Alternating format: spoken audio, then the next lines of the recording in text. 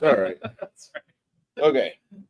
So today, this is day one of me, or weekend one of me having a full work week of 60 hours. I did 62 hours this week, actually. Mm-hmm. And we're here to game. Some of my players aren't here because they're at Ren Fair or something else, whatever.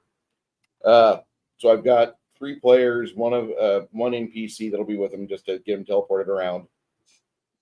But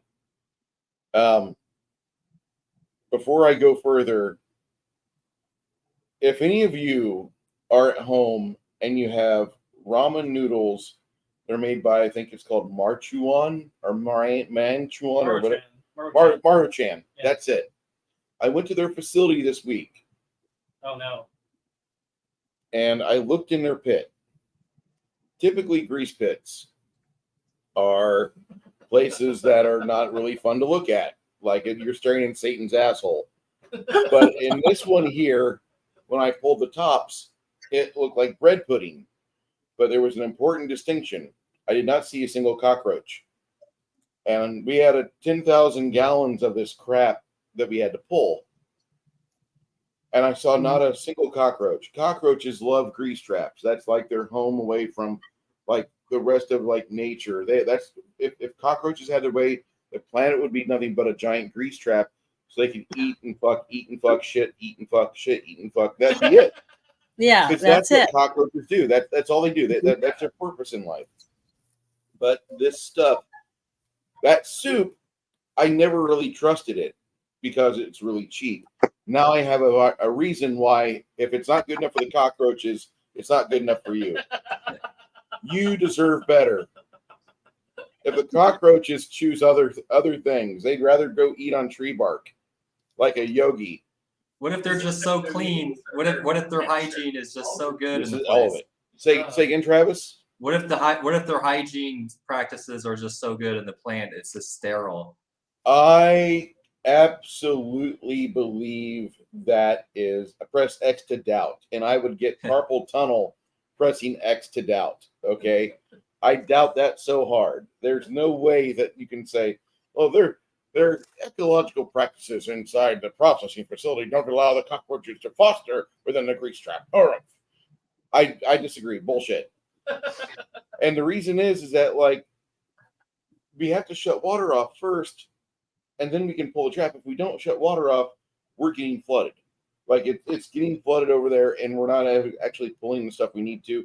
But meanwhile, there's a small holding tank that fills it with water. That's your sand timer. When that starts to overflow, it will start coming out where you're at. Whatever they've got, it starts to overflow. You need to quickly go reach down, open up the valve again, and you're just done. Now, no matter how much you got. So with the first tank we cleared out completely, the secondary tank had I was trying to shove this piece of PVC into it, and I needed a crust buster because they never get the second tank cleaned out. There's just not enough time. So I'm just saying, as a public service for you guys, treat your bodies better. Don't eat this stuff. There's if I get sued by a multinational corporation because I said this is nasty, and the reason why is that normal grease traps have cockroaches. This one here so bad at cockroaches, steer clear of it. Treat yourself better. Come on. I saw a documentary that said cockroaches could live through a nuclear winter. So they're pretty durable. So if they're afraid to eat whatever that is in there, I'd be afraid to eat it too. So basically, if that's what it's, I don't know. I'm thinking about it. I don't know if I'd want to eat it. I don't eat romaine anyway. So yeah, I was gonna say if I'm gonna make noodles, I'm gonna make actual noodles. Yeah. I would rather make my own. Hello, Crafting Gamer. Starter. Janet's replies. Yo, it's been a minute. Soy-based Jeremy. Got himself some Guinness. That last part is absolutely true. Mm-hmm. Absolutely. Every warehouse I've ever been, I don't care how clean it was, had rats in it, mice or rats or something in it. You cannot keep them from coming inside. I don't care what kind of facility you have. Oh, in warehouses? You're gonna see, yeah. Oh yeah, of course. Yeah, there's So there's no way to keep them out. So cockroaches are their own grandpas? Yeah, they are their own grandpa. yeah, for sure. But yeah. What have you wanted there, nobody? I'm going to open this on camera live. Oh, and there's another thing. I'll see if I can find it and I'll put it in Discord. They were taking suckers, like the ones I like to eat all the time. And they were taking ones that were made with real sugar and different processes, right? And then they were also taking ones that were made with saccharin and what's that other stuff? Not saccharin, it's the other whatever. Aspartame, something. Yeah. And they had them and they laid them out on the ground. And they waited, and every one of them was covered with ants except for the one with aspartame. So even ants could tell you, don't eat that. Yeah, yeah, see, they probably can't do anything with it. You need to put something in that and just let it hang it on the doorknob or whatever to help shape it, but it'll help strengthen, stretch it out, make it softer. But that's the bag I made for his wife. That's wonderful. That's cool. The little drawstring bag. So she can put like all her stuff to take to work, like a change of clothes or toothpaste, whatever. It reminds me of Zoolander. You remember Zoolander? That is amazing. Like, look at that. my new line, derelict. Oh, she likes it. Yeah. I'm going to hang it up on our chair so she sees it when she comes in from the smoking area. Smoking lamp is on over here. Smoking lamp has been lit. What's that, jerky? Yeah, that's the jerky I sent. There you go. There's your gift. It's cool. I got me one. Great. The Trumpanita. Yeah. You didn't have to get this I from told me. you. I said either this is going to bomb when I showed it to you first time, or it's going to be a big hit because if he gets back on the ballot, it might be worth some money now. So just keep it, put it up. Ta-da! It's all the Trumpanita. I have the most excellent bobblehead doll.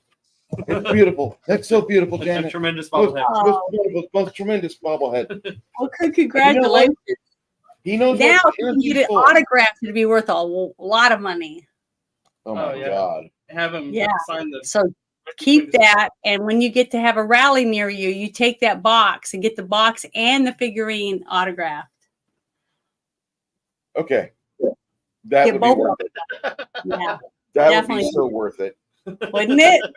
Yes. I'm going to do it. When he comes to Arkansas, I'm going to take mine and get it done. Oh, hey, I was So just glad in they Benton- got there. I've been waiting and waiting. Tremendous bobblehead here. I was just in Bentonville a few days ago. Most excellent. Of course, it's made in China. Oh, you were? Tremendous bobblehead. Yeah, I went to Crystal Bridges. That is amazing. I love that. Thank you, Janet. You're That's- welcome. Don't forget the little paper right there. Put that in the box. Keep it. Okay. All the original content should always be in your box. Keep it. I will box it. Don't worry. Okay. No, not the guy. Yeah, just Okay. that. Make sure you keep that. Okay. Fair enough. That's all. That's fucking awesome. That's amazing. Just Great. really fucking awesome. Okay. This is a package that Janet had sent us. And so do my best not to let the address be seen. Good adhesive. The bubble. Imagining a bunch of purple-haired people protesting Bruce outside his apartment. Well, he Their doesn't cars, trust- their cars all getting towed. Man, At don't least even he knows they joke won't about that. guns. They won't have guns on them. Even though they're in Texas, well, they might have guns on them. We would definitely have guns here. They ride a Even bus up from purple hairs? Austin. There you go. Oh God, I Thank hope you you like it. so You're much. That is awesome. I'm just making sure. There's a letter in here. I didn't know what I wrote for you, but your Captain Gamer liked his. He just sent me a note and said he ate his in an hour. So I was glad he liked it. So you said you did that in an Excalibur dehydrator? I can't remember. I have to go look at the brand of it. But yeah, I make all kinds. You can make fruit roll-ups. You can make all kinds of cool stuff in there. You even got the racks so you can hang stuff. You know, like do the like ropes of fruit, you know what I mean, Yeah. hanging in there. You can do the roped meat, you know, and do all the different stuff. So it's really cool, and I really love it. I've made so many different things in there. Now, I have the one a thing I'm going to try. I did a few of them, and it was delicious. I just loved it. But my daughter thought that his, she said it was all right. You know how when you go and you buy the box of Lucky Charms, and what do you eat? What's the first thing everybody eats out of the box? marshmallows. Yeah. So I'm like, what if I can make my own? So I went and I bought a whole bunch of different the little ones, white ones. And then I bought some different flavors like coconut. And then I got another one that was multicolored, like different fruits. I put them on there. It took forever. I was worried to turn it up too high because I thought it would melt them and make them flat. And I didn't want them. I wanted them to be shaped. Well, I did that. Oh my God, it was like crack. It was so good. I had a whole bag, a gallon Ziploc bag, and I was just sitting there just gobbling them down. They were so good. So I'm going to make me more of those. That's one thing I'd never done before. But Anyway, there we go. Janet said, I just want to thank you for being such a good friend that I could count on at any day, good anytime. Real friends like you are hard to find, and I hope our friendship lasts forever. Janet. P.S. Thank you for letting me join your family. I hope you like the bag I made for you. I hope you both like my homemade jerky. We will. I'm going to sample some here in just a minute. Good. Thank you so much. I'm blushing a little, but okay. It means quite a bit, Janet. Oh, well, thanks. I'm thankful it got there because I was worried that, stuff gets lost in the mail. Good. I was worried about that. And plus, I didn't have your number. I was sending a bunches of texts to whoever's number that is now. So over a week of messages, and I write a lot of shit. So I thought it was funny, but it's okay. Kind of sad. My other gamer It's player. teriyaki. I hope you like teriyaki. Oh, that's the one. So what all did you have to do to make What it? I do is I have my own slicer because that's important that you can slice it whatever thickness you like. So I sliced it myself. Well, I put it in the refrigerator or freezer overnight and let it freeze for like three hours because you don't want it really hard rock. You just want it slightly frozen, and then it slices easier. Then after I do that, and I cut it to where it's got good lines of fat through it because I like good marbled roast is what I use to get chuck roast or whatever. And then I soak it. I put it in a Ziploc bag, and then I put the teriyaki in it, and I flatten it out, and I kind of like massage it all in, and then I stack it on a tray, and I stick it in the refrigerator, and then every hour I go in and I flip it upside down, and I rub it to try to get the teriyaki soaked evenly through the meat. Yeah. And then the next day I put it in the dehydrator, and then what kind of slicer is it? It's just a regular meat slicer I ordered on Amazon. It was like I've never looked at meat slicers before. But I wanted one that was easy to take apart and clean because I'm obsessive about cleaning. Since I guess I'm an Air Force brat, we always had to clean everything. So I take it all apart and I soak some of it, real good with soapy water, and then I rinse it real good, and then I let it air dry overnight, and then I put it back together and put it back in the cabinet. But I like making my own, because I know it's in it. Well, the other thing is jerky is so ridiculously expensive now. Mm-hmm. It is. So, but I have to hide it too because I can make a whole roast and my daughter can have it eaten in 3 days, all of it, every bit of it. My dad brought home safe. My dad got a deer, and then they had it processed. Like, you can have, I guess you can ask when they like process the deer, you can have some of it made in the jerky. And my parents would always get some jerky along with, like our package or whatever. And like, it was the same thing where we got it and I ate all the teriyaki venison jerky in a couple of days. And they're like, where's all the jerky? And I was like, I don't know, I ate it. Yeah, well, Crafting Gamer says it wasn't salty enough. Sorry, I buy low sodium teriyaki. I do everything low sodium. Yeah. So it has less sodium because I'm telling you right now, you could eat 3 pieces of jerky and you're going to be so thirsty you would drink gallons of water if you buy the not low sodium. So I bought the low sodium one. So Janet, the meat is the chuck roast is raw, right? And you freeze that. and you slice the raw meat, and then you dehydrate it. Then I put it in a bag and I soak it for 24 hours in the stuff. And you want to rub the bag and flip it up back and forth every couple hours. Yeah. Make sure the meat's covered really good, because I've seen people make it and half the jerky's not even got teriyaki on it, so it doesn't turn out very good. Big A marinade, aquarium, nice, beautiful. a marinade is almost a form of cooking in a way. Yeah. Mm-hmm. You can do it with the smoked flavoring. I've seen people do the pepper and stuff, but see, I don't like hot. I don't like jalapenos. I don't like any of that stuff for myself, and I don't like peppery jerky. So I only make what I like. So Yeah. I'm sorry, because I can't tell you, oh, this is great pepper jerky or this, that, and the other, because I don't eat it. So how can I make it for someone if I don't even know what it tastes like? You know what I mean? So I'll only make it for people if I make it for myself and I've eaten it. Like you get a big jar, restaurant jar can of applesauce, and then you put the wax paper in your dehydrator and you just spread the applesauce on it. And in 2 hours, you take it out, you roll it all up, and then you cut it in little sections, like a little over an inch, and then you unroll it, and you got yourself a applesauce fruit roll up, and they're good and healthy. It's a good snack, and you can put it in the vacuum sealer, because I have that too, and you have it in your closet for a while, but you'll have a healthy snack later on to eat. So how much does the chuck roast cost, and how much did that make in the end? One roast made about a coffee can filled with jerky. That's it. It doesn't make a lot because it shrinks up. Yeah.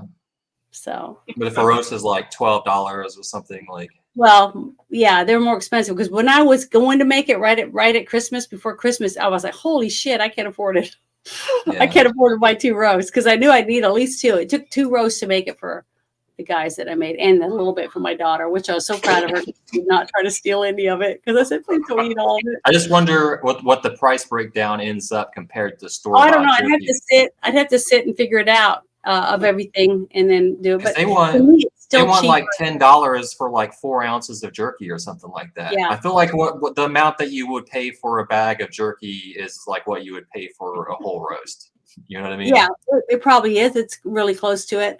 But the thing is, when you make it yourself, you know what's in it, right? You know everything that's in it, and you're feeding it to someone you care about. So, I wouldn't give anything. If I thought it was bad for me, I wouldn't give it to someone else myself.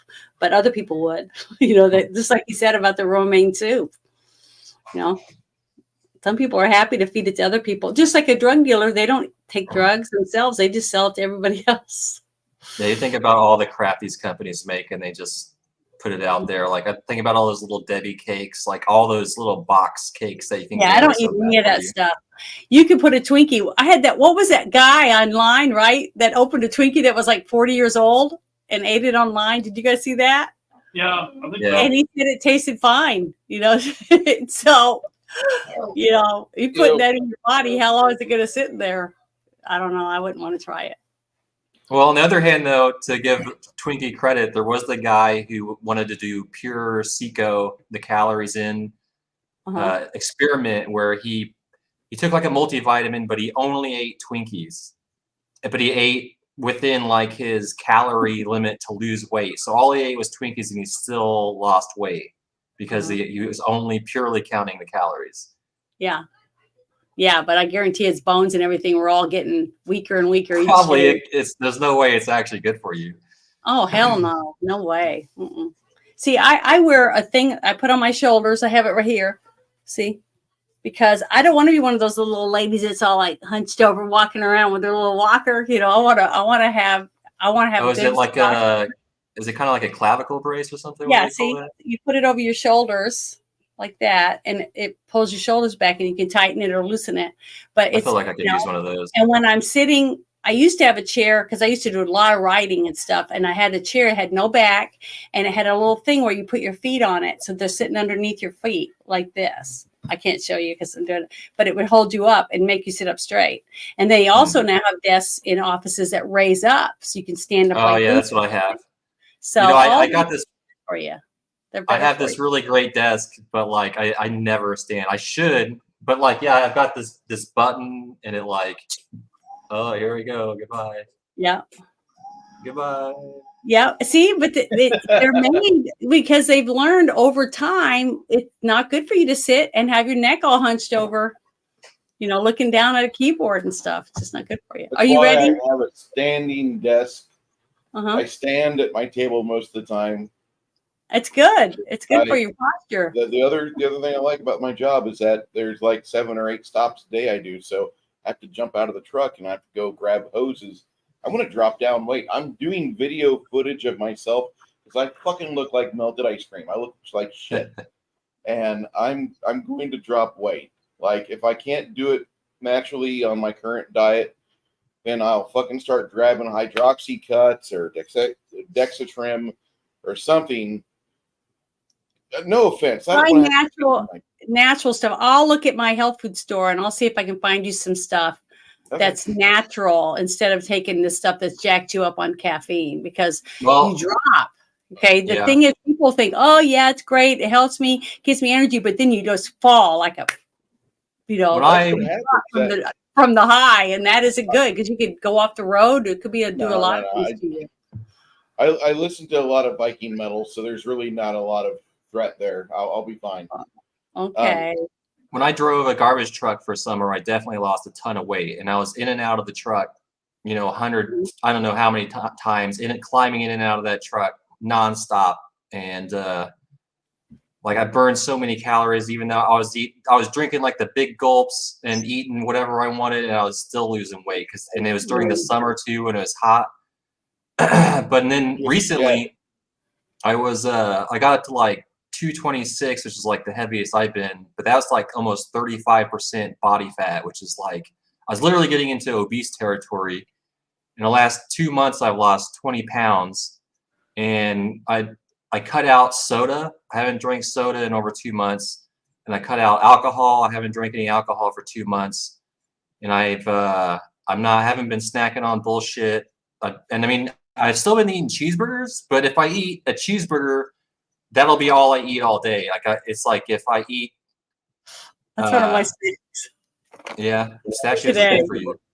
But I've also been fasting. Like I've been doing a lot of 24-hour fasts. And when I was driving back up to Illinois, I did a 48-hour fast. And then when I was in Bentonville, to break that fast, I got like almost a full rack of ribs, and then I ate ribs. So it's like I've still been eating good. Like instead of like what they said, instead of intermittent fasting, you think of it as intermittent feasting. So it's like you don't eat for a while, but then you eat like a high protein meal when you're done with the fast. And it's been working pretty good for me in the last few months. But July 4th is my goal. I'm going to I got to lose like another 30 pounds total, and then I'll be like in my sweet spot. But yeah, the main thing is it got me is liquid calories. I just love Dr. Pepper and soda and like beer and stuff. And that's the stuff that's really going to add the calories on and put you over.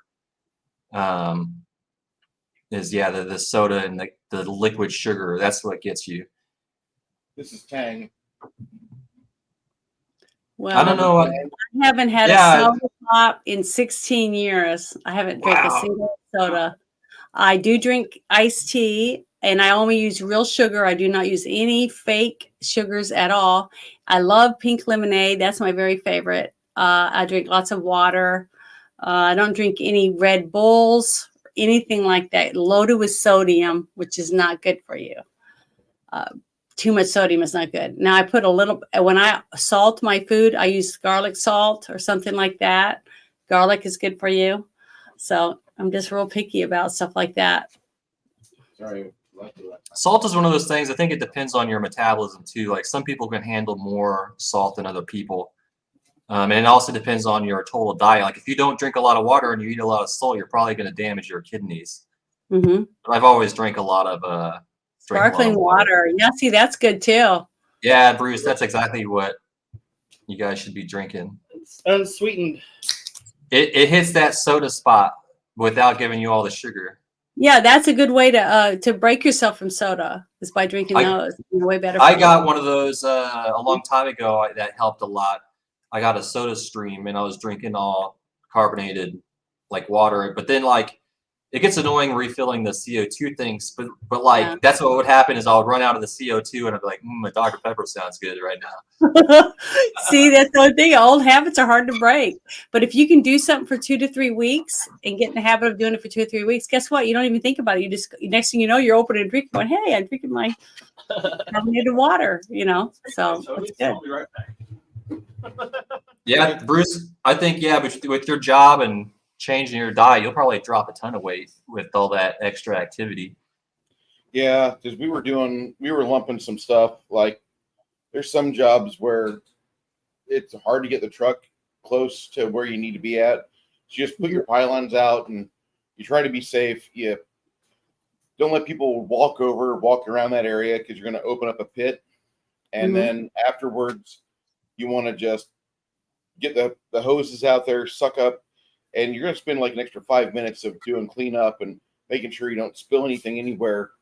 But man, like lumping that stuff, well, I feel it today. It's in my back and it's in my hips.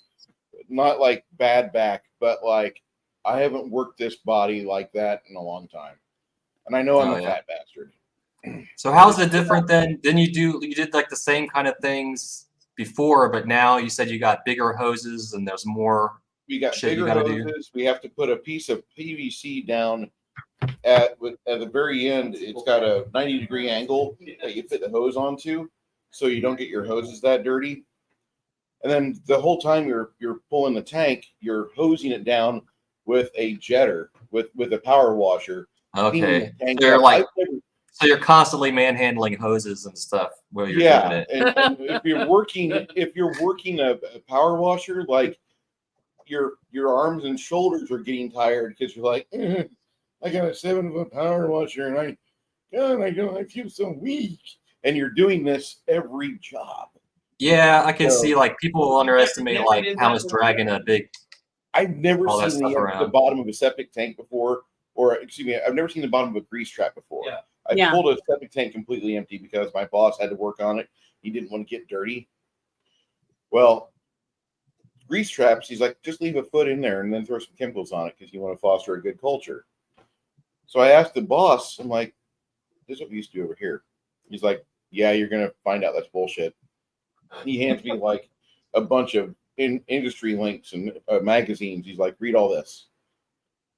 And I'm like, for 4 years, I never saw the bottom of a grease trap. And I charge people like $800 or more every 90 days to empty out their grease trap. What are y'all charging Empty out. I don't know. It's got to be a lot cheaper because we have our own facility to dump at. Yeah. I don't have to pay to dump at. Yeah. To empty out the grease trap. Yeah, I'm not. Do you ever go to those places to eat or anything? The places that you used to do? Yeah. Oh yeah. Oh yeah. Hey, I now work at this other place. Here's my card. I'm going to be doing my best to get over there, those places I value, and be like, listen, I think I might be able to give you a better value on pulling this grease trap. Let me know. And if we can get plumbers that know how to work on the lift stations and ATU systems, like, I'm not trying to go against my old boss, but I mean, like, I've learned some things and I've seen some things in 1 week that I never saw in 4 years. Sorry. That's a pretty long pre-game discussion there. But Crafting Gamer just said that he hadn't drank a soda in close to 6 months. And the first, that part, he dropped 60 pounds. You know how much weight I lost when I quit drinking soda? Not 1 pound. I didn't lose a pound. All your greatness is in, never mind. What's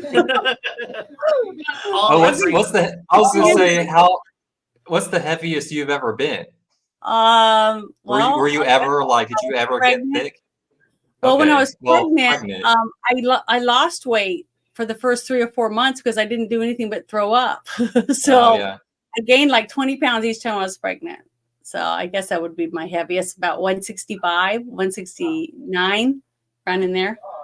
So, but I'm 5'9". So I was gonna say it's different depending on your height. Janet, how tall are you? She's 5'9". Okay. So she's flat-footed. So when I put heels on, if I like the good, nice heels, I'm almost 6 feet. So, but I don't care. I don't care if I'm tall. So I got to lose some weight as well. I'm another weight class above you there, Brooke. Like 250. I guess the better thing would be the body fat. Once you get over like 35% body fat, it's actually in a way easier to lose weight because your body doesn't want to carry that much. Like it wants to lose that fat. Yeah, it's bad for your knees and your shoulders and your ankles and your feet. It's not good for your feet either. To be heavy, to be too heavy because it's hard for your body to carry all that around. So like the lower your body fat percentage gets, the harder it is to lose. Like this 20 pounds I lost, I know is going to be the easiest, and then like the lower I get, the harder it's going to get. Well, see, like I work out, I do the elliptical, and I've worked my way up. I'm an 11:11 now, and I remember when I was first starting, I was at 6 and I was sweating like a pig. I'm just going, could hardly keep up, right? Because it's like cross country skiing. And now I'm an 11 and I can go, and my heart rate barely gets past 120. So it's like I hardly sweat. So I have to keep upping it up a little bit more. And that's the thing, is once you get to a peak, you have to go up a little more. And I wear 5-pound weights on each ankle and 2 pounds on my wrists the whole time I work out, to give that little extra, have to work that little thing a little harder, because, and as you get older, it's harder and harder to keep the pounds off and, keep everything where it belongs because of gravity and stuff. So I watched a guy lose a ton of weight on an elliptical, and it was like a montage because it was when I was in the Navy. Mm-hmm. And he wasn't going to get a promotion. He was up for promotion, but it says we can't promote you if you can't pass the physical standards. And in like a month or two, every night in the passageway they had ellipticals in there, and he was just going to town, like busting his ass. Like I'd like hear like the Rocky music, like every night he would be on there, and it's like every day he was getting smaller and smaller. And after a couple months, he managed to do it, and I wanted to give him a high five. Yeah, I've seen a few people do the journey and to put it on live, or on their YouTube channels and other channels, showing their progress. And I'm so proud of people that are willing to do that, to show other people and inspire others to be able to do that for themselves. And I think it's great. I think it's important that people realize that all of us are just normal people. We're just at different places in our lives. And it's good for us to share our experiences with someone else, because that one other person that you talk to might be the one person you're going to really help with something you've already been through. So, Jenny's such a doll. And Jackie Blue's in the chat there, just like holding people up. She's such a treasure. She really is. You got guys like Crafting Gamer. He can tell you, like, he cuts out soda. He dropped 60 pounds. Travis, what were you at your heaviest? You said 220. 226. Okay, and you're dropping. What are you going to cut down to, you think? Well, I've been losing. I lost 20 pounds in 2 months, and then I'm going to try to get down to like the 170s. So I got like another 30 some pounds to lose, and I've got till the middle of summer as my goal. You've got a kitty cat. Kitty cat. Is that your cat? That's a cat. Oh dear Lord, you can't see him. It's a serious black cat. Oh yeah. Black cats are awesome. oh, beautiful. I love kitties. I would have never figured he'd be a cat guy, but What's your cat's name? Bentley. Bentley? fair enough. Cool. I love it. My favorite thing about cats is when they lay on you when you go to bed, and they lay above your head, and then they put their little claws here and they just do this, so they make the biscuits on the sides of your head. But they don't dig in enough to hurt, but they do it like they love you. You know what I mean? Yeah. Does your cat do that to you? No, he doesn't give me head rubs, but Oh, it's so sweet. And they purr. You can hear them purring on top of your head. Oh. no, he's like super cuddly, but he doesn't give me like head rubs. And if he did, he's got like claws, so it probably wouldn't feel Yeah, but great. I mean, they do it, and they do it very affectionately. I can't explain it, but it's sweet when they do it. My cats have always done that. So maybe I just My cat got is super really cuddly. like. I don't know, but I like. He's probably bugging me because he wants more food. I want to get started here. Yeah, I'm ready. Last time. Meanwhile, Meanwhile, All right. Thank you, Ted Knight. Rest in peace, sir. Last time we played Sea Party was inside a bar on Archeron, a place known as the Lost Cube. Mhm. What? While they were there, they met up with a couple of other patrons at the bar. One of them had a lot to drink. And as a concession, they offered to allow them to take a magic item for a few thousand gold, Mhm. and allowed them to ensnare or teleport in one of their friends. Travis, do you have? Did you want to run Echo since Tiffany's probably not available today, or no? I'd rather not run 3 characters. All right. I've got her sheet over here. I can run that, and Connell's as well. Connell I will use just for the fact he's got the teleport boots. All right, so good party for today. All right. Sorry, I'm not trying to make so much noise. Oh, you're fine. I'm just trying to get my notepad ready. So wait, should we trust these dubious looking characters? I wouldn't. I mean, this guy had a skull face, and this what part of me does not look trustworthy? His voice. he's like twirling a mustache. Damn it. He's got a skull face. How does he have a mustache? He can't grow hair. So, I don't know. It's funny. Isn't there a bit where he has a mustache? What part of me looks completely not trustworthy? Evelyn, get up. You're drunken sloop. Look terrible.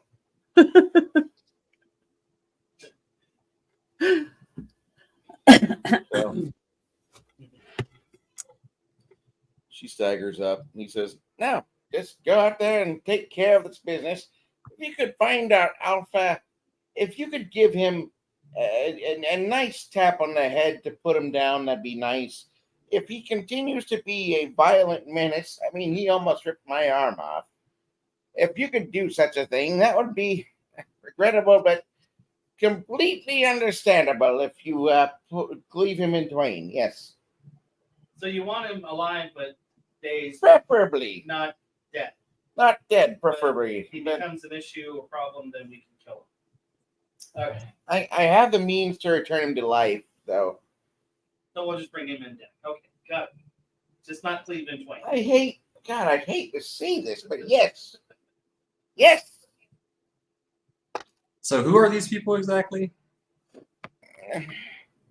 You may call me Tim, because if I said my real name, it would be an IP infringement. We are on Archeron. It is a lawful plane. There's lawyers everywhere. I don't want them to find me. We're on another plane? Yeah, is that head or that floating orb or whatever still following the one guy around? No. I missed one game and it gets super weird. Okay, I'm trying to get right back to where we were before, so that's what I'm trying to remember. And oddly enough, I will be using the grid this game only for the fact that we are on Archeron, which is a lawful evil-ish plane. Mm-hmm. We're here to. The reason why we're here, Travis, is that there is a blade that a smith is making a conqueror's blade for Volstis. Is that the evil giant? Yeah.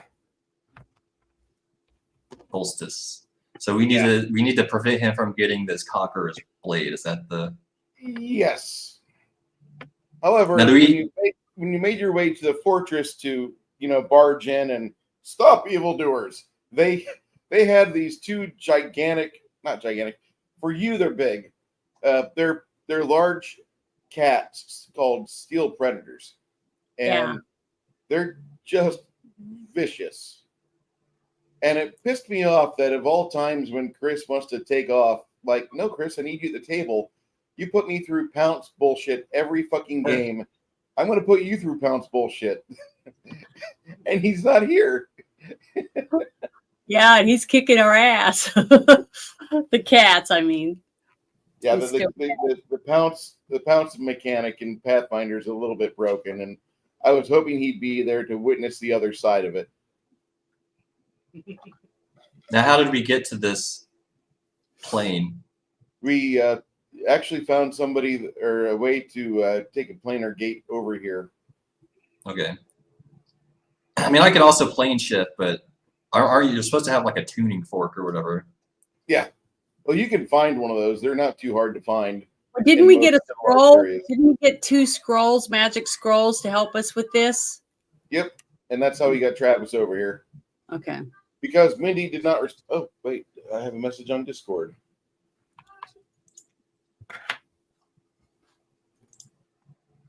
I thought it was a message on Discord. Yeah, we didn't use a few people last time, did we? No, we have a summon spell for a rust monster, which Evil Lynn provided.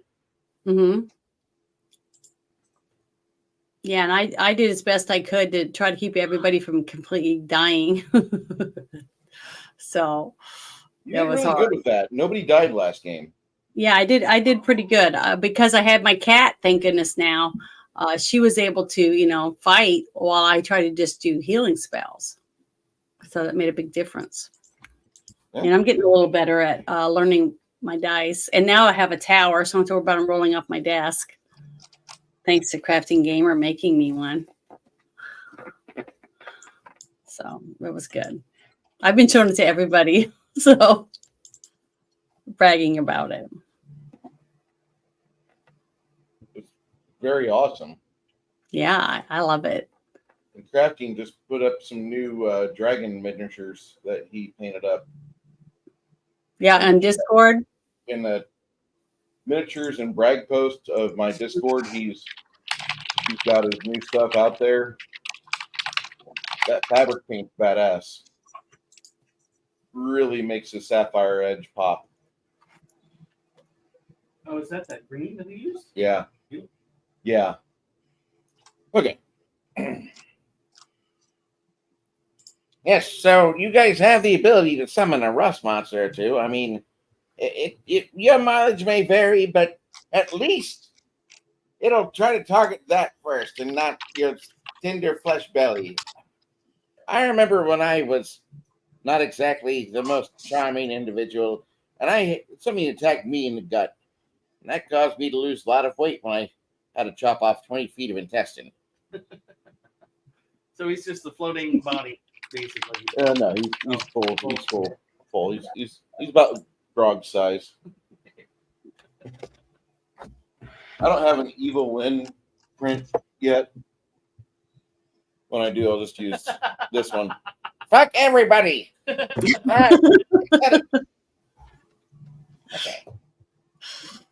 Oh my God. Janet, did you, when you were growing up, you might have not, but did you watch any of the He-Man cartoons when you were growing up or no? Yeah. Okay. Someone. I didn't know if you did or not. That was like, yeah, I didn't really like She-Ra's cartoon when it came out.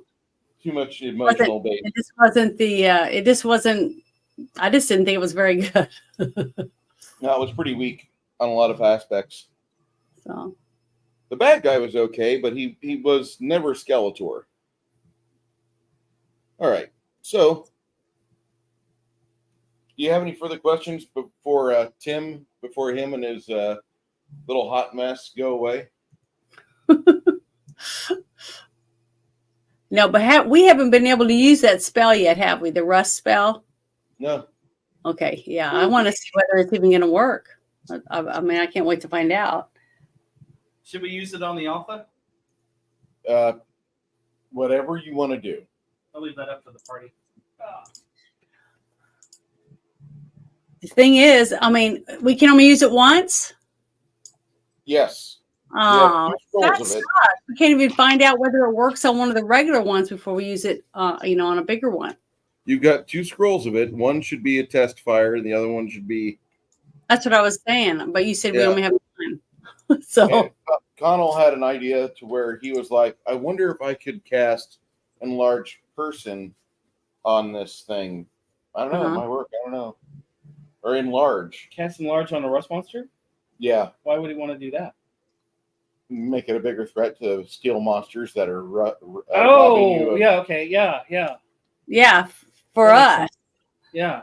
Okay, So, I was confused for a second. Yeah, that was a good one. I thought that was smart. Yeah. That makes sense. I just hope it works. Okay. Well. You And feel that- the people in the city, the people that run the city, the cops or whatever, they told us that that killing the steel cats or whatever wasn't the same as like hurting somebody else in the city. We wouldn't get arrested because of it, right? Correct. Okay. How's The that? steel cats. Yeah, the steel cats are a menace. They treat them here like we treat coyotes in our world. Okay. Now, who sent us here? How did we get a clue to get here in the first place? How does that look? A NPC found found you guys away, and that would be Chimerian. He's the one that got you over to here because he had the planar scroll. That's pretty good. Thank you. All right, so Yeah, because this is like a side gig, right? not really a side gig, but this is kind of a situation to where, like, is it something absolutely necessary? No, you're taking away the nice things that the big nasty storm giant wants to use on your bodies whenever you have that penultimate encounter. Mm-hmm. So this is necessary. Yeah, I mean, it's like B-17 is taking out ball bearing plants in Germany. yeah, Exactly. Yeah. Oh, yeah. I guess you could say that. Yeah, that makes sense. It all connects. yeah. Okay, so here is bad guy fortress of evil stuff and evil sword maker. Mm-hmm. Here's town where you are at, about 75 miles away. Chance will tell you, don't worry about it. We can always teleport back over there whenever we decide to go back there.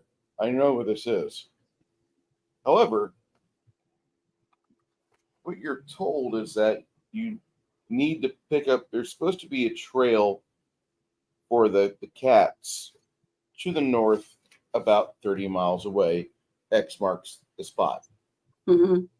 Chance will tell you, says, whenever you guys wish to teleport there, I can get us there. Should we disable the alpha first and then go after the smaller ones? Didn't the alpha have something to do with the smaller ones, from what I remember? But maybe I'm mistaken. If you want to take out all of them and do genocide on the entire race, Yeah. the people of Calorius, which is the name of the cube you're on, Yeah. Mm-hmm. will be very happy. But I mean, as far as like a tactical standpoint, is it better to take out the alpha first? The little ones would be wise. Okay. You But take remember out- what happened the last time we teleported? Remember, we got attacked midair. We had a Yeah, you guys are open that dead. night. while we were flying through the air. So I don't know if I want to risk that again. Well, Maybe we should go by foot. You know, we should, I'm but saying. what is the risk of us being attacked on? If we're attacked on foot, I think we have a better tactical advantage because I can stealth. If we're on foot, I can't really stealth while we're midair flying. Yeah, so I'm saying I don't know if I want to risk what happened last time Yeah. because I didn't think we were going to make it out, and I just it's just too hard to do that. And while we're midair, and everything's happening, so quickly, I just don't know if we should risk that again. I say Just we do my that. point. I say we Hey, Boosh. walk. If you guys are up for a walk, we should walk to where the little cats are. It may take us several hours to get there, or a few hours, but Because we don't have our donkeys or our horses or whatever it was we had before. We don't have them anymore. No, Okay, no, damn. that would require a very, very powerful spell for you to get for all your riding equipment and your mounts to come with you. That would take a big, powerful spell. yeah. You guys up for walking, or do you want to risk the teleportation with specters in the air that we have a hard time fighting, or we almost die? I think we should just walk. I mean, honestly, I think we have a better. Personally, I think we could defend ourselves better and watch our backs as we're traveling than we can when we flying through the air. I just don't think it's worth it. So that's my point of view. Yeah. So what do the rest of my team think? That sounds good to me. What do you think, Travis? Sure. So we'll walk then. All right, so you walk, and you walk about maybe a day and a half along, and this is kind of weird. This is a rectangular index card, but the cube is six-sided. It's not a spherical planet. If there's no, I hate describing it in these terms, but it looks like a Minecraft world where all of the elevations change in 5-foot increments. Mm-hmm. So you're walking up and down cube portions. So Yeah. you guys are having to, kind of give the Crack and Grimson a hand to hoist them up. But for the most part, you do find that after you reach about 20 miles away, you do come across a ravine that has a little bit of a creek bed to it. According to what you feel is your location that you are supposed to be headed to, you think you're headed in the right way. You spend the night out in the middle of nowhere, although you can hear occasionally like the sounds of battle or clanging going on. Mm-hmm. And you're about 5 miles, 10 miles away from the edge of the cube where everything rotates over 90 degrees. It's very disconcerting. It's not normal. This place is not normal. But as you are adventuring through Minecraft world, as I call it, going up and down the green blocks that are 5 foot by 5 foot by 5 foot in their incremental changes, you spent the night out by the creek bed, and then the next day, as you're walking, you hear something that's in the direction of where you're going. And you come to an area where you can oversee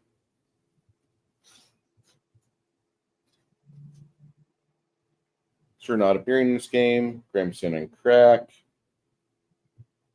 Luna, and Redleaf, and Sasha. And you see... So we slept, so I can get my stuff you can get all your back. spells back. Yeah, Yay! you're Thank using God. Neurolabs. Go ahead and get your spells back. Click the button. All right. Awesome. Press that button. Okay, we're gonna need them. Okay, go ahead.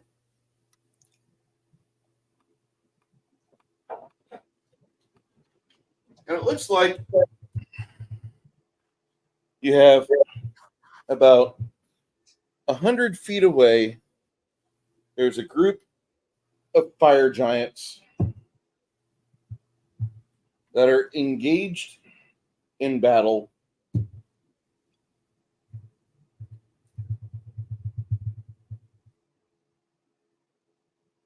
Can we see who they're fighting? Yep.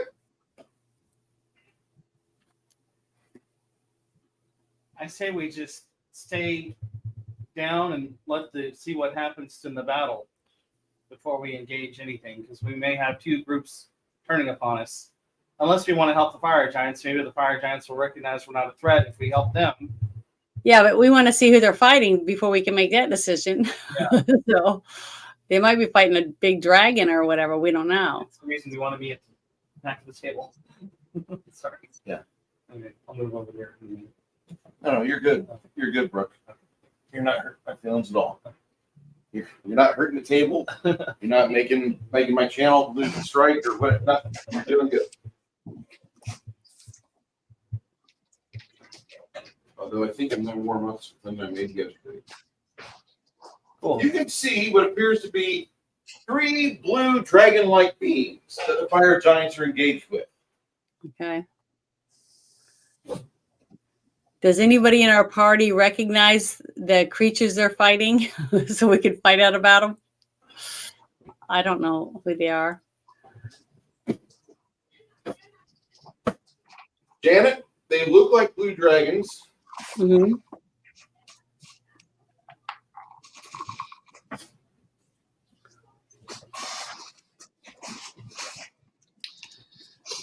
They're looking like blue dragons. They look like blue dragons. That's what they look like. Like if blue dragons had unprotected sex with wyverns, Jeez. and they weren't exactly. It gives you a reason to remember a black dragon that sired everything half black dragon for one adventure. We finally The had to pineapple fight- dragon. Yeah, the pineapple dragon. Like that thing like fucked everything. Like everything was part black dragon within this one. Oh, area. that dragon that was that we confronted way early when I first started. That's kind of like the same kind of dragon. Yeah. The something looks like it's sired blue dragon wyverns, and the fire giants are having a hell of a time getting a hold of them because the wyverns have really good maneuverability. They can use the air, and What do you say we help the fire giants? Maybe they can be allies while we're here. Giants. you're asking that of a dwarf. What are you thinking there, Brooke? Well, I don't know. Opportunity, and maybe we can make quote unquote friends while we're here. I say we just wait and just see who kills who. Okay. Let them soften each other up a little bit. Yeah, that sounds. I think we should wait for a little bit and see what happens. But wait a couple of far minutes. enough away, we're not in harm's way.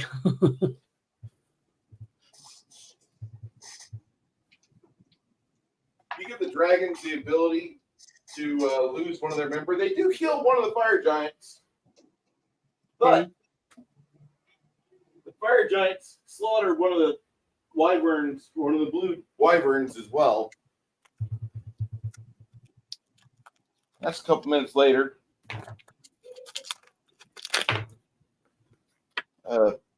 As the fire giants coordinate, they use these huge, looks like a ballista, and they tether one to the ground, and as they reel him in, this giant will go in for the kill and just bash it over the head, flattening the skull. And at that point, the dragon flops for a while, and the two swords maiden, she dishes out a lot of sword play and removes the head, removes the wings, and the thing is kicking itself or kicking up in the air, limping around like it's a developmentally disabled child, and then one of the other giants just splits it open, and that removes it from play. The final thing flies off. Its morale completely broken. All right. Well, maybe they're heading to the same place we're going. Maybe we should follow them. Do you wish to make your presence known? What do you guys think? I don't think we should let them know we've seen them yet. Yeah, I think we should follow them and see what they're doing. Yeah, maybe they can help us get rid of our problem. I love your optimism. I really, truly do. I'm trying not to grow my mustache. You try not to throw in your what? I'm trying not to twirl my mustache. Oh, The odds of them being friendly or benevolent in any way are significantly low. As these three wrap up their fight, they take the remains of their friend and they put that in a very large bag of holding, mhm. and then they trek onward.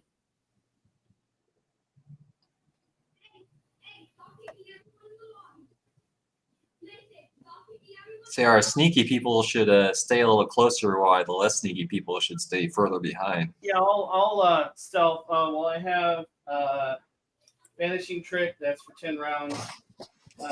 It's basically invisibility, and I rub myself with mud so I don't smell like elf. Hmm. So Let me see if I have a spell that could maybe help. I don't know if I do have anything. So 13. I need a perception or a stealth from you.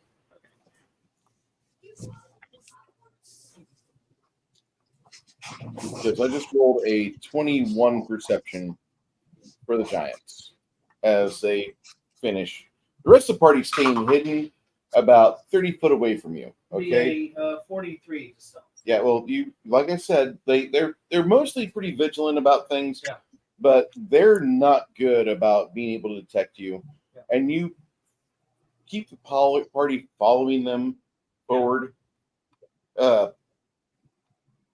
As you cross through an interesting area,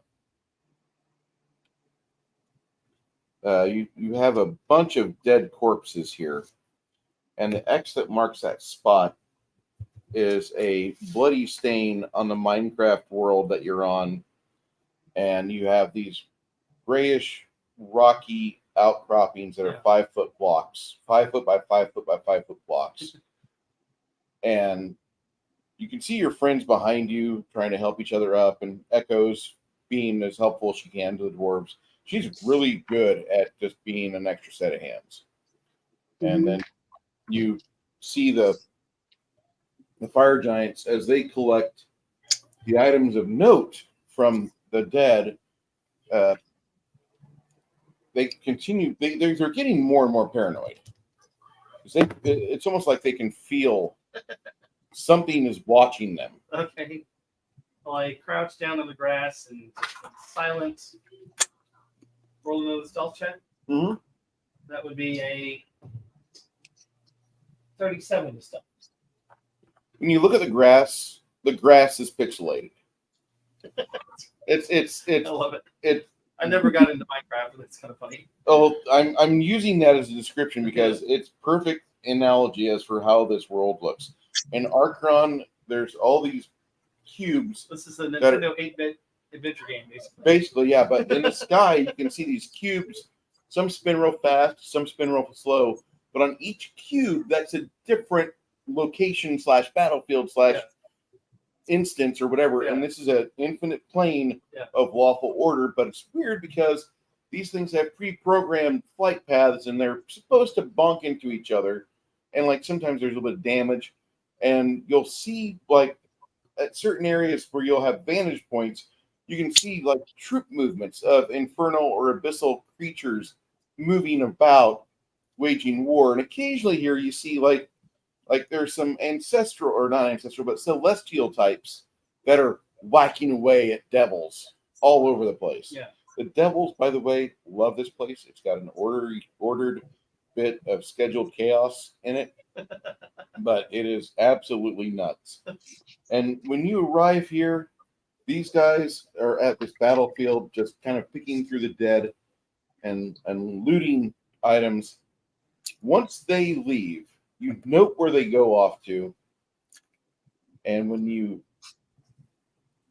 motion the party follow you up, you have about 10 dead, 10 to 12 foot tall humanoid creatures. Mm-hmm. They're lizard-like.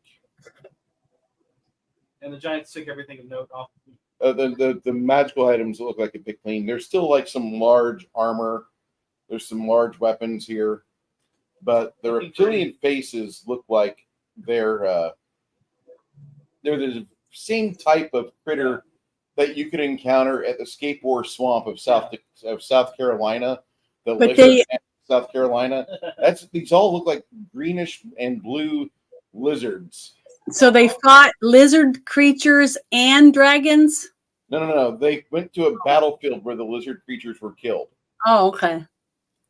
At the site of a battle. That's the legend there. I'll use perception just to see if I can find anything of value on the lizard creatures. Sure. And that would be a 27 to perceive any sort of trinkets or valuables, gems. Amid the numerous marks of battle that are on them, you do find that one of them was holding, and it's an uncut piece, but you can tell that if you cut this, it would be considered a piece of quartz, which your knowledge automatically tells you, like, hey, this is a good spell component for a lightning bolt spell. Okay, I hand it over to a magic user and say, here, lightning bolt component. Chance looks at it, it's like, what's this for? Oh, lightning bolt. Lightning bolt. Yeah, this might be useful. Okay. So Sleight of hand to pick it out of his pocket.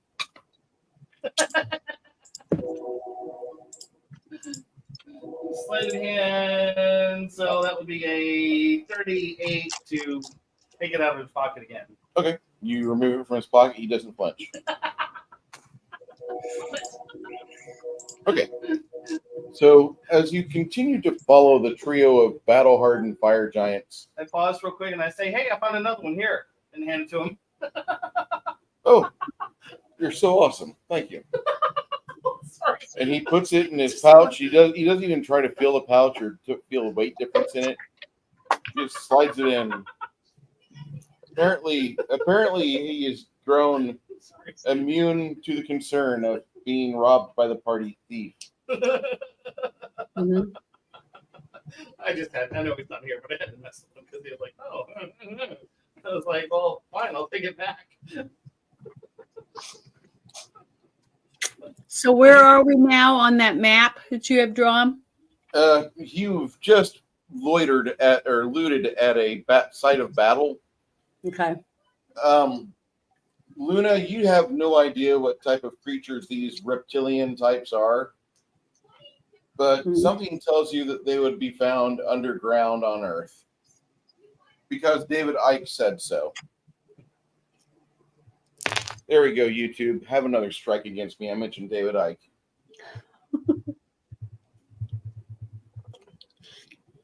So yeah, I just got my channel back. yeah, it's a long line of channel takeaway, channel being given back. Okay, so following these fire giants, you remain out of sight. They continue to go through some broken areas. The landscape gets kind of rough. The fire giants are even trying to stay towards the higher parts, but you can see they're encountering bits of grief as they do their work. And then after about a day's travel, you guys will set up a tent site right here. And you can hear the clanging of a big clang as the entire ground shakes, and you see this cube go spinning off the horizon, one of the other satellite cubes in the area. Mm-hmm. You're not a big fan of Minecraft World. This is a very kind of a frightening area. During the middle of the night, Crack wakes you up, and he says, something's attacking the fire giants. And sure enough, you guys get to a rise on the ridge that you're at, and you can hear the fire giants groaning and grunting, and it sounds like they're being overwhelmed. They're about maybe 200 feet away. I stealth over them to them and see what's going on. Okay. In the dark. In the dark. Do you have night vision? I do have night vision. Okay. I have enough. Oh, you have low light vision. So that would be 30 to stealth. With the pinkish nebula providing barely a little bit of light to you, you're able to see tens of creatures scurrying and scuttling over the fire giants, and about the time where you recognize that these are ants that are the size of collies. I stealth back to the party. Let them know what it is. 32 to stealth. Well, 43 to stealth.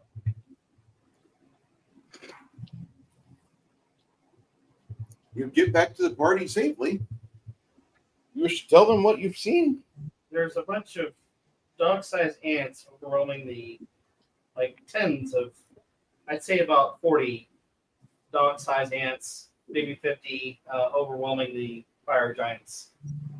It's a lot. We should Build we should build a big fire. I was gonna say we could do the old Boy Scout trick. I learned in my youth kerosene and a lighter and just torch the ants. I summon Dimetaceous Earth. What's that? It's a joke. Do you know when they talk about Dimetaceous Earth putting around your doors to get rid of ants? Well, I mean, I'm just saying they didn't have a fire, so maybe that's why the ants overtook them. So maybe we should quickly build a big fire and, stand with our backs to it so we can protect ourselves. Just make like a beacon though for everything in the area. Well, we could, but they didn't have a fire. You know what I mean? I don't know. I'll stealth up to where the ants are, just climb a tree and see if they're heading our way, and if they are, I'll make a warning. Let's have a fire ready to go, but not light it just yet until we see the ants. Ants can climb trees, right? What's that? Ants can climb trees. Yeah, I'm just gonna make sure that they don't see me or.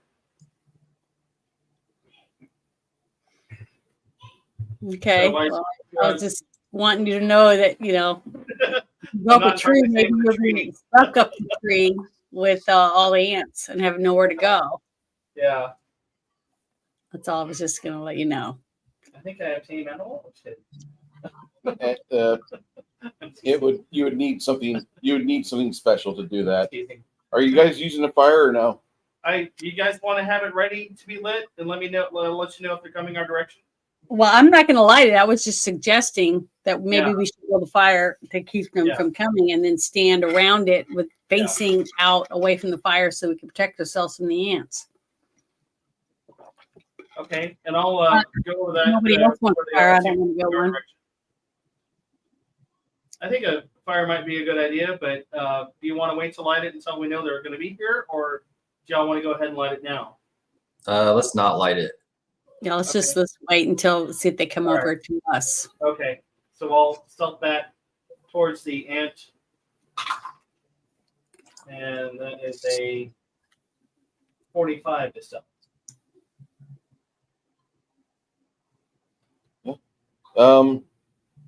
After the ants leave, the ants scurry away, but they left the bodies of the fire giants there.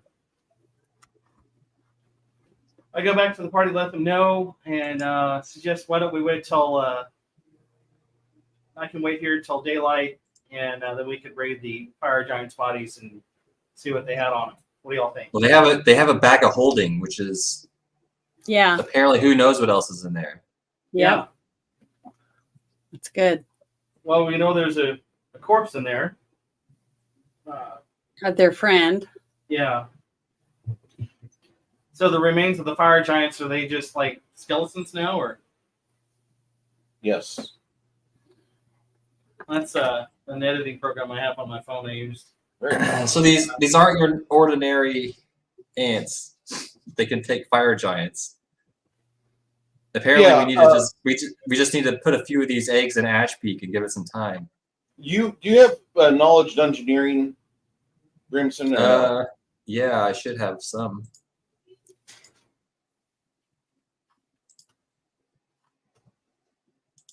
I do. I have 15 knowledge of dungeon.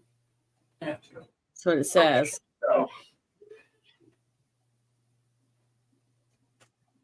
And actually, Crack might have more.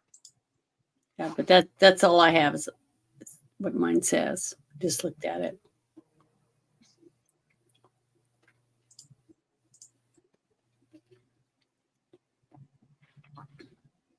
I'm noting down the stuff that you're finding on the dead fire giant. Are you putting it in Discord? I'm putting it in Discord. Give me a moment. Okay, that's cool.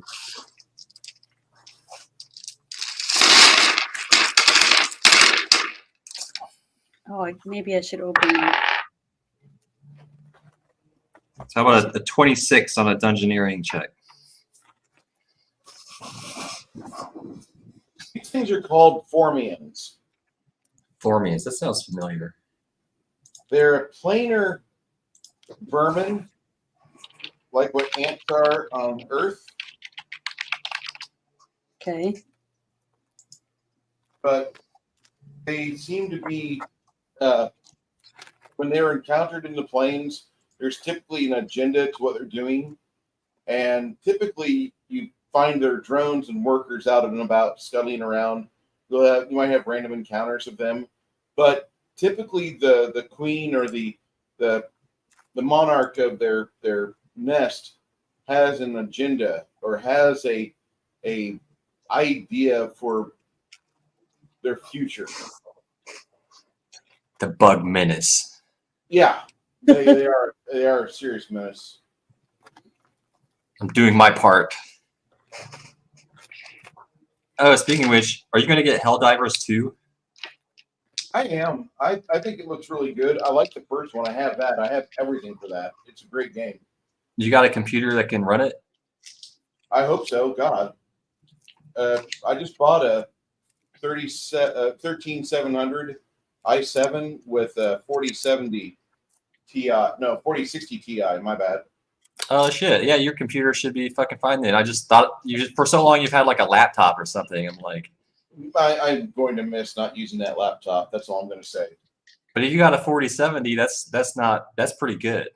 It's I think that's better. Ti, my bad. Now that's good though. That's the 40 series. That's better than the graphics card I have right now. I don't like the 30 and 40 series. I really don't. There's a fuck up in them to where when you're doing basic things on like Brave, non-3D items, like half your screen will fucking flicker out. But if you're doing a 3D application, it's great. It's wonderful. But surfing the web or watching a movie, you'll have shit happen. Just because the 40 series has that. And it goes from the 4060 to 4090 Ti. That's like, fucking weird because the 4090 is like the best graphics card on the market right now. Yeah. I understand that. And I looked at the price of it and I'm like, that's not worth it. I mean, it's nice. It's just not worth it though.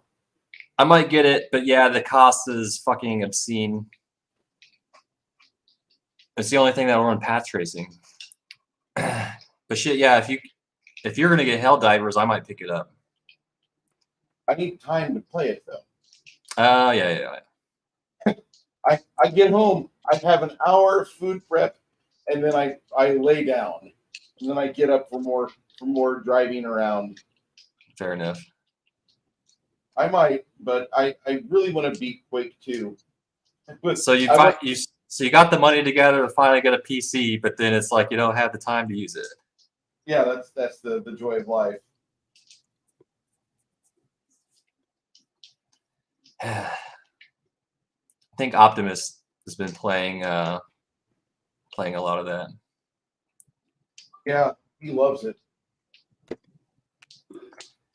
So I wonder if these Formians are going to be a problem for us, or if this is something we can avoid. This isn't our mission. Our job isn't to liberate this foul plane from their problems. We just need to find the whoever it is that's making those cats. Oh, is that the Skeletor was telling us to they wanted us to off some. Isn't that what Skeletor wanted us to do, Bruce? Yes. If you can find the alpha and put a rest, it never took to the program for Evil Lyn. You found Skeletor what was the Jaguar that Skeletor rode? You found Panther. Panther. Okay, yeah. Yeah. So it's basically some of their kittens got away or whatever, and now they're wreaking havoc. They can't control them. Sound like somebody needs a spay and neuter program. Yep. So they're not mechanical. They're just covered in metal or something. They're from this plane, so they are the steel and iron that is part of this plane is actually part of their hide, part of their tissue.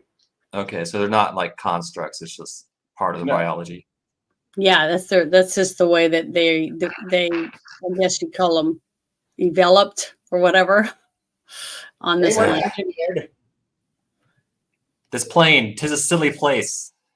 It's been interesting though. Got a lot of shit here. So your treasure that you find on the dead giants is there. It's a lot of treasure for not having a combat, but you guys could always use stuff. That's a bargaining chip. Look.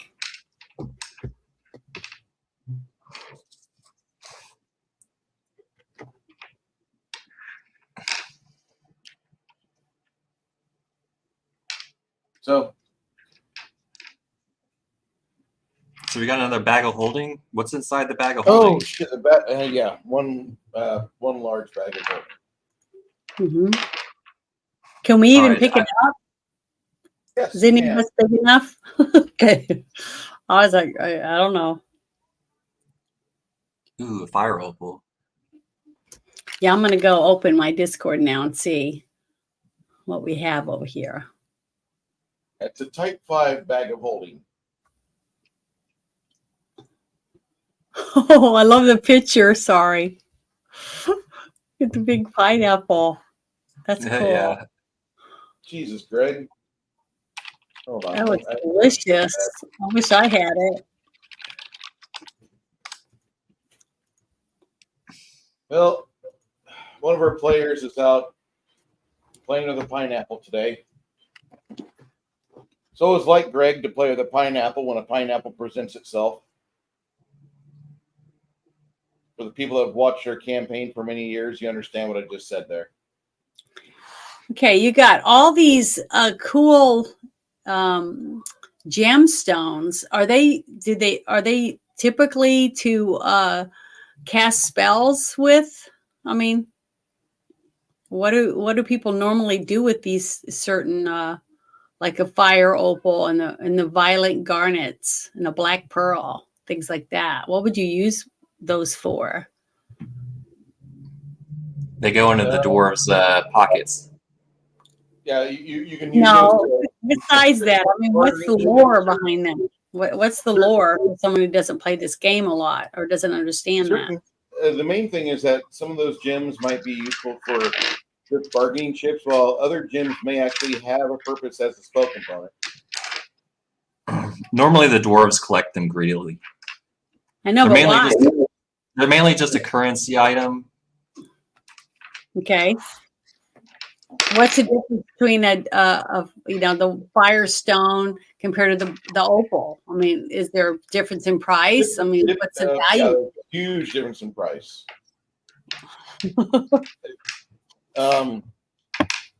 Luna, just out of just for grins,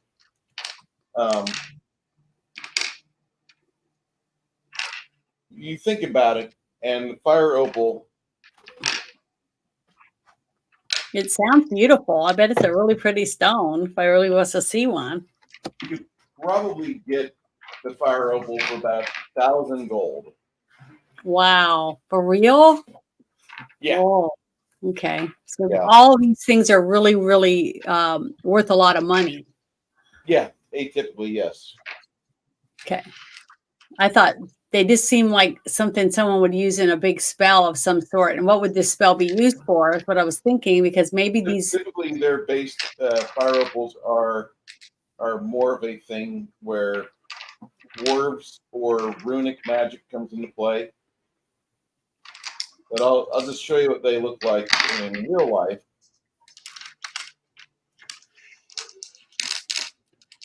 Today's stream is not brought to you by K Jewelers.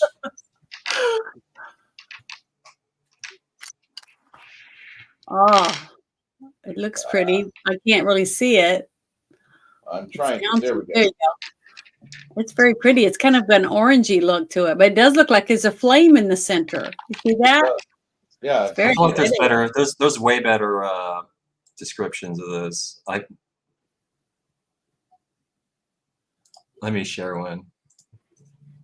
Those are pretty, though. I like them.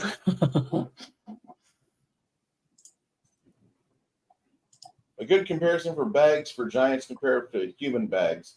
A giant-sized bag will be multiple person sleeping bag. Oh, that's pretty big.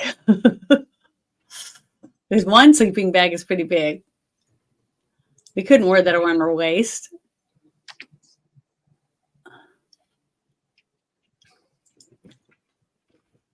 Yeah, it folds up neatly and stored in this little hole here. Don't do that. Could we fit that, the new Giants bag of holding? Could we fit it into another bag of holding that we already have? Nope, don't do that. Nope. Banish that thought. Are we gonna let Grog carry it? Are we gonna You let could let Grog Grog carry carry it? He's big. Grog carry that, and that would be Grog's bag. Oh, so you don't want him to carry it because we want to share that stuff. No. You can have Grog carry that. That's not a problem. Oh, I thought you were saying that if he keeps it, he's gonna keep it. If he keeps it, he keeps it. But what you find inside that bag is a dead fire giant. I put the armor in there already. Mm-hmm. Yeah, I was looking at the stuff. Ooh, that's a pretty fire opal, Travis. Where'd you find Ooh, that? that's beautiful. It looks like clouds. It looks like beautiful clouds in the sky. Isn't that pretty? That's a real one in real life? I didn't even think it was a real. I thought it was like a fake made up stone. Fire opals are beautiful. Oh my God, it is gorgeous. Yeah. Your flush okay? Oh yeah. Good deal. I was just drinking a lot of water, so I think. Pretty. Oh my goodness. I like that. It's very pretty. All right, we found a fire opal and what else? It's all in Terran Kelblute. Okay. It says If anyone- we have one fire opal and five that's the one you guys have. garnets. I bet those are really pretty. And a black pearl. When someone reaches for the fire opal, Grimson hisses at them.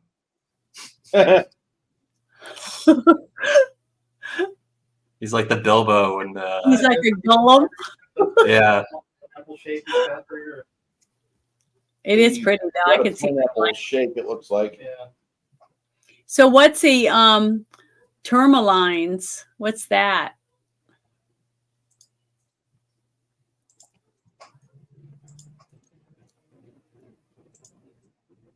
$300 platinums. Those are heavy, aren't they? They're about the same weight for coinage, but each platinum is worth about 10 gold. Wow, that's big. That's a lot of Orleans stuff. or which? Share screen. Here's tourmaline. Yeah, just little gems. Yeah, find a lot of gems. These fire giants were hunting for gems. And so the 4,000 gold pieces have a woman on them with a spiked crown. So do we know who that person is on these coins? Do we know who Probably not. You have not met her yet. Knowledge local? It's very Good knowledge planer. Okay. No. I'm gonna look up these I wonder violet if they're garnets. trackable like that gold we had that one time a long time ago in a galaxy far, far away. Remember that You know, I gold? think Yeah. I think I got a pretty good knowledge playing skill. I thought it would come in use someday.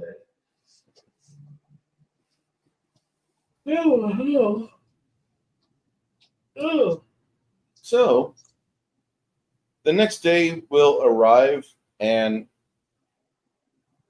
you guys break camp, finish camping, and as you look down from the ridge where you were at, where the campfire, where the fire giants were, there's about 50 of those ants swarming the bodies and taking hunks of meat off of them, like a bunch of very happy preschoolers coming out of a parade where they were thrown candy. So after we looted the bodies, the ants came back? Yeah. Okay. Yeah, they left the scent trail, and now they're doing Knowing their those work. ones. Yeah, the workers are chewing on the bodies. If they're like real ants, here they have two stomachs, one for themselves to process and the other to be shared through trophallaxis, which is the art of vomiting food Oh, yeah, into your friend's mouth. Thank you for that awesome description. Oh, Oh, yeah. glad we're not eating at the moment.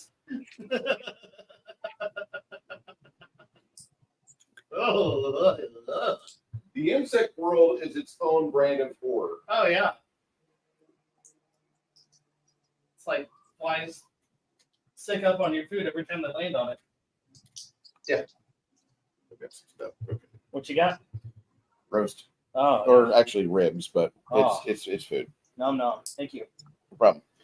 So you have a bunch of the ants over there, and as you peek your head up over there, you see one of them swivel its head towards you, Red Leaf. And I duck out of sight. Okay. Be stealth. You can roll stealth. It probably has a good scent to it. I'm covered in mud. Yeah, sure, Arnold. And that would be a 36 to stealth. Okay.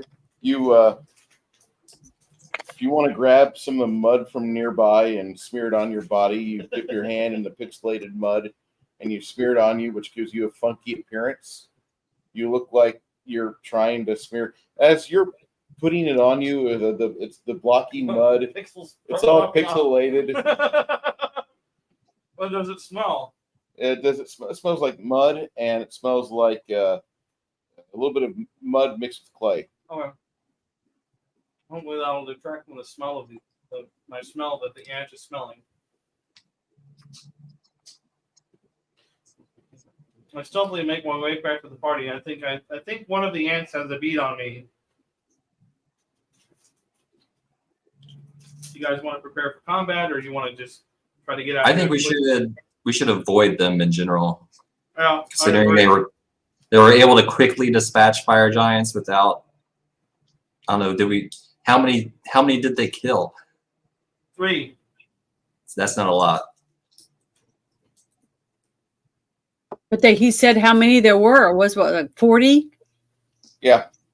Yeah, so And I don't want to fight 40 ants. And do we know exactly where we're going to, or we're not going to? You heard that this was supposed to be the sacred area that would lead you to where you're supposed to be, but because all the tracks are here, It's kind of off camera.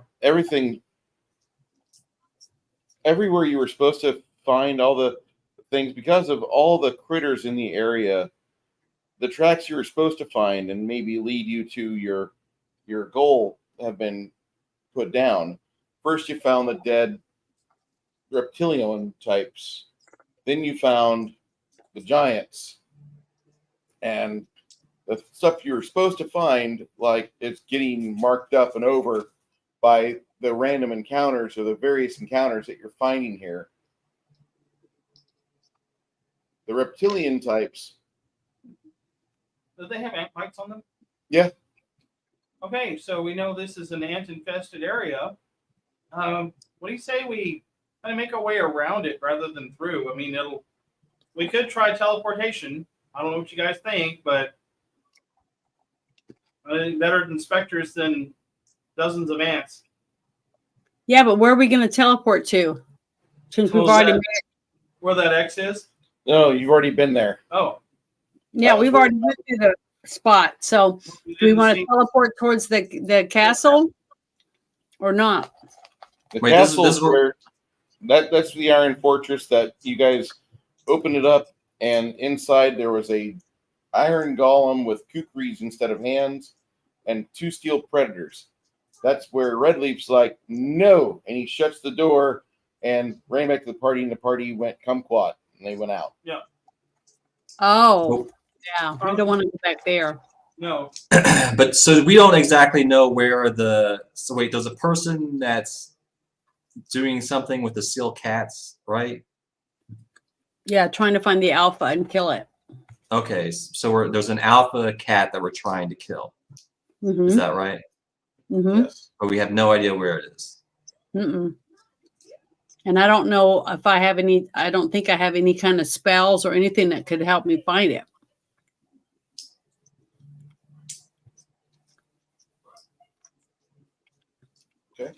So where do we find the other steel cats? Just in random encounters? You're thinking that might be part of it. So far, you haven't found any evidence that cats have been there. They do have an unusual shaped paw print, which you've seen before. Well, what do y'all say we beat feet out of this area and then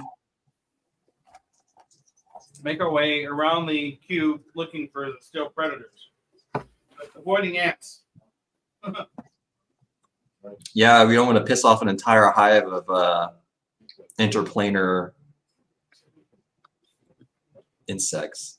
No. Yeah, we definitely don't want to. I don't want to go anywhere near where the ants are at. So, is there any way to look around and see where the ants' tracks are and make sure we don't go, because they'll probably go back to their nest, and I don't want to go anywhere near where their nest might be. Yeah, no. I don't know what dog-sized ants, would they leave tracks? I imagine they would, since they're really heavy. The ants, the tracks that ants are making, you have to beat a 25 perception check to realize that that's what's making it. I'll try that. Do you have the tracking special ability that rangers get, or no? I'm not a ranger. Well, I am sort of a ranger, I guess. You're an elven ranger, right? Elvish rogue with ranger abilities. Oh, okay. Tracking would be in skills. Okay, I have a skill called survival. It says Yeah. you're a skilled at surviving in the wild and navigating in the wilderness. You also excel at following trails and tracks left by others.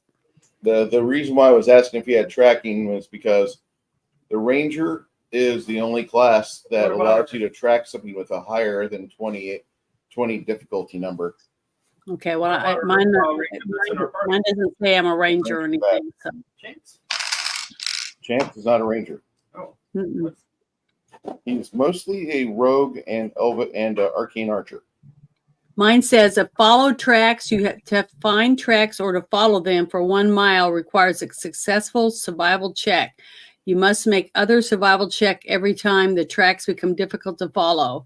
If you are not trained in this skill, you can make untrained checks to find tracks, but you can follow them only if the DC for the task, and then it says, is 10 or lower.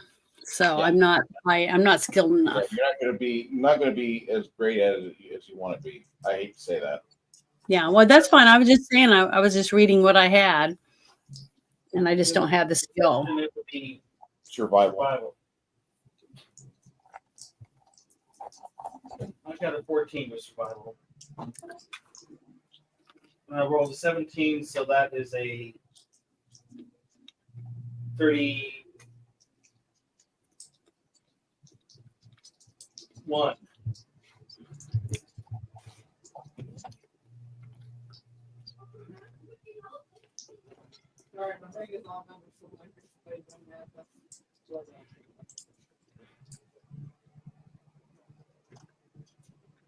So I rolled a 31 for survival. Janet, what did you roll? I didn't roll because mine's so low. There's no reason to. Okay. I'm only a 5. I only have a 5 in I have a survival. hard time with it, but you do see the occasional tracks that these things are providing. It's just that you're not able to track them precisely if you're a ranger of the same level, you'd be able to be like, oh, he went here, then he went here, then he went here, then he went here. Here, you're kind of like, it's taking you 2 times the amount of time to do a track because you're having to reset things every 50 seconds or every 50 feet. Like, okay, I don't know. Here's some tracks. And you walk like. We just want to kind of avoid where the ants are going or where they've been. Try to get off of there.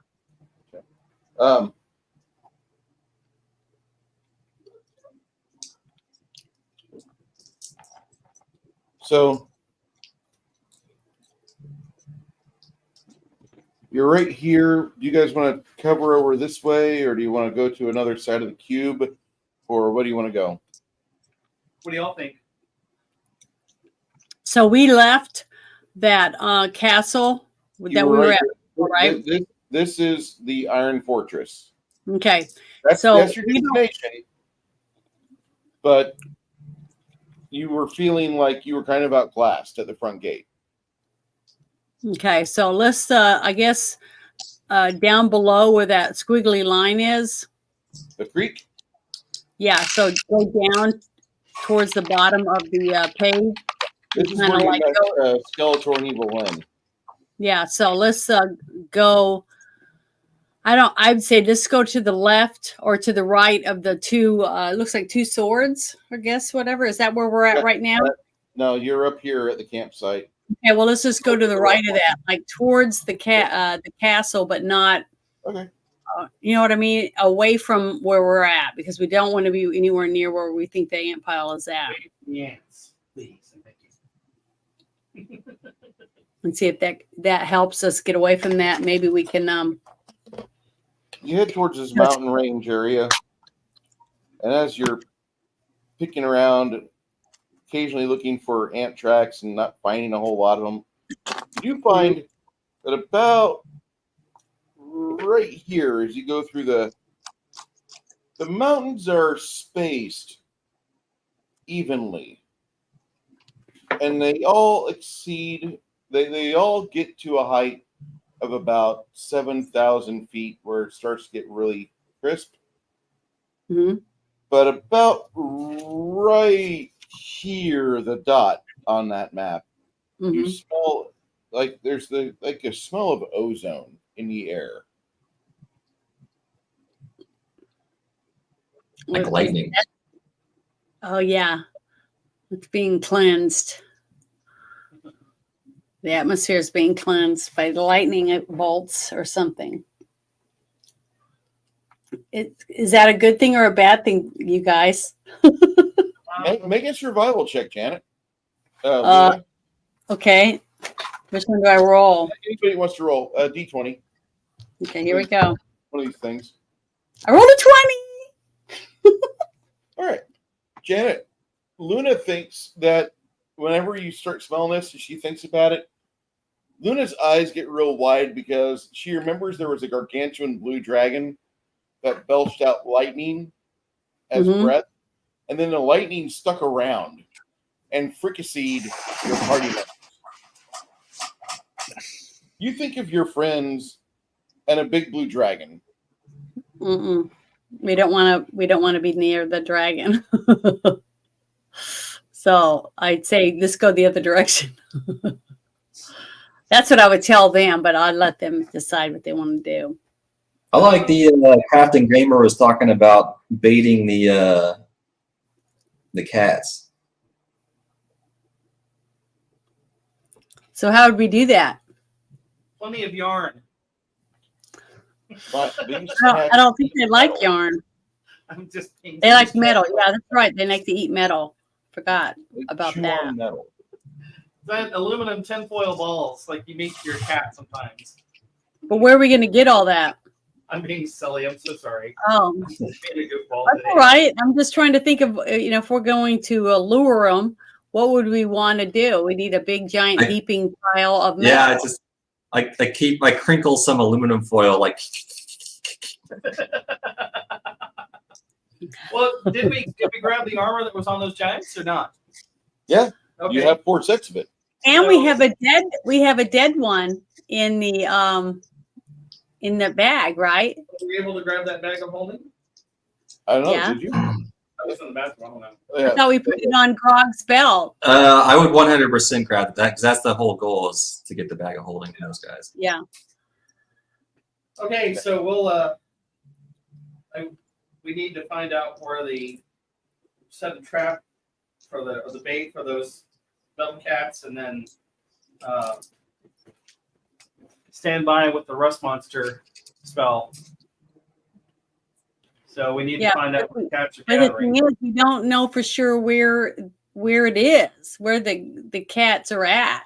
So Yeah. if we build a huge pile of metal and you just start going and getting metals and bringing and piling it up, starting with that giant, the giant's bodies with all the metal on it, maybe we can get them to come towards it. The only thing is, it's no guarantee it's going to be the alpha. See? Yeah. I don't know. Do you think the alpha might be in the Iron Fortress? Do you think it's out roaming around? I have a bad feeling. I think it's in the Iron Fortress, but maybe if we make a huge enough pile, we can get a bunch of them to come out of the Iron Fortress for us to get us a chance to go in and shut the door where they can't come in. I don't know. Why don't we use one of the rust monsters to disable the Iron Fortress and just rust it to pieces and everything that's in it? So if it's an Iron Fortress, how come they haven't eaten it?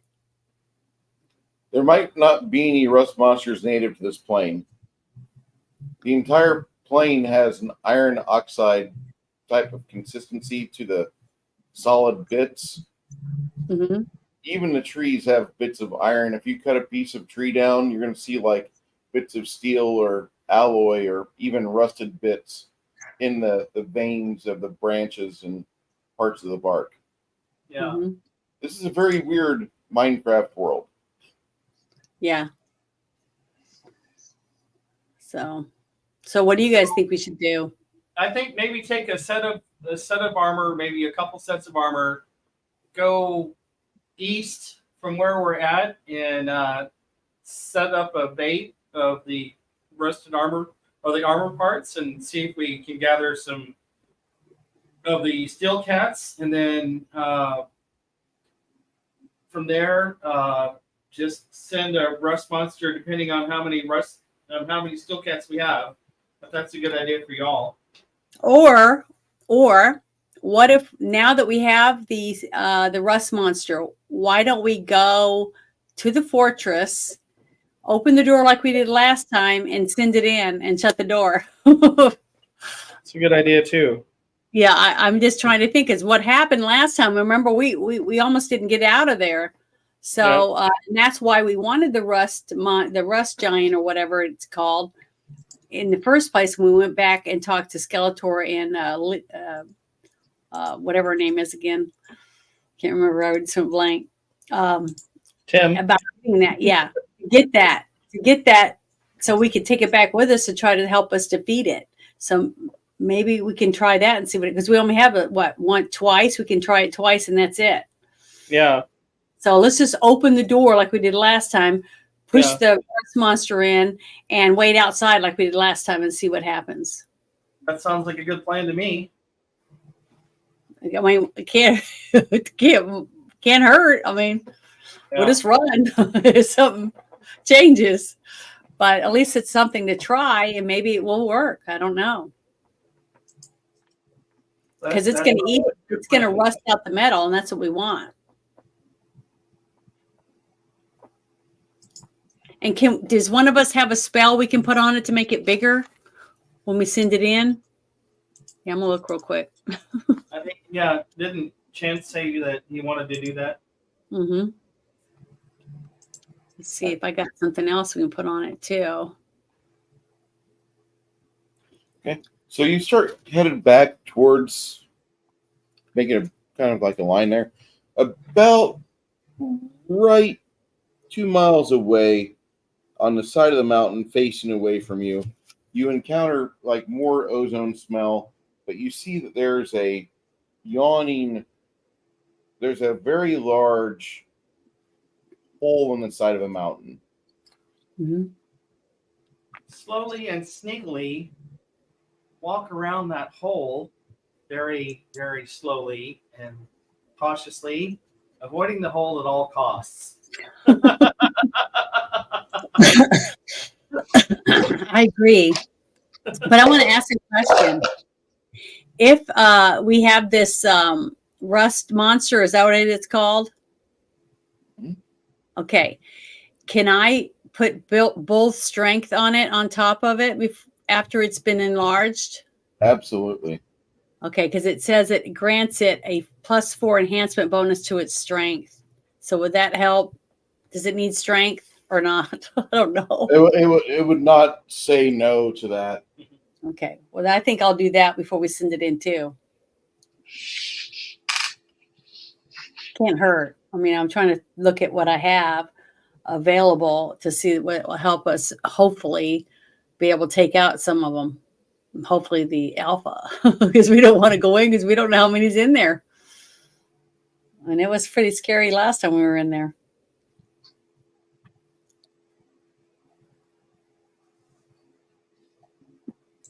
So Connell can enlarge it. I will put bull strength on it. Can you guys think of any other things that we might be able to use on it before we send it in? And All right, so make your stealth check there. stealthily, Mm-hmm. that would be a 952 to stealth. As you are creeping in front of the large hole on the side of this mountainous path with pixelated rocks and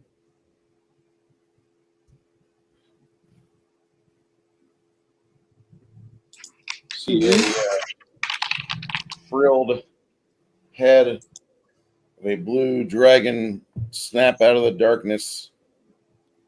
Oh, Stop! Food! It belches at you. Greetings.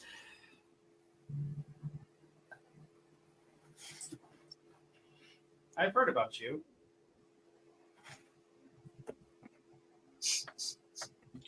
Are you gonna get eaten again?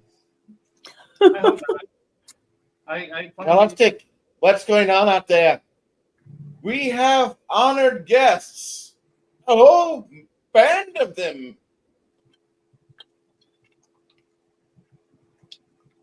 They look you. He looks you over, and it says, "Indrazah, have we enough room for our feasts at the guests at the table?"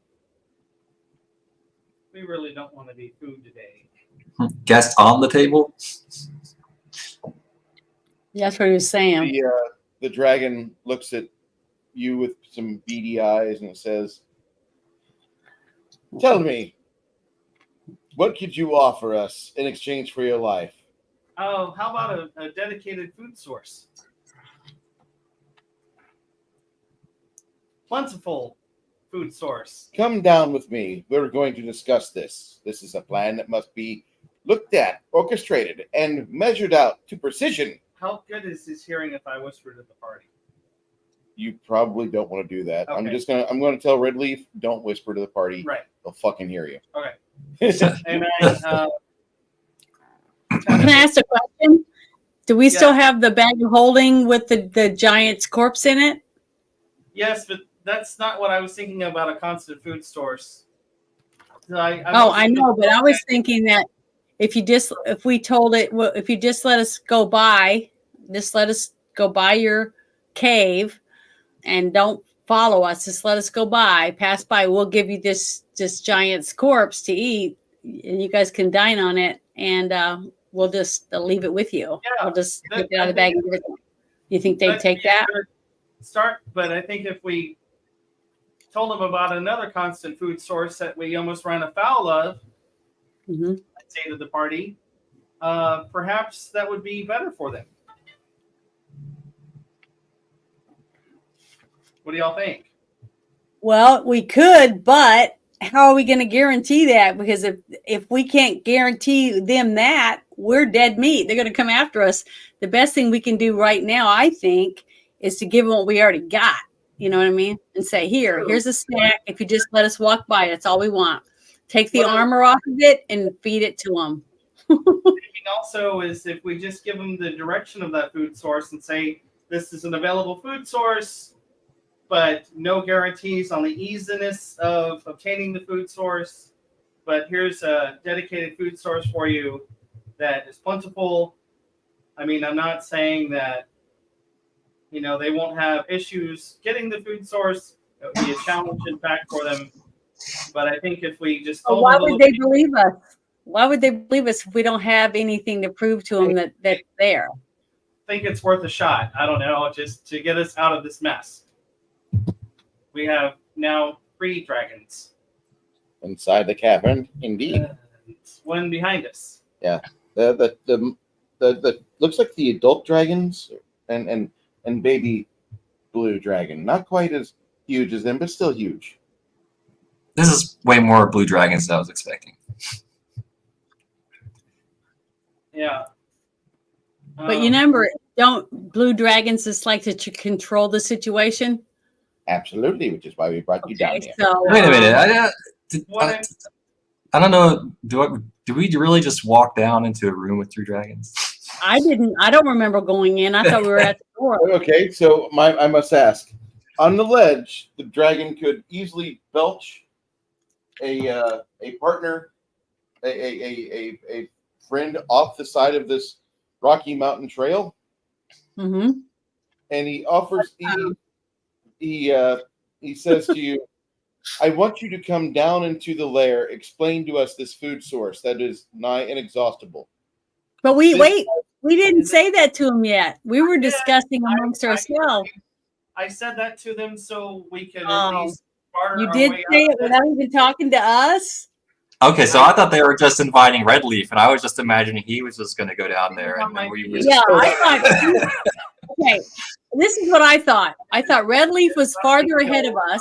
Okay, so he's up there, and the one dragon looks out and sees us down a little bit. Okay, behind, and you said for Red Leaf not to whisper because the dragon would hear. So as far as I could tell, he hadn't said anything to the dragon when the dragon said, come on in. So what I was thinking I was going to say, as I suggest to my team, is to have Red Leaf come over, say, I'll be right back. I'm going to talk to my friends and see if they want to do this or whatever. Come and tell us. And then I would say, hey, let's offer giving it the bodies that we've got, or the body in the bag as an offering just to let us walk by. But I don't know. They're just and Red Leaf wouldn't, I guess. If we go in there, we're going to be dead. We're not going to leave. What I'm saying is, I'm not offering violence. I'm offering parlay. I need to hear with. Oh no! Sorry, not you. I'm sorry. And you all can talk. That's fine, but I can hear quite well. And we understand that, and we respect that. We wish for no violence. There was a hobbit that came here once. He decorated the inside of my stomach for about 3 hours. Very, very fast. It was like Chinese food. I was rather disappointed. I was hungry. And Sir Dragon, do you mind if I parlay with my party for a moment, please? You may, but afterwards you come down and we discuss with everyone this nigh inexhaustible food supply, because you have no idea what you are just offering us. That is a Heidelberg fortune that you're talking about. Would that be sufficient enough for us to not be? It's possible. Possible. Well, now, hold on. Yeah, when you're talking about inexhaustible, that's if you're entering into a deal. Nearly inexhaustible food source. Define nearly. I did not say inexhaustible. I said nearly and plentiful and readily available. Okay. So are you talking about the ants? Oh. 1 second. So, Sir Dragon, if I may ask you very politely if you would give us a moment to parlay in private.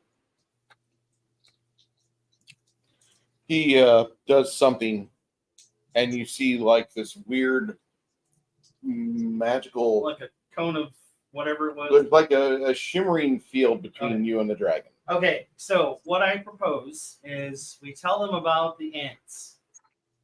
Okay, I'm sure they know where the ants are, but I don't know. And I'm doing this just to try to get us out of the situation. And so we don't end up as dragon food today or all of our magic items stolen, like I heard what happened last time with some of the party members. A certain certain paladin I heard of once, he didn't comply with the dragon, ended up dead, which served him right, I suppose. But I'm just trying to think on my feet and trying to get us past this situation right now. And if it doesn't work, we might end up dead. We might end up, but it's worth a shot rather than just outright combat with these dragons. I know they're dragons. I know they're not trustworthy, but that's just my plan. And I didn't know if we could do this, like talk, like right now by ourselves. So I was just trying to think on my feet and say, hey, but I know of this great food source. And perhaps, who knows, maybe the ants will defeat the dragons. Who knows? Maybe dragons don't like to eat ants. I don't know. I don't know anything about dragons, says Redleaf.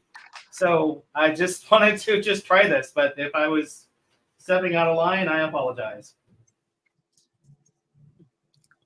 No, I just misunderstood because I didn't know that you had talked to them at all. No, I thought you said, don't whisper to your group because they'll hear you. So I was thinking they hadn't heard anything yet. That's I don't know what. Yeah. Okay. This is out of game. I don't know what they heard or didn't hear. So, but I was just trying. I was just saying because that's what Bruce said. So then all of a sudden we're surrounded by dragons. I'm like, what's going on? Yeah. That's right. Okay. I'm fine with the attempt to make a deal, but I'm not too eager to walk right down into their lair. I'm not either. We may not have a choice. But let me go speak with the dragon and see if we can just parlay out here without going into the lair, perhaps. Well, what if they expect us to go get an ant and bring it back to them to show them what they are, and then not happy, and we all almost die? What I would propose then to them is to say we have a location of a food source, but it'll be up to you to find and submit the food source. Put the food source into submission so you can feed upon it. And that's, again, not knowing if they even like to eat ants. Dragons may not like to eat ants. So who knows? I'm just trying to get us out of the situation as quickly and as peacefully as possible. It could blow up in our faces, I don't know, but it's worth a shot. Because otherwise we don't have any other options, I think. I don't know, unless we want to just do outright the shocking end of the party. Well, yeah, it could be. This could be it for us. I don't know, but at least we're not giving up. But or I could just plane shift the entire party. Can I? He's gonna save himself with or without us. That's what I was saying. Let's see. I'm trying to read about blue dragons and find out what I can about them real quick. I can't find anything about what they eat.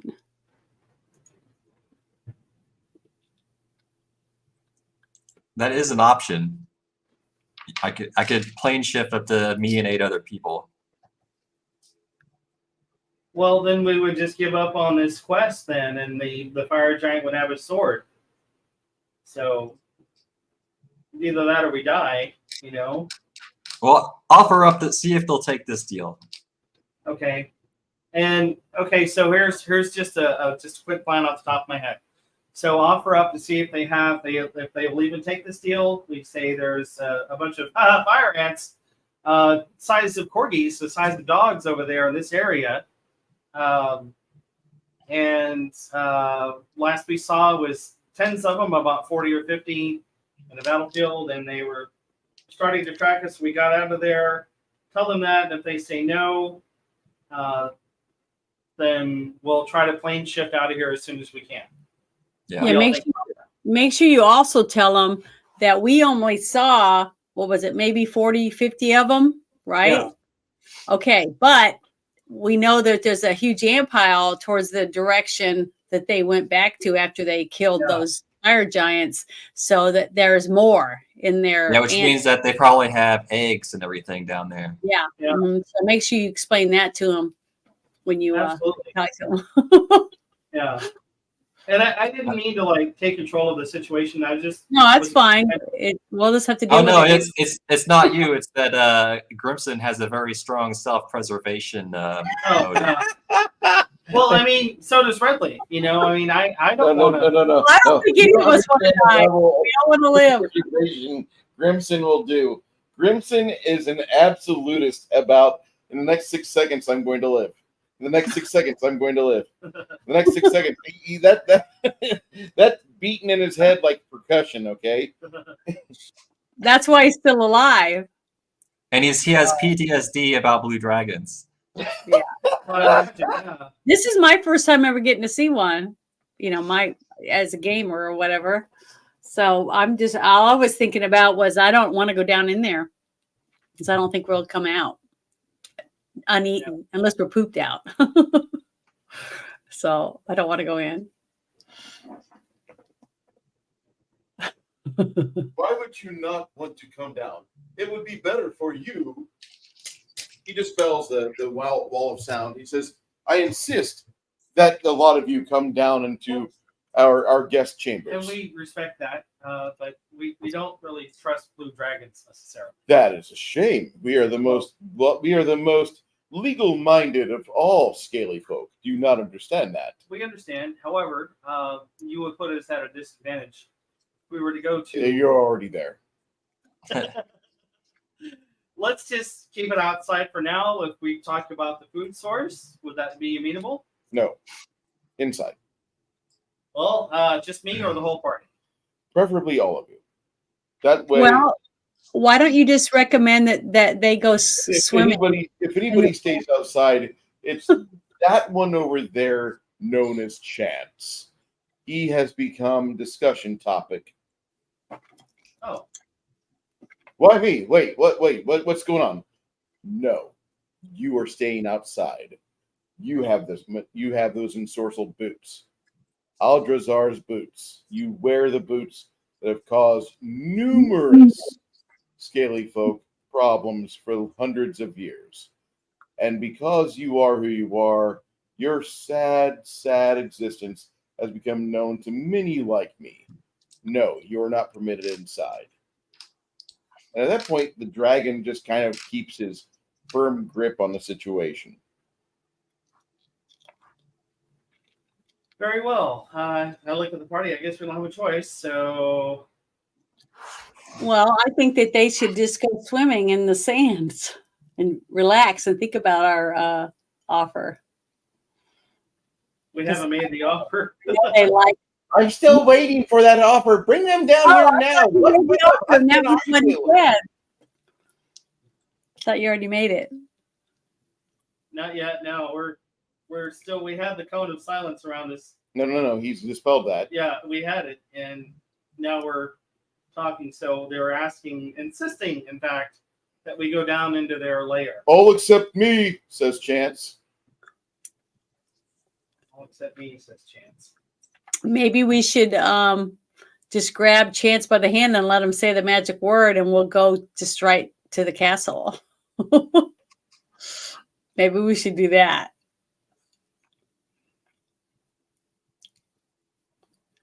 I look at the party. Did somebody say kumquat?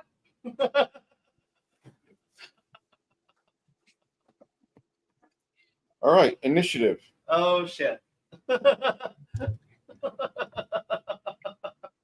Are we on a cliff? Yeah, we are. Yeah, on the edge of a cliff. That's what I said. We need to just walk by, give him a body, and just walk by. That's what I want to do. Oh, I think we're dead. yeah.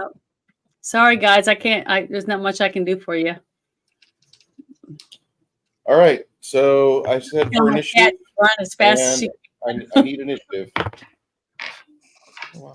That's really good there. And what's the dragon go on?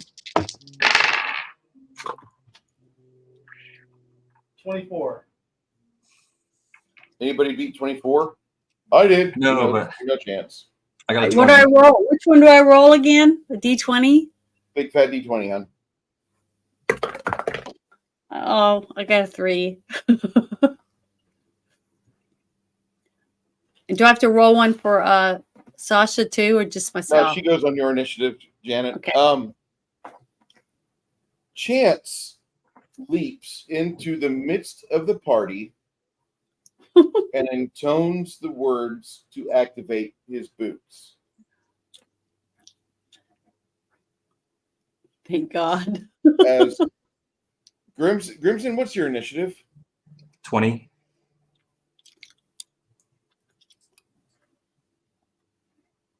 All right. You managed to tell the tale.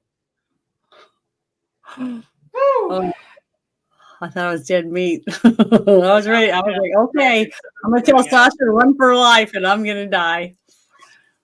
Nothing we can do. Now we have blue dragons coming after us, so Oh, that's nothing new. Yeah, I was gonna say we were gonna have that anyways. The fact But, that one knows Chance's name might be something a bit of a disturbing piece. I'm sure the dragons will fly far and wide to find out more about this mystery meat that you're willing to offer them, which I think is funny because I have an entire Klaus Schwab eat the bugs speech for this, and I didn't even plan it that way. But thank you, Brooke, for bringing fucking That's a good 2024 idea, into the room. But you know what, Brooke? Honestly, I didn't even think about trying to negotiate with a dragon about eating a bunch of ants. okay, I so never would have we're all even. safe, nobody can hear us, so we're around the campfire after we've escaped the blue dragons. So my thought was they dragons would get into the ant's nest. Maybe we shouldn't have said kumquat. Maybe we should have talked about it, should have gone down in there and said, here, this is the idea. There's a bunch of ants over there, high in protein. That was my thought, negotiate rather than violence. Yeah, but the only thing is, once you give up your option, they can eat us and get the ants. See, there's no reason for them to let us Well, go. they follow they want to make a deal and follow the rules or whatever. But if they wanted to make a deal, I wasn't going to do it inside their fucking lair. Grimson is not going. That was kind of concerning to me, but I didn't think we had a choice. That's why I said, did somebody say kumquat? Well, I wasn't just saying they don't have any reason to make a deal with us. So once we're already in their lair, you know what I mean? That's all I was saying. Because they can have eggs, the babies, the larvae, and all the grown ants, and eat us. Yeah. And take our stuff. So. Well, the thing is, they might have just decided you could lay it all out, and they just decide, oh, we don't like the taste of those kinds of ants. Yeah. Yeah. We don't like them. You're gonna offer us bugs?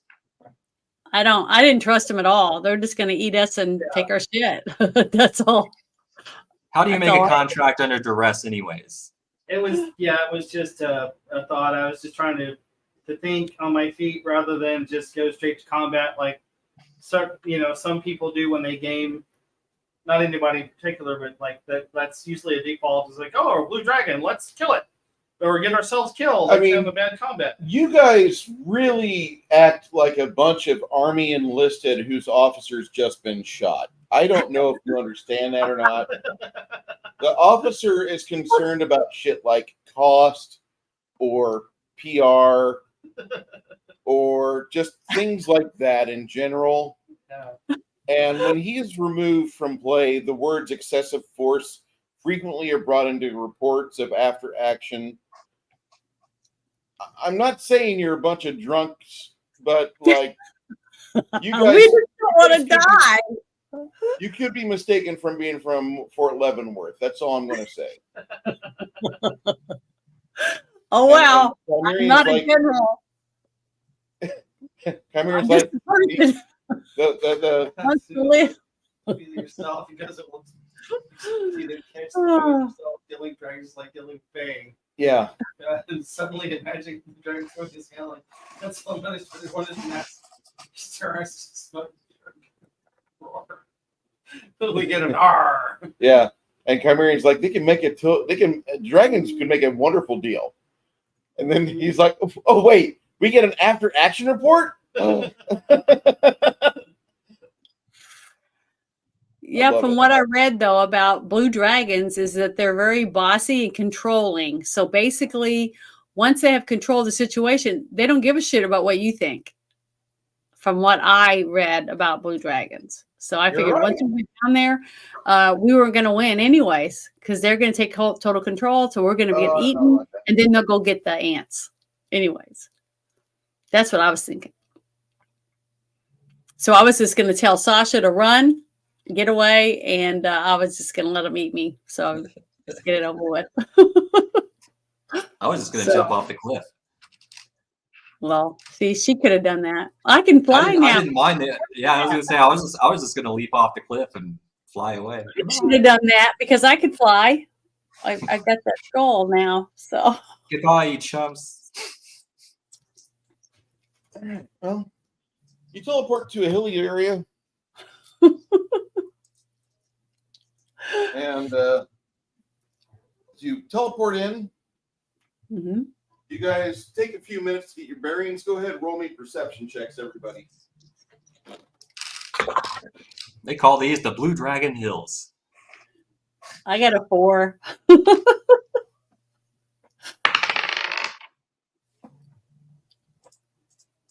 That'd be a Crack. 23 for Rick. Crack has a ridiculous perception.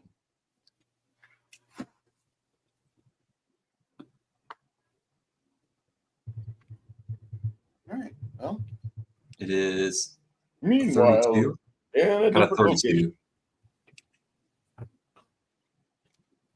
you teleport into a hilly area that's surrounded by measured hills that Grimson, I need you to roll me a knowledge local for where you're at, because you would recognize this being a dwarf. Really? Mm-hmm. Even more than like a knowledge planes check? So we had to have gone to Or planes, but local. Either or will work. had to gone to a place where we've been before.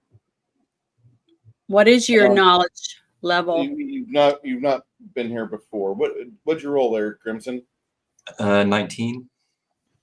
You're thinking that these individual spots on the cube are no bigger than 512 acres by 512 acres. Mm-hmm. When you cross 512 acres, it's either a new zone or a new land development. It's very weird to be in this area. But like I said, Minecraft World is fun until you're in Minecraft World and you're having to navigate it, because everything is comprised of 5 foot by 5 foot cubes. And the hills that you're in are measured, and you're standing around like this. This is where you're at. Mm-hmm. This area here, and they're like lots of unexplored places. But you're going about, and you see that in the sky. In the sky on the horizon, you see. Nice. Here's a neat picture of how it would look if you were Okay. standing on the back of a bird, a giant rock, and you see the cubes in the sky look damaged where they've impacted each other before, and the corners are always dinged up and broken.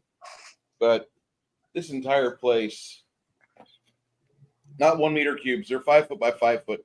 We're not playing in metric. We're all imperial here. But this is the bastard world of Archeron that you guys teleported onto. Mm-hmm. And the hills that you're at, you start to do an exploration, pending your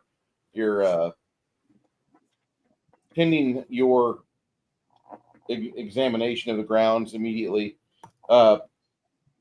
Chance tells you, I just teleported us kind of closer to the Iron Fortress just in case we needed space between us and the dragons. I didn't want to teleport us on the other side of the cube because I'm not sure how far away that is.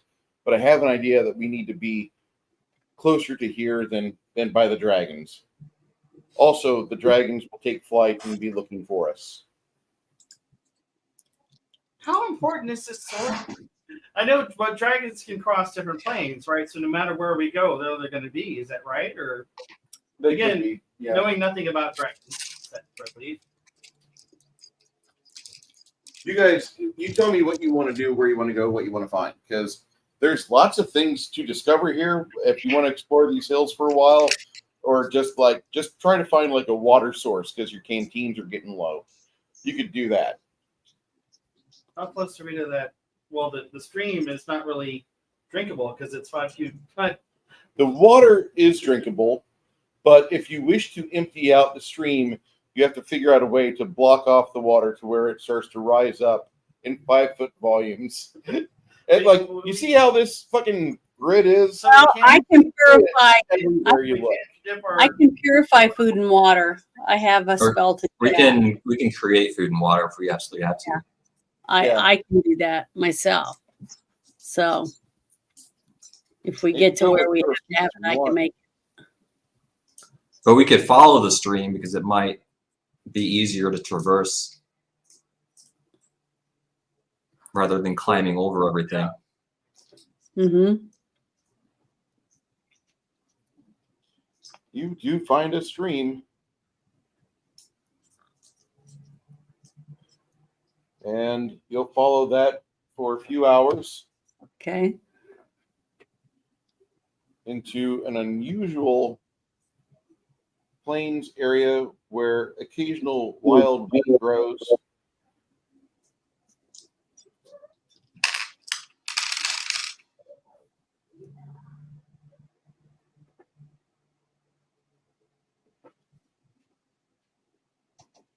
Hey, Travis, do they have Frio beer where you're at in Illinois or no?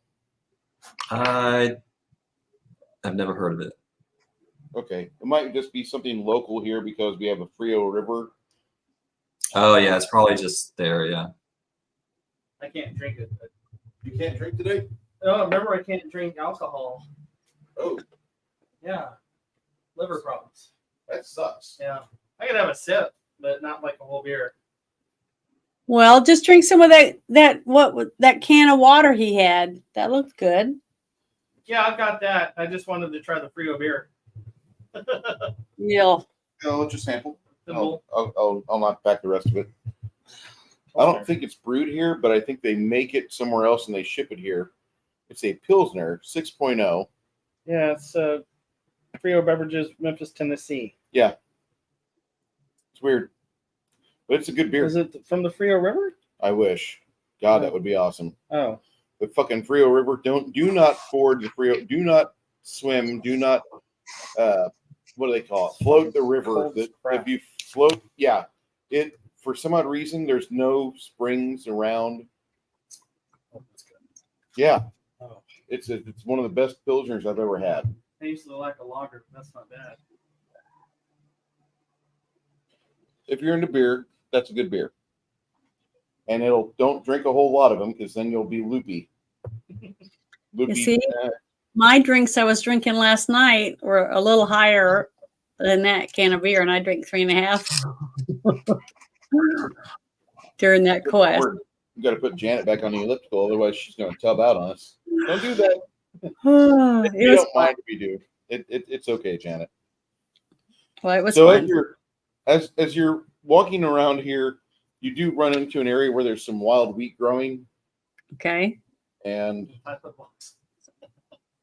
the stream goes in 5-foot differentials, and it's just a very Like interesting. pixelated wheat. Well, if we're going away from the castle, though, aren't we? If Yes, we go you realize, towards- yeah, you come to that conclusion. Yes. yes, okay, because we need to start going up towards the castle if we can. All right. Change our route. All right. So instead, as the time here starts to change to where you can't really see the brilliance of the sun or the solar object that's close by. Mhm. There's some small hills that you started venturing towards.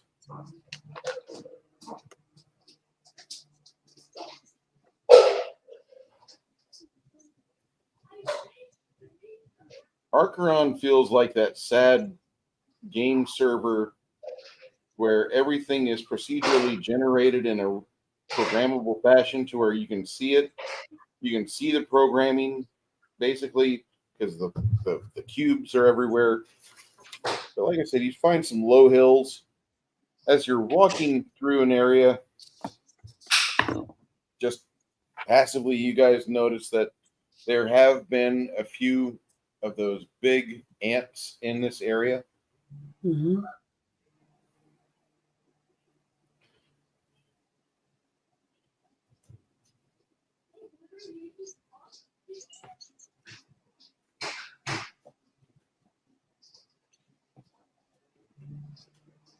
Janet, roll me a D100.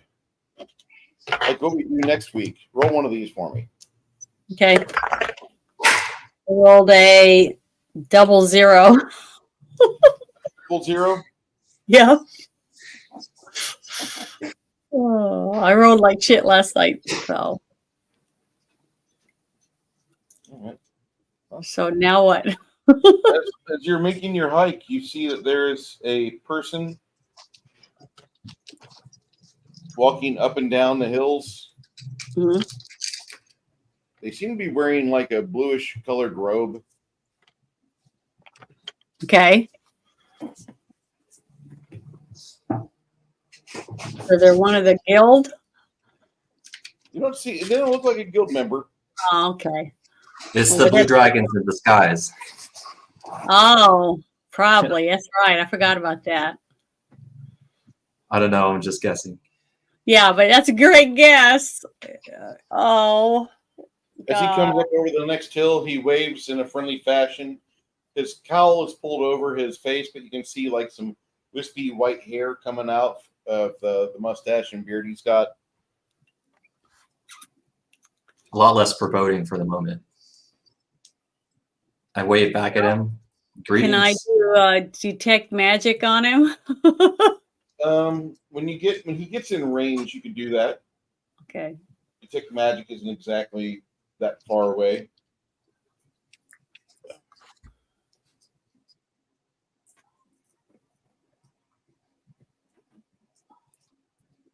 Detect alignment of some sort would probably be, but then that might also insult them. Yeah, but we are among strangers, so I don't see why they would take it too much of an offense because I'm trying to make sure that we're safe.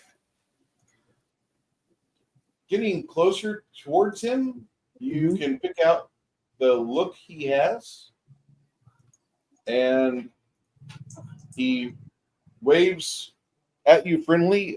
Janet, you cast your detect magic real quick, and he kind of makes a similar gesture and does the same thing. Okay. He's a gladiator trainer. He trains gladiators. What are He you looks doing? familiar. He smells like alcohol. Not surprising. He also has an uncanny resemblance to Oliver Reed. He does have some horns protruding from his temples. Uh-huh. If there was a tiefling or half devil version of Oliver Reed, this definitely would be it. That's what he looks like. So he's trying not to change back into a dragon. He's had a lot. I don't know, whatever it is he used to be. I look at him directly. Are you a dragon? That'd be great if I was. Sadly, no. Are you a dragon? I'm an elf. With moderate magical abilities coming off your aura. I saw your cleric cast detect magic. I thought the next nicest thing I could do would be the same thing. Best to know what I'm getting into before I endeavor in something which would be unfriendly. or unpleasant. There are many things that are not friendly and very unpleasant so far in this world. Yeah. Definitely. Calling this place a world is your first mistake, but by that discussion, I can tell I'm dealing with prime material people. How are you today? And what brings you to the cubic hellhole of Archeron? We're searching for something. Searching for... Information. Oh, maybe I can traffic with you. You look like a warband. No offense. Oh, none taken. What are you doing here? I was looking for the other group of fiendish reptiloids, which I am sworn to destroy. They've already been taken care of. There's about 30 of them here, and some of them have been killed. We saw some to that direction. Were run over by and encountered by a group of... You show him your map? Yes. Okay. Oh, over here? Yes. Okay, so you find the bodies of those 3 that are dead there. There's another 6 or 7 that are wandering the cube. I don't know which face they're on, but I was just hiking. I'm not quite homeless yet, but I thought endeavoring to find them would be a good idea. Oh, you can travel with us if you wish.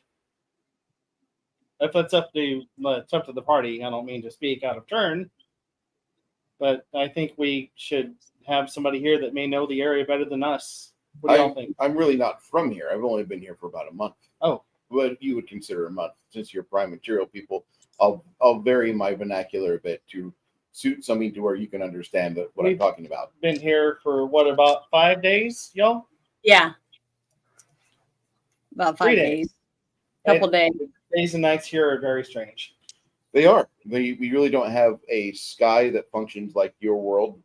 We do have an orb over there, or a sphere over there, that provides light to everything else. But if you're not on the side of the cube facing it, then all you can see is in this purplish miasma, what I call a nebula, over here. And that's your nighttime companion. Give us just one moment, please. Oh, God, you people on your discussions. Should we tell him about the Uble Agensdray? I don't know. I don't think we should share anything that we shouldn't share with anyone we don't know. Give him fair warning that we run afoul of some powerful creatures. Well, yeah, we could tell him there's these mountains that's got 3 blue dragons in it. And we ran afoul of them? Yeah, that we were able to escape them. Yeah, okay. Just want to let you ask before we go off to let him know so, young sir, if you would. Yes. So we've encountered some blue dragons recently, and we managed to escape from them. So just to let you know, if you are interested in adventuring with us, that could be a risk. So You've pissed off blue dragons. yeah. How many of them did you see? Well, we saw one adult, the 2 adults, and I think a juvenile.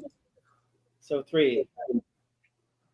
We were going to try to. They were considering us food, so we tried to talk our way out of it, but it seemed futile.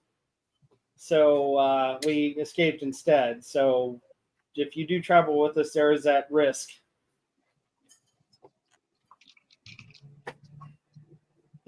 Well, that really kills the idea of traveling in numbers if you guys have the sword of Damocles hanging over your head.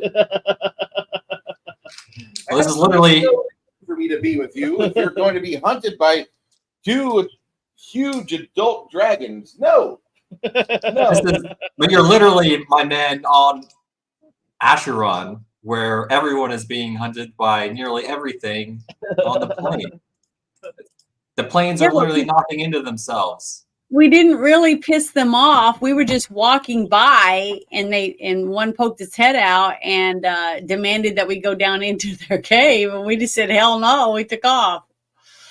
So if that pissed him off, but it wasn't us doing anything to cause it to be pissed off at us, because I don't Then want you left, right? him. Then you Yeah, we went off. So So we don't want you to really- think that we did something to them or stole from them. Yeah. I don't want them to think that about us, which isn't the truth Okay. anyway. So Well, what's going on is that you have pissed off. You've pissed off the local Blue Dragons, and they are always angling for something. So you opened a conversation with them, and you didn't shut it right. Now the rest of us are going to suffer. Thank you so much. So how would you go about defeating?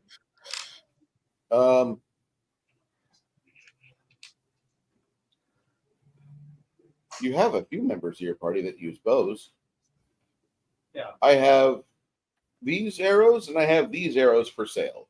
If we're going to be camping together, I would prefer if we do it in an enclosed space. That way I don't have to get spied upon by large avian or aerial creatures and pluck me from a campsite while I'm drinking and ensorceling something for you. That way, I could make something for you, and then I could profit from my efforts. But if we're going to be hunted by those two, that's not or three. There is a third. I don't want to have to deal with that. That's just wrong. Do you have bolts, crossbow bolts of dragon slaying? Do you have crossbow bolts? Well, Crack does.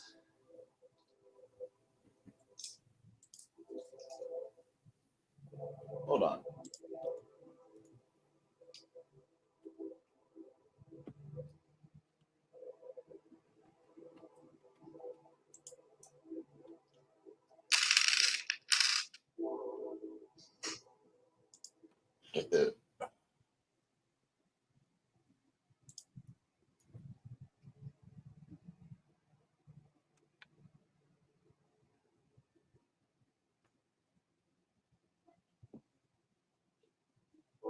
What I could do, I could work on those bolts to make Bane. I could make. Are they masterwork bolts at least? Are they already ensorcelled? Otherwise, that won't work. No, I think I just have normal bolts. I just have a Rats! +4 crossbow. Rat, you need to start buying masterwork items. If you're going to be doing things of this nature, bumping into random strangers in a location like this, where most of us are at least high enough level to survive here, what you need to do, get masterwork bolts. Otherwise, I won't be able to help you with that, and I'm very sorry because I do smell a lot of coin upon you. There's a wonderful gemstone flavor that one of you is carrying, and dear Lord. So you said you had arrows. I Which do. arrows do you have? I have short bow masterwork arrows, and I have longbow masterwork arrows. Whichever one that you trade in, I have 20. What do these arrows do? No, I have some arrows of slaying.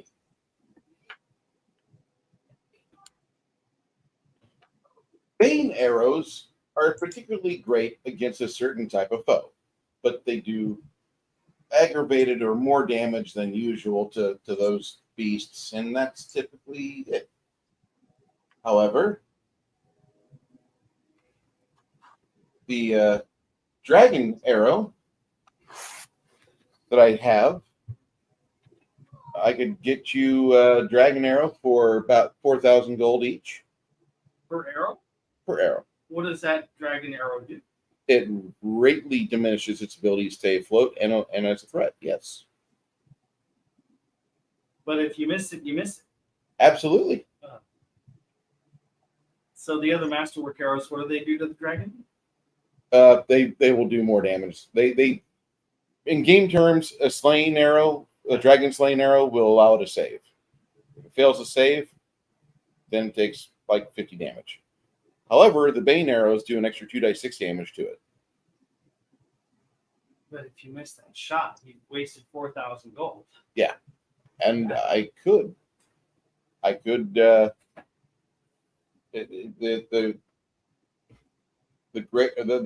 standard slaying arrow is about 2,300. The greater slaying arrow is 4,000. Slaying arrow does 100 points. The greater slaying arrow does 100 points. The minor slaying arrow does 50 points. They do get a save to get out of it. You seem to know a lot about dragons. Mm-hmm. What is the survivability of a blue dragon if they are taken down with a slain arrow? How many shots would that take? About 3. What about the other ones, the bane arrows? It takes considerably more. Okay. You have 2 people with arrows, with bows. Yeah, I mean, I look at Chance and I say, how much do you have on you? Do you think we should do this? I'd be okay with it. We do have those gemstones. He's hot for those. Yeah. Well, I asked the party, would you all be willing to give up gemstones so we have a fighting chance against these dragons? Depends on what gemstones. Yeah, and plus, how do we know? We don't know this guy from Adam. We don't know what he's capable of doing. Oh, he's a salesman.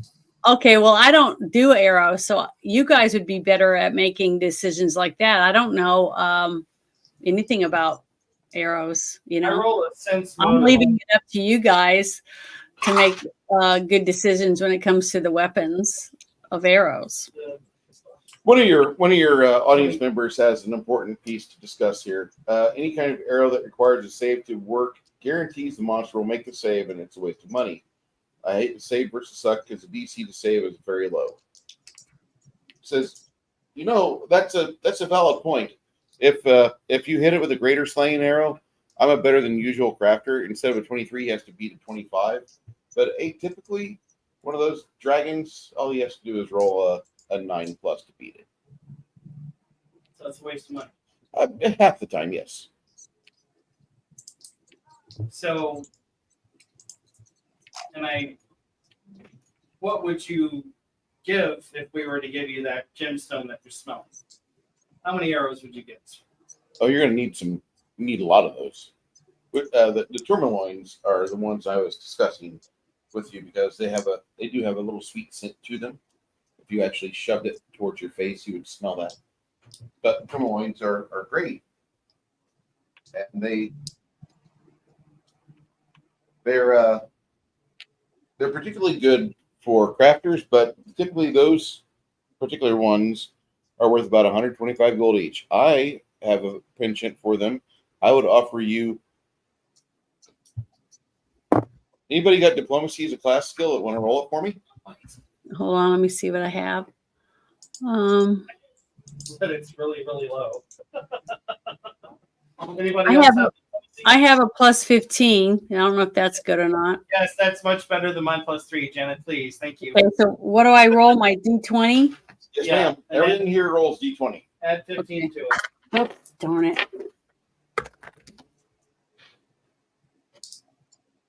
Okay, I got a 14. So that's 29. He says, for you, I would pay you. That's such a pretty lady. I'll give you 200 gold per tourmaline, and that fire opal that you have stashed in your hip pocket. That's worth an extra 1,200 gold to me as well. They're usually 1,000 on the resale market. I'll give you market improvement for that. That'll take some of the money off of what I would charge. Like I said, greater slaying arrow, 4K. If you have just a slaying arrow, okay, 23K. So, you guys, what do you think? I don't know. I'm not Wait. 23,000 for how many? 2,300. 2,300 for one. 23,000 for 10. Hell, if you buy 10 for 23,000, I'll kick in an extra. You get 11. Because I am like Raytheon. So invest in Raytheon. Fire your slaying arrows like you're ripple firing an MLRS, and win via weight of fire. Too bad you don't have the pocketbook of a major nation. That is a shame, but you are better equipped to negotiate with me than most towns because I am not cheap.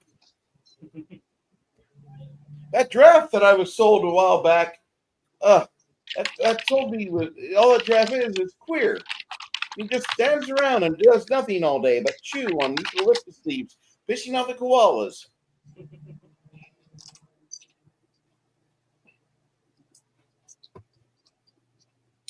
So he wants how much for how many arrows would it break down to? If you wish to buy 10 of either arrow, I will kick in an extra one for free. So 40,000 for 11 greater slaying arrows, or 23,000 for 11 regular slaying arrows. The greater slaying arrows provide 100 points of damage on a failed save of a 25, and the regular slaying arrows on a DC 21, they provide 50 points of damage in addition to the regular damage they do. What if the dragon mates? Oh, well, it's save or suck. So if he saves, he's not damaged at all? Oh, no, the arrow will do damage to him. So was it Red Leaf and Chance are good archers, right? There are main two archers. Yeah, and I tell the party that I have a fairly decent chance of attacking as long as I am stealth, but I know you can't really stealth against a blue dragon. I know that's really not a thing.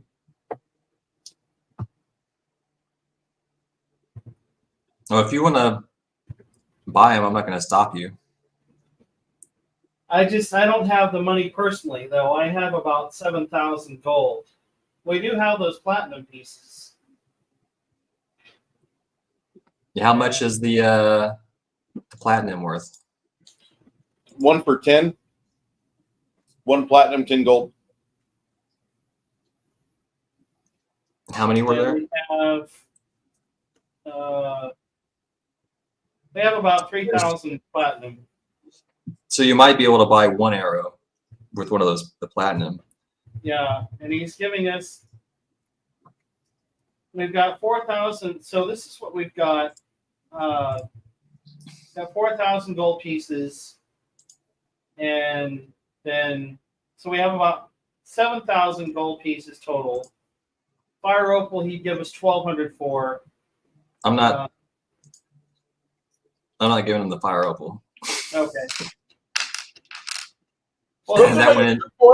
I look at Grimson and I said, well, the fire opal, he's actually giving us a better market deal for than we would sell it. What would we do with it otherwise? Keep it in our pockets or make a gemstone necklace out of it? He's giving us 200. Grimson has a whole bag of collection of literal collection of rocks. He's a rock collector. Easy I'm not collect- exaggerating. I have a lucky stone. And there's literally a rock circling my head.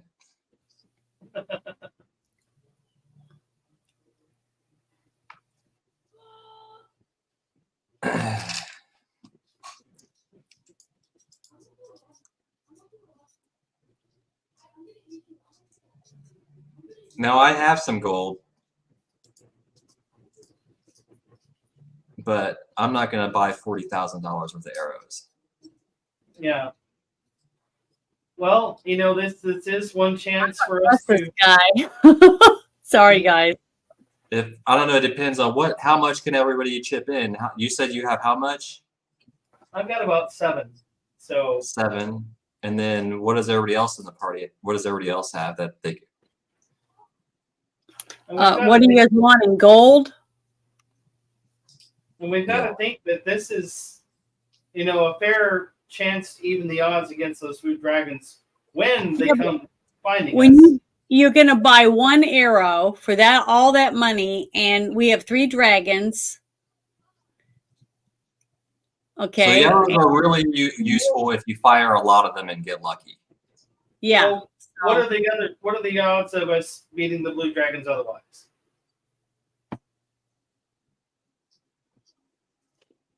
I just want to go to the castle and try to get rid of the alpha, and that's it. Not worry about it. Once we do that, then So if the blue dragons encounter us again, then we teleport out of there as quickly as we can.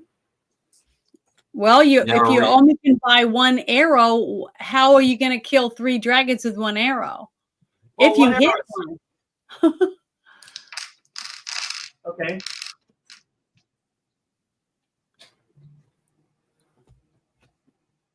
I mean, You should I buy can't.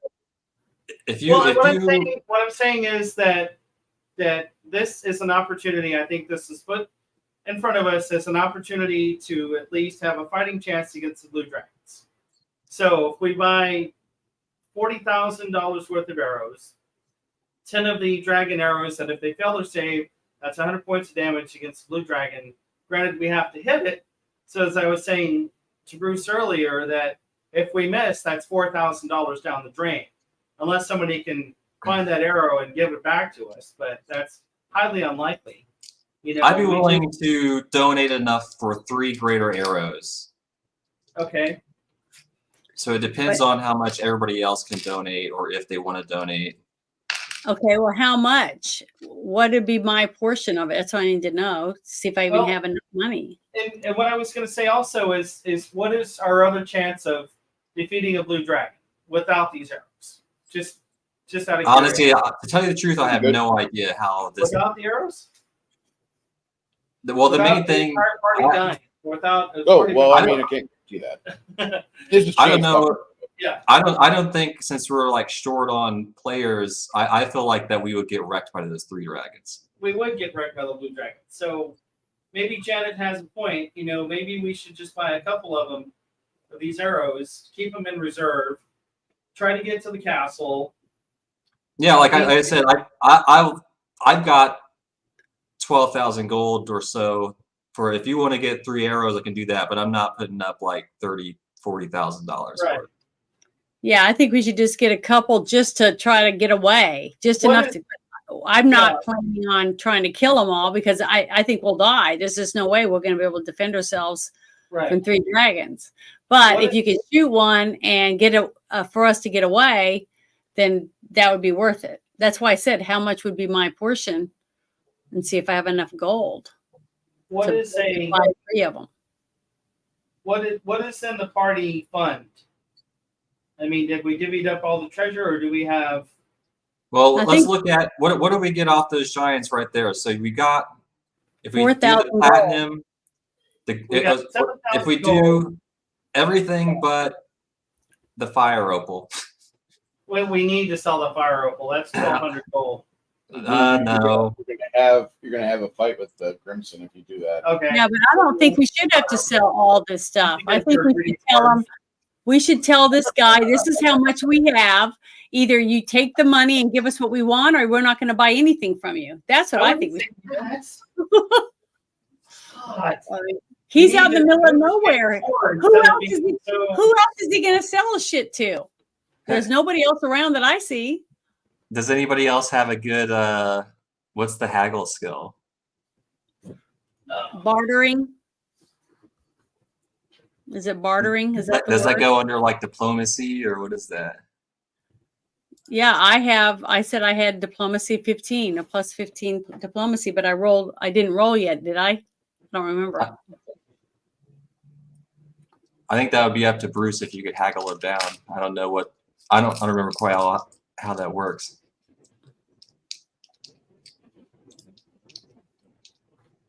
He offered like a buy 10 get 1 deal. Yep.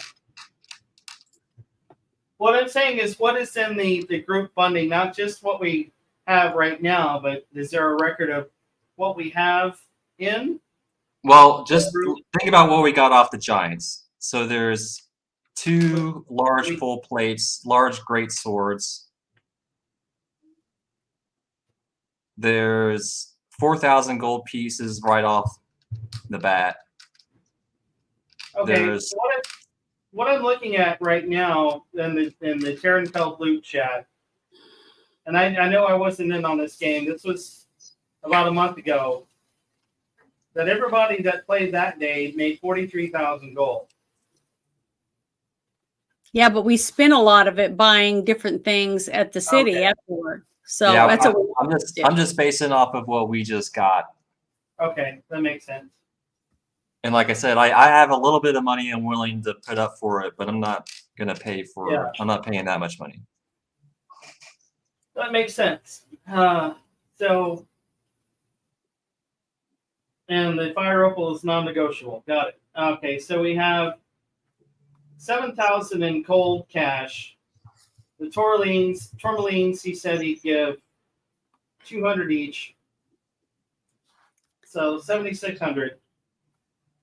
So it seems like this guy knows exactly what those guys had on them, and he just wants to haggle us to take all of it. That's what he sounds like. So I would say good deal. I mean, we have this. No, he's offering us a decent deal. He's not ripping us off. That's why I said I've never bought weapons like this and stuff, so I don't know what a good price is. I just don't want us to get ripped off of something that we don't even know if it's going to even work. I mean, you might get shot or blown up before we even get there, and we don't have anyone that can use the arrow. So Okay, first look at how much do we got from this previous bag of loot. If we sell or trade all the shit from the giants, except for the fire opal. Because there's the, like I said, there's the large full plate. Like, I don't know how if he wants to deal with that kind of shit. well, There's the great how much sword. is that black pearl worth? Yeah, that's the other thing. I And might then want to keep that. The other ones, the violet garnets. Yeah, what's the appraisal on those? Bruce, have to wait for a second. Oh, I guess I could look it up.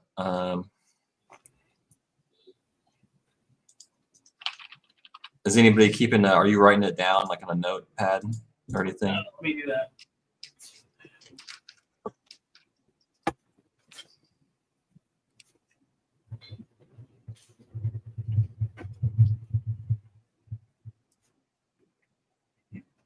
I'll be in there in just a second. I'm gonna get some started here.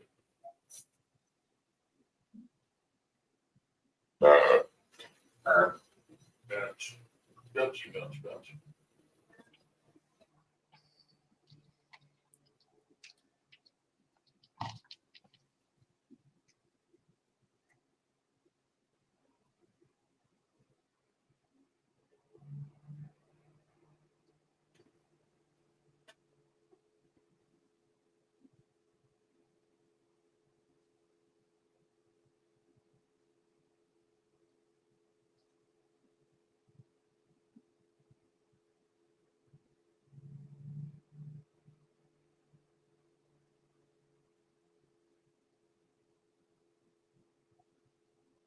So, what we will do, if you wish to trade, we will trade. And if not, I will go about my own way. We want to trade. Just give us a minute. Let's see what we have to offer.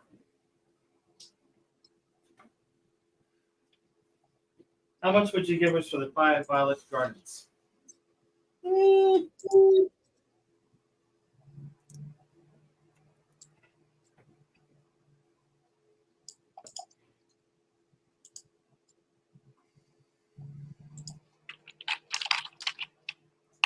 I'll give you 5 of them. Yes. Man, it'd be nice if you'd hand those over for 2,000 gold total. 2,500. That's the going wholesale market right there. You could say they came from a different plane and they would add to their value.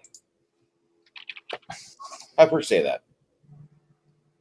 Janet. No offense, but you and I both have the same equipment. I'd rather if I'm going to get fucked, I want a pretty lady to say it. Janet, What? ask him if he would take the garnets for 2,500. Will you take the garnet for 2,500? Absolutely, pretty lady. And at that point, he pulls out a 25. Pulls out a 25-pound bag with a bunch of gold on it, and he sets it down, and it looks like it just crippled him to pull that out of his own extraplanar storage. That is a lot of gold, but it makes my pouch a little lighter now. That's pretty nice, isn't it? Yeah, yeah.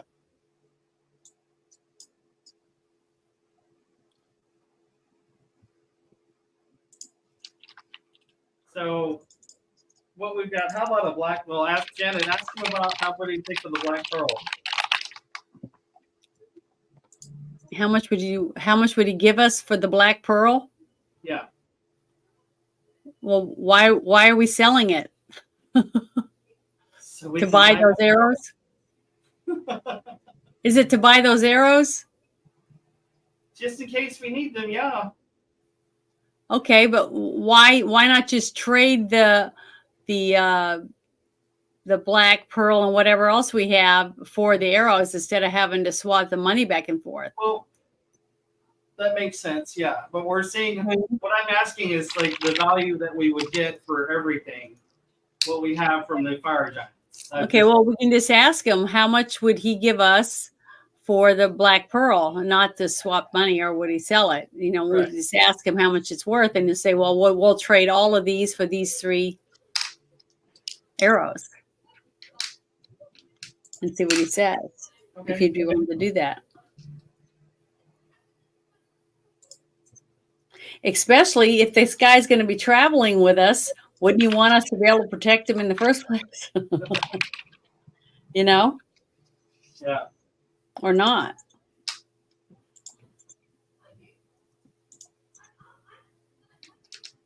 Also, if you guys don't mind, I'm gonna carry the bag of holding.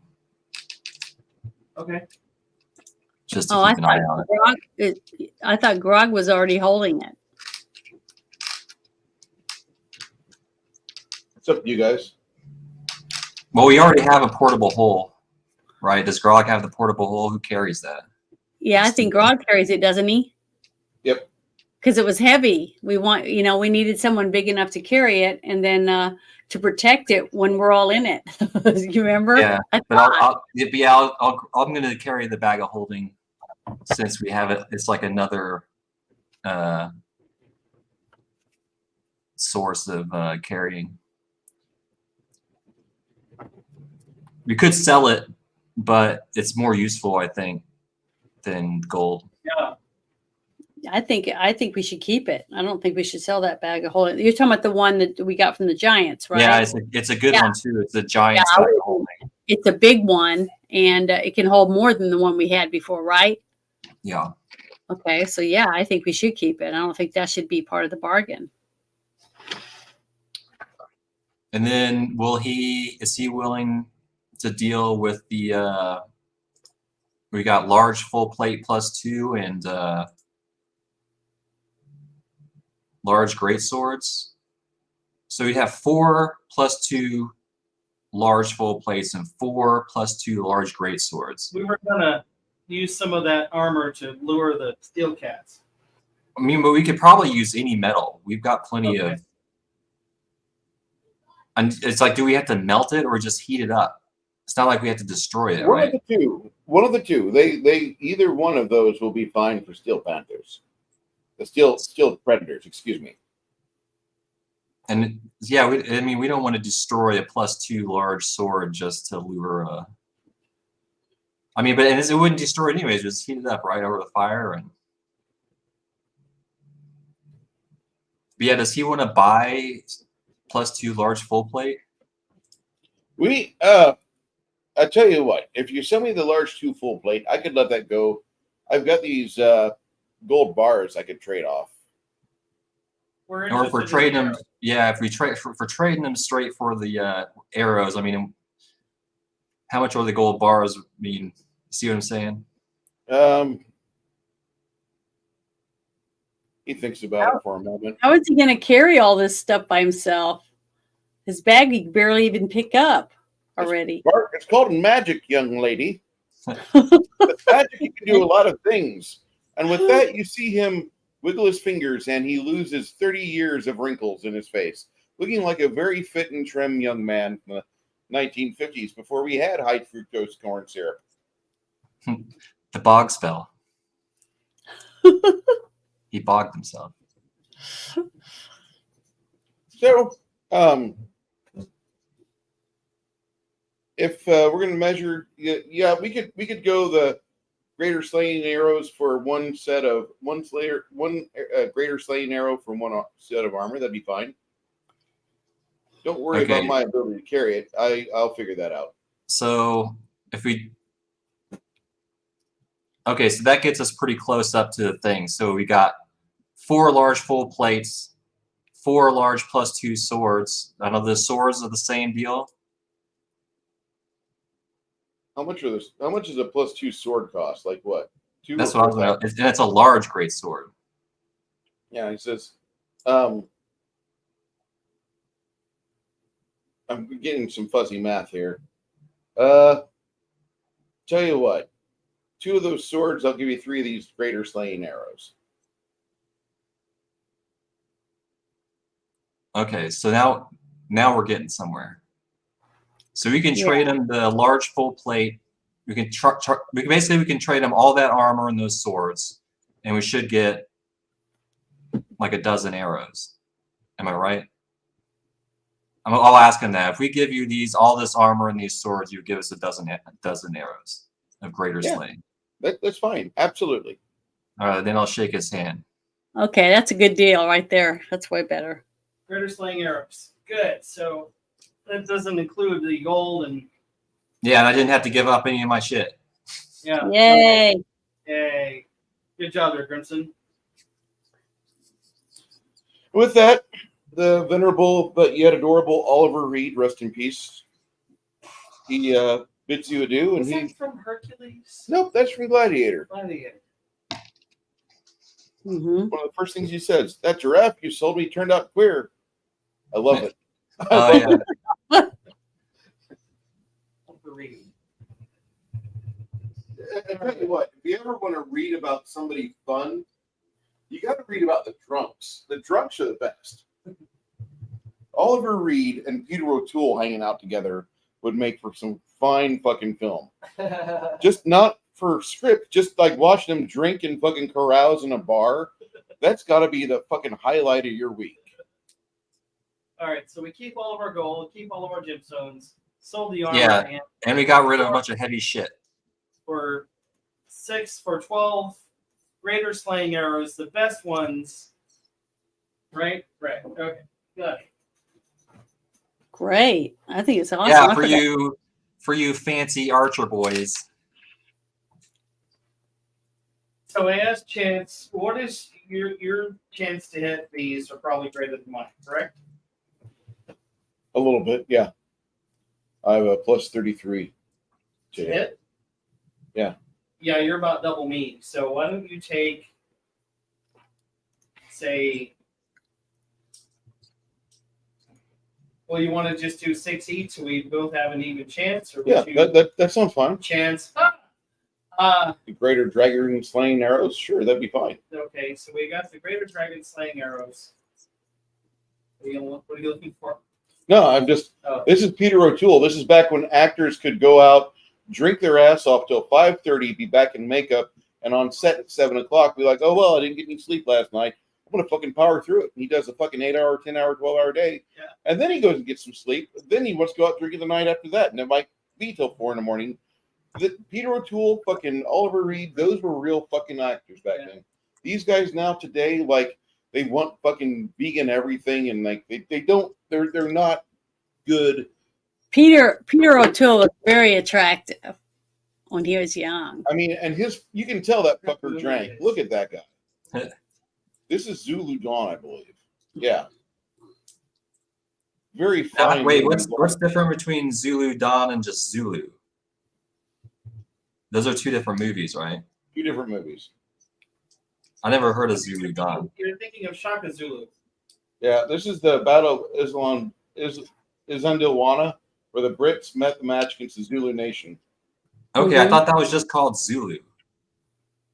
No, That's the one I was always thinking of. actually, there's 2 versions of it. This one is the 2013. Oh wait, this guy. Yeah, I was gonna say I never heard of this one either. I know there's Orlando Bloom's in this. I might have to pass on it. Here we He's go. not that bad. He's not bad. He's just not great. I give him props for if you watch the full director's cut version of Kingdom of Heaven, that's a pretty good movie. Yeah. The shit they made him do as an actor in that movie is great. Here's the one I think you're thinking of. Yeah, that's the Tom one I'm Baker. thinking of. Yeah. That one's the classic one. Well, Jacobson. Oh my God. Michael Caine is in that one. Fuck yeah. James Booth is in it. Neil McCarty. Seen a lot of movies with Tom Gerard in it. Gerard, whatever, however you pronounce that. Jared Davies. Yeah. Zulu is a great film. Look up Shaka Zulu. SHAKA. Movie? Yeah.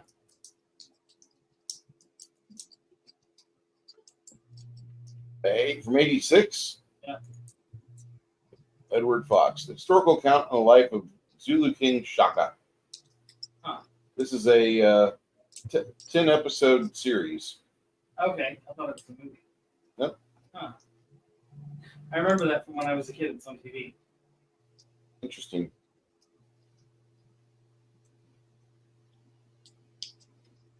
Looks like it's still told from the point of the Brits because you have Ed Fox and Robert Powell in the lead roles.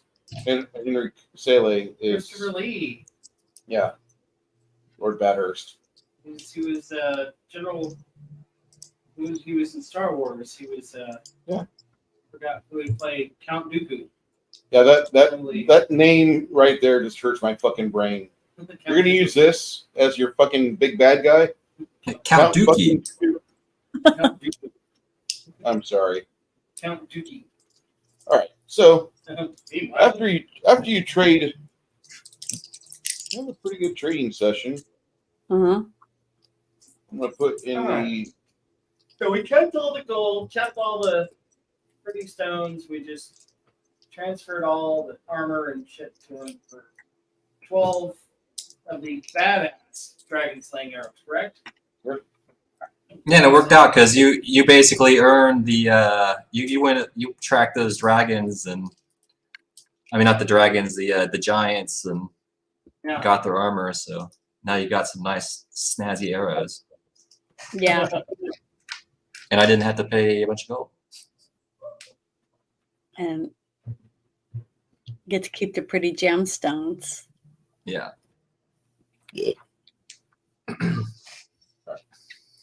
So that. Okay, horses. Raider slaying. Yes.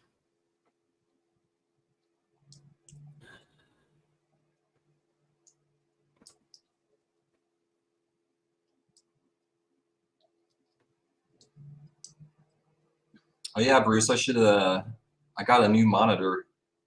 Should send you a link. It's $300 for a 21:9 ultra wide monitor. How do you like it? It's good. It's 34 inches and a high refresh rate. Jeez. It's got like 165 hertz refresh rate. And yeah, it's cheap. Gaming monitors are getting cheaper all the time. They're coming out with this new OLED technology that's still really expensive for the 4K stuff. So all the 2K, the 3440 by 1440 displays are getting cheaper all the time. And that's the sweet spot in price and quality. I just need a 1080p because I can't see that well. And I know I'm at 780 or 720p for life. I know you say that, but the 2K at this price point is definitely a nice upgrade. Even if you think you can't see it, it's nice. Okay. Thank you. I will look into that definitely because with the new income, things may change. We will be getting a house this year. That's priority good news. one. I'm done living here, paying $300 a month for electricity during summer months. They can suck a dick. And yeah, they absolutely fucking bullshitted their way out of that job, out of that money. All right. So after you encounter your traveling merchant, he wanders off and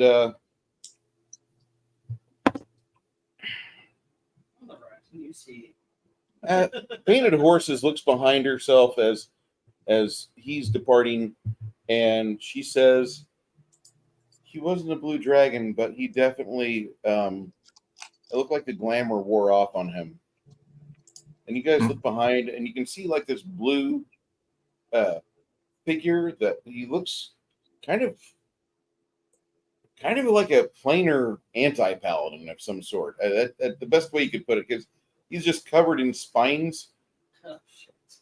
And I don't know, maybe you just met some merchant that was on his way to go fuck somebody out of a good time, but he found a better deal out of you. You gave him stuff that he could definitely sell for a profit, I can tell you that much. He's some kind of slayer, a magical slayer. I mean, isn't this this is like a battlefield plane, right, or some shit? Yes, it is. So Crack has like a plus 17 planes.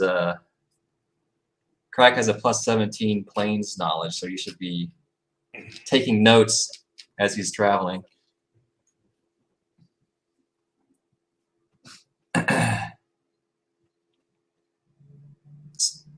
Yeah, so even though we're playing in the Frog God Games universe, I guess the planes are pretty much cross between campaign worlds. Yeah, and they would even at a Frog God table, I'm sure you would have a little bit of bleed off from the first edition manual of the planes. Archeron is a plane of war and conflict.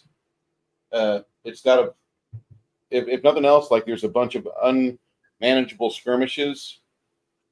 You don't have a bunch of people fighting against one big bad guy. It's like one plane of one military force striking against another. You'll have like the Devils use this as a training plane, and they'll just send like hordes of things, fiends or whatever in formation to try battle tactics against each other.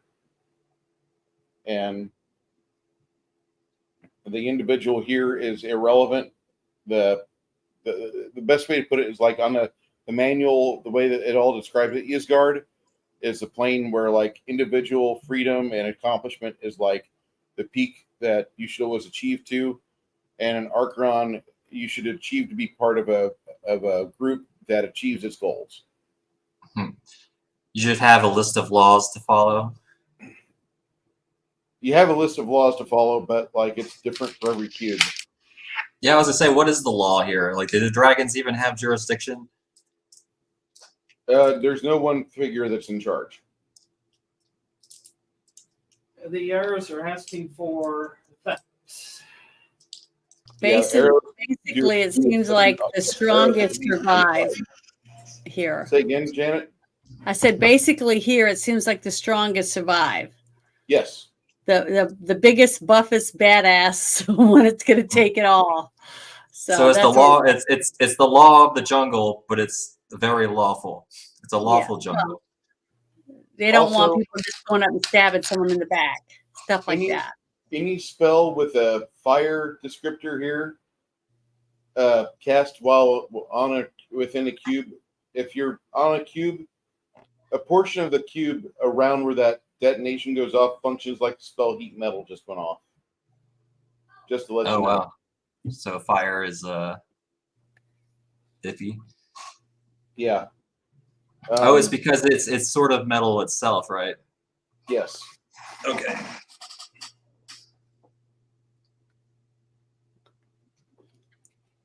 So it's kind of fun just exploring. We could just keep, or we could maybe, like I said, we could try to bait for these cats.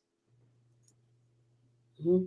That's a possibility. That's what I'd like to do, because to me, if we can finish what we're here for, then on our way back to the gate, we can kind of look around and see what we can scour. You know what I mean? So because at least we know those cats aren't going to kill us because we got rid of the alpha, right? So go ahead. I'm sorry. Here you are. Where do you want to go next? Should we go to the north cube? Can we see what is to the north? Yeah.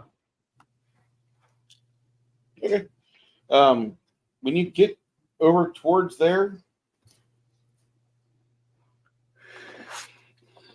it seems like there's a bunch of flat plains to the north.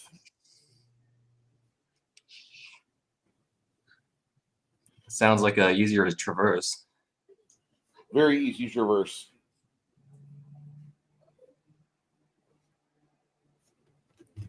And that's kind of what you find here. To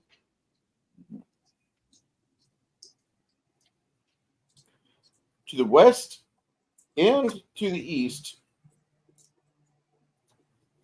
you see sheer walls of iron bordering this little parcel here. Wait, like the plains are walled in?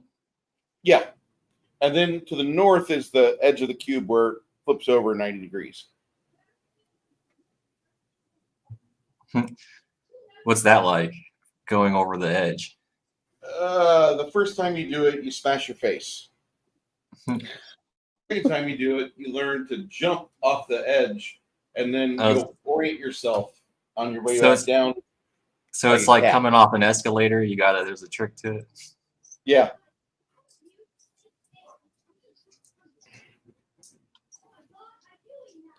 But while you're over here,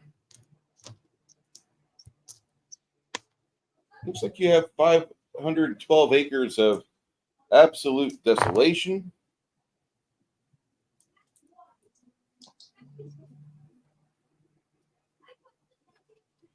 You do see some figures quite a ways away. About 2 miles away, you see some figures. They're not big and blue, are they? Nope. No, they're not. There's about 12 of them. And they look very tiny on the that far away, but you're staring at them and you see that they don't really pay attention towards you. They do note you, but they keep going about. They're hiking towards the east, where the iron wall waits them.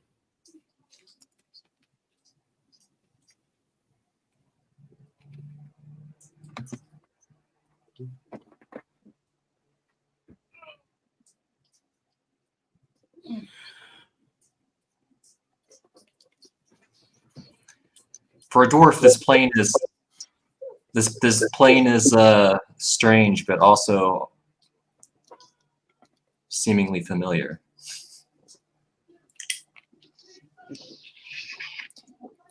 All the iron. Mm-hmm. Oh.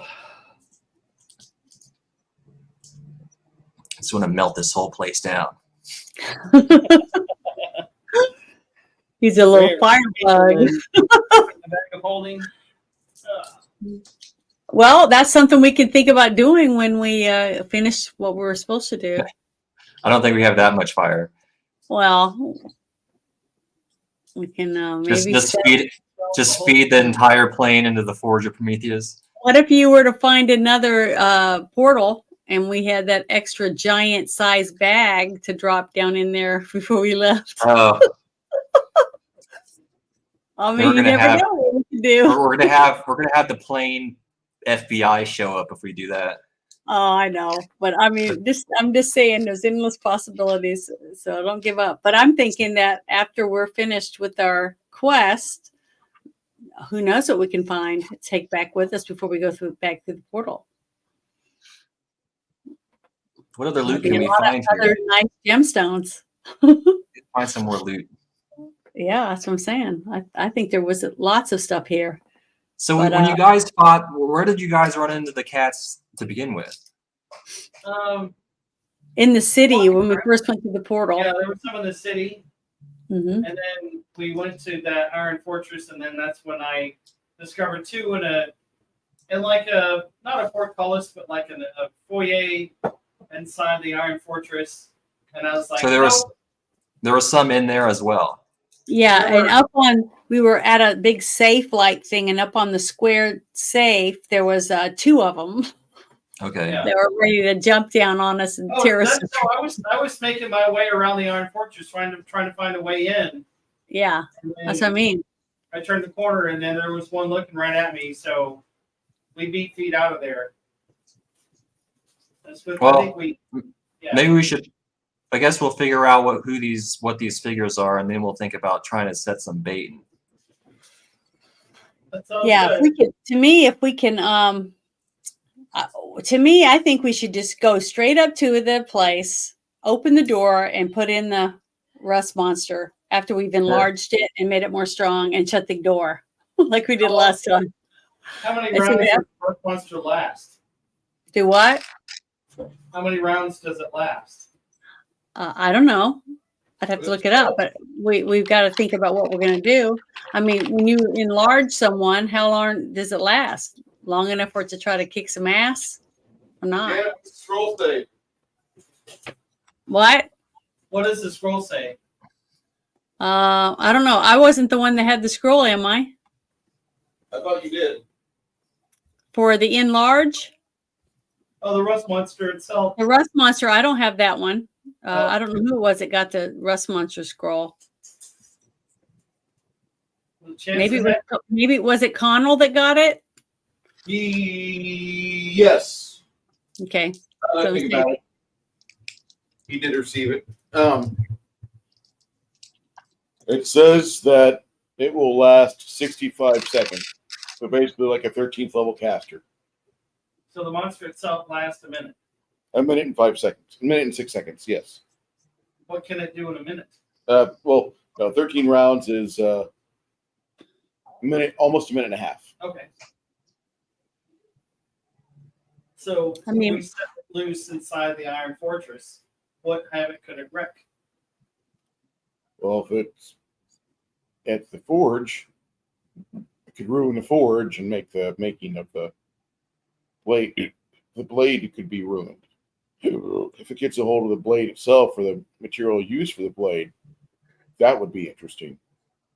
What Sad, are its too. weaknesses? Things that stab it and make it scream and bleed. Keep in mind that one arrow from me might kill a rust monster outright. Because we have two of them, right? We have two of these scrolls for rust monsters. Okay. If we try one on this, open the door, put it in there or whatever, and see if we can get it to kill Well, the alpha. Can a And normal then- summon monster spell summon a rust monster? I don't know. I'd have to look, but I didn't see it on my list. I But think the what- thing is the other one, we could take it and have it wherever the sword is being made, have it get a hold of the sword, I think the grab a sword is hold of the being sword and rush inside the sword out before the giant can get it. You want to say that again, Brooke? The sword is being made inside the Iron Fortress. Okay, that's what I'm saying. If we can get one of the other rust monster, the other one, to grab a hold of the sword that's being made and just rust it out. And just ruin the sword before he even gets it. We could do that. Do you want to send both of them there at once, or do you want to save one in reserve for killing the I would alpha? keep it because we don't know how successful one of them could be. I don't know. What do you guys think? I think you're right. I think that just using one inside the Iron Fortress to see what havoc it could wreak would be, I think, amazing. Because it's iron in there, right? So if we send him in and anything he touches should start to rust, right? Yeah. Okay, so if we can, I don't know. Do you think we should just take both of them in there and take it straight to the forge and try to get it to one of them to grab a hold of the sword and ruin it before we can? Chance, guy how can do we get it. control the rust monster? See, I don't know. That's what I'm thinking. Because if we can just ruin what it do you before he want to do puts with his hands on it. I was going to send it after. I was going to send it after the forge. Yeah, that's what I was thinking we should do. This.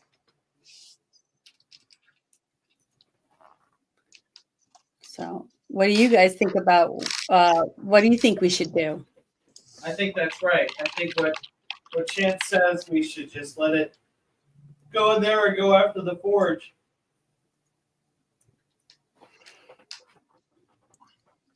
Do we want to go in behind it and risk, fighting, or do we want to just let it go in there by itself? Well, Yeah. if we go in behind it, we can engage other enemies and then let it do its thing. We can engage those enemies. Yeah, we could do that. What do the rest of the team think? What do you think, Crimson? Say that again. What are we doing? Well, we're going to let the rust monster go into the Iron Fortress, go after the forge, and try to destroy the sword. And we'll go in behind it, offer support, and engage other enemies so it can just. I don't think it would make it that far. No, you want to guard it. You don't even want to summon it until you see the forge. Yeah, that's what I was thinking. All right. I got another question. Who is the blacksmith? Who is forging the sword? Does I don't anybody know. know? I don't know. Because we're talking about a blacksmith so skillful that he can forge this kind of weapon. Chance, do you have any idea? I don't know.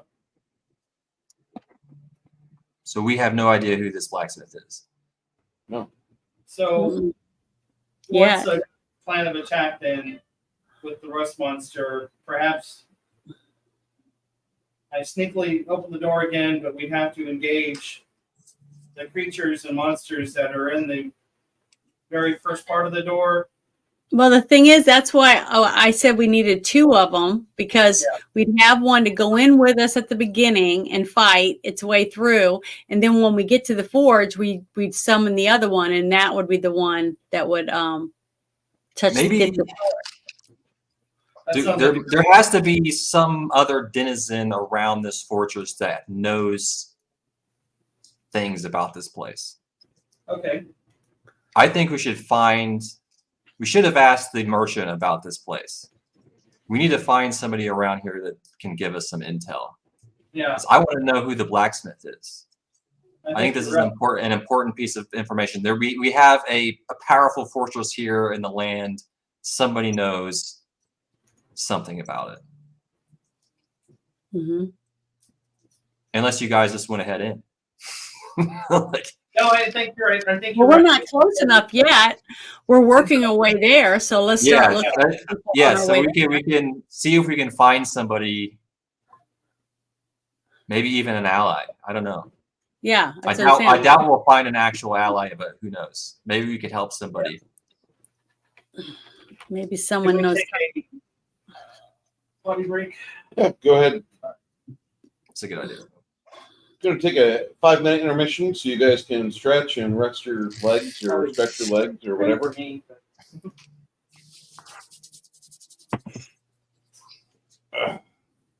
Yeah, I bought a new computer last year and it's really nice.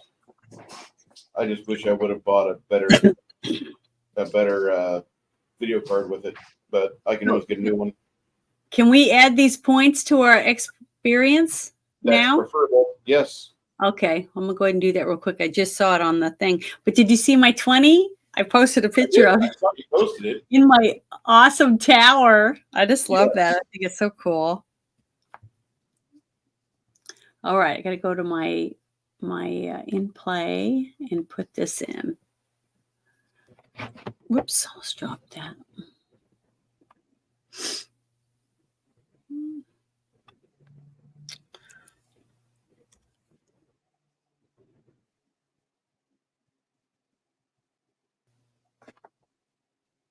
Okay, I added it. I'm gonna make me a sandwich.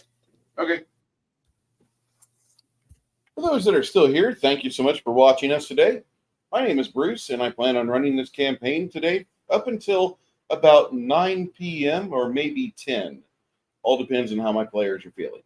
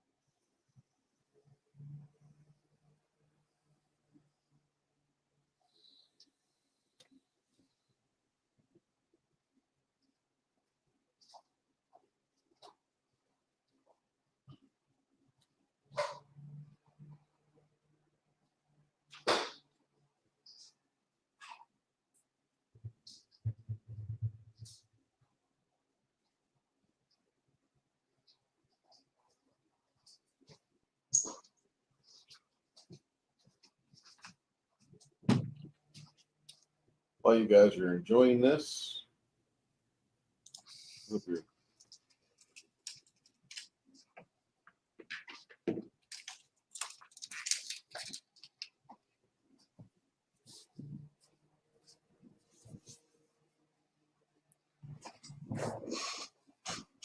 Hey, Janet, are you back or no?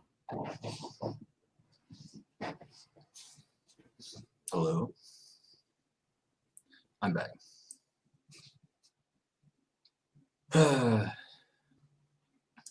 How the hell do we go on this trek and nobody knows who this blacksmith is? Of course, the dwarf is like, hold on a minute. A blacksmith? If you have knowledge planes, I'll let you know. Okay, Crack has like a ridiculous planes knowledge.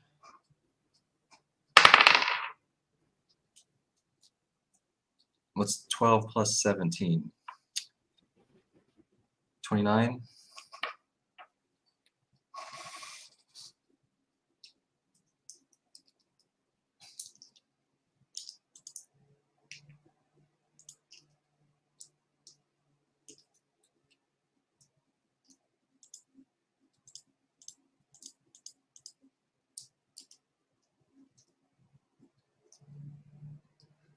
Is it 29 high enough? The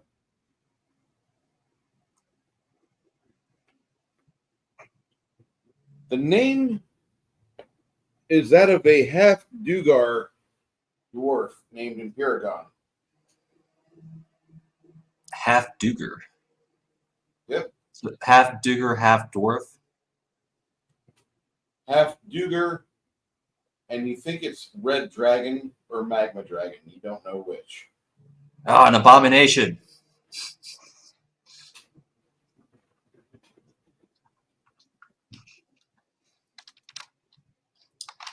It's like almost, but not an actual fiend, but very fiend-like. Very close.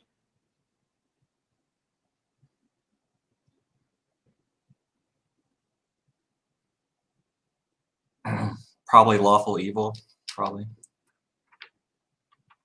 Yeah.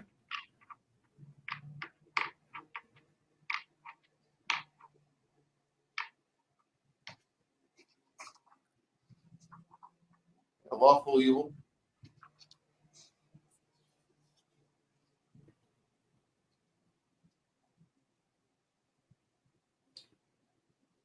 Have we encountered any other dwarves? You just saw some on the plains. Oh, that's what those were dwarves? I missed Yeah. that. More Dugar.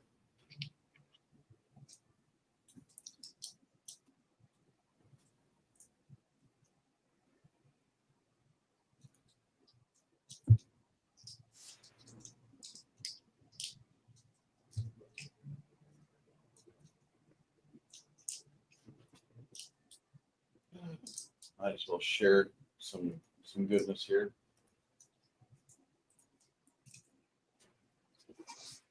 There we go. Having a booty break.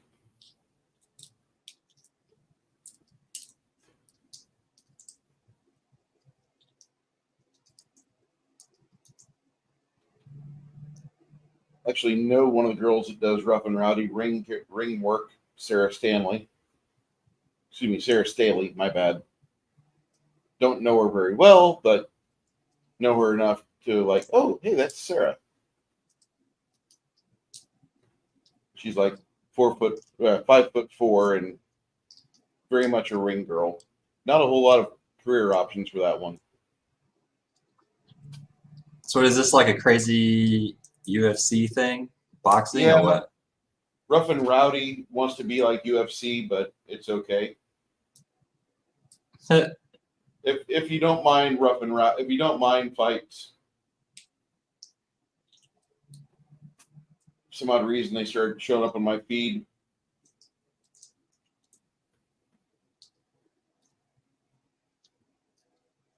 It's like Jerry Springer boxing. Yeah, Jerry Springer boxing indeed. This is like all West Virginia, Northern Virginia shit. I liked Street Beefs. Oh, fuck yeah. Because that's legit, like, I think I sent you a link to them before. It's like legit people off the street. Yeah.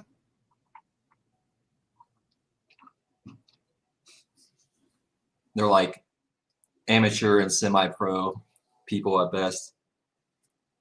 I like amateur fighting more than professional stuff. shit. Yeah. Yeah. Because people, they don't know exactly what they're doing, but there's like the skill. When somebody comes in that has like, you can see the difference in skill. Or like somebody will dominate until they meet somebody and it's just like a cut above, and you would think, you know, oh, they've won 10 fights, and now someone with real skill comes in, like pro skill, and they get owned. Tits McGee here. Yeah. I tell you what, I love Sydney Sweeney. She's bringing back tits and appreciation for women's figures.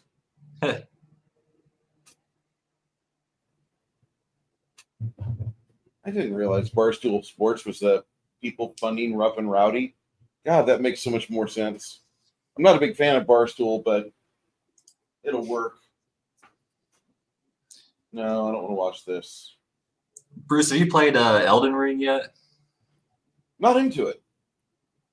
I wanted to be, but it kind of isn't my thing. You know, I didn't think I would be into it because I'm not into the whole die a bunch of times thing, because I don't want to break my controllers and shit. Yeah. But it's a pretty good game. I'd never played any of the Dark Souls stuff.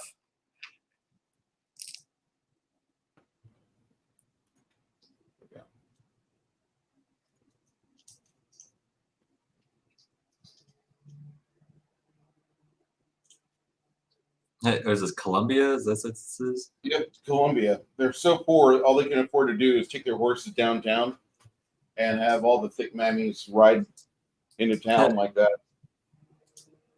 Colombian women are pretty hot. A typical Friday night.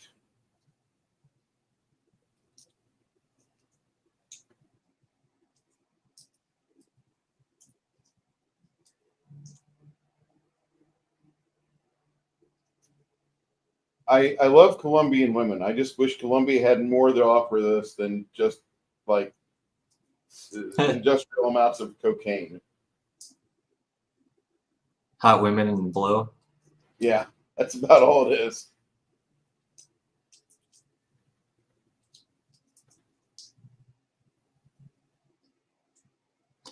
You know, apparently there's a place in Brazil that's like, it's like a South American Texas. It's like they have all kinds of cattle and cowboys, and they drive trucks and listen to their version of country music.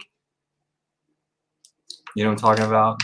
I've heard of this, but I've not being familiar enough with Brazil to. South America has they have a lot of like good pasture down there, I guess. So they have really good like steak and beef.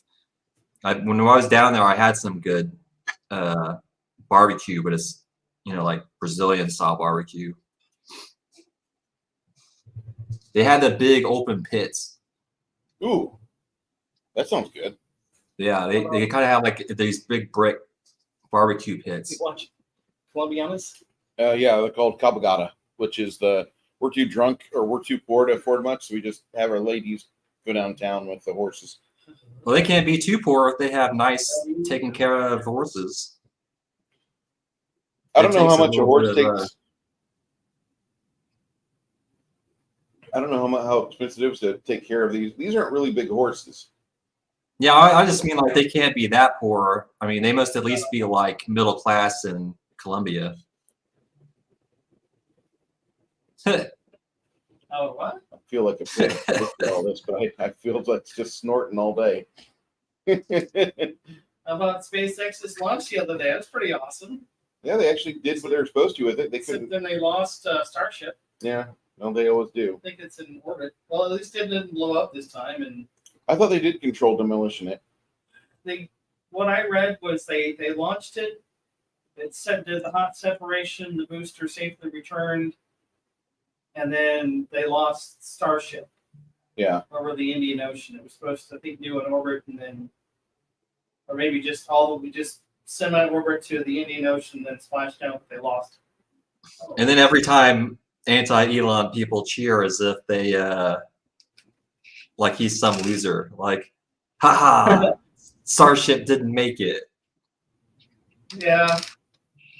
Between Elon, Richard that Branson loser. and not Elon Bezos. Musk, but Jeff Bezos, those two guys really hate fucking Musk. Really? Yeah. Well, Bezos and I expect Richard Branson to try to pair up his Virgin Space with. Well, he was working on the Virgin Galactic thing for like 20 years with Burt Rutan, and then they had that one accident, and they fell so far behind. And Elon was just straight up like, "Fuck it, I'm going right back to rockets and reusable rocketry," and he just blew them out of the water in half as much time. Yeah. Yeah, Branson Virgin Galactic was really seriously wanting to do the reusable spacecraft. On launching it from a jet, but no. It was really cool, but even his basic vision, it doesn't even hold a candle to what Elon's doing. Like, if Elon is able to launch those rockets and like spit out Starlink, one after another, like they're already launching all that stuff. There's no telling what else they can do with those things. What was Branson's end goal? I think it's just space tourism. They wanted to do it's just a little joyride. Yeah. Well, that's not going to happen. Yeah. He wants to lead space flight because he feels he can make money off guys like Bill Gates want good space. Isn't that what Elon wants to do with the moon? Have like a civilian colony or Mars or some shit? Yeah, he wants his big goal is to get to Mars. Yeah. I don't know about the moon stuff, but yeah, I wouldn't be surprised because NASA is a joke now compared to what Elon Musk has proven that. I was always a big NASA supporter up until like the last probably like 15 years or so. I can't believe how hard they dropped the ball. Yeah, they're not doing anything nowadays, and they're relying on Elon to launch everything with his. Their big thing now is diversity, equity, and inclusion. That's their #1 mission. Yeah, that makes a lot of sense. Oh, I read that the Army no longer has duty on our country as their motto. It's now Army values. What's that? The Army, their motto was duty on our country. But now it's Army values. That's fucking stupid. Yeah, my wife's oldest is in the Army. He's not too happy. Janet, are you back, or are you there just staring slack-jawed at all the? Janet's still making a sandwich.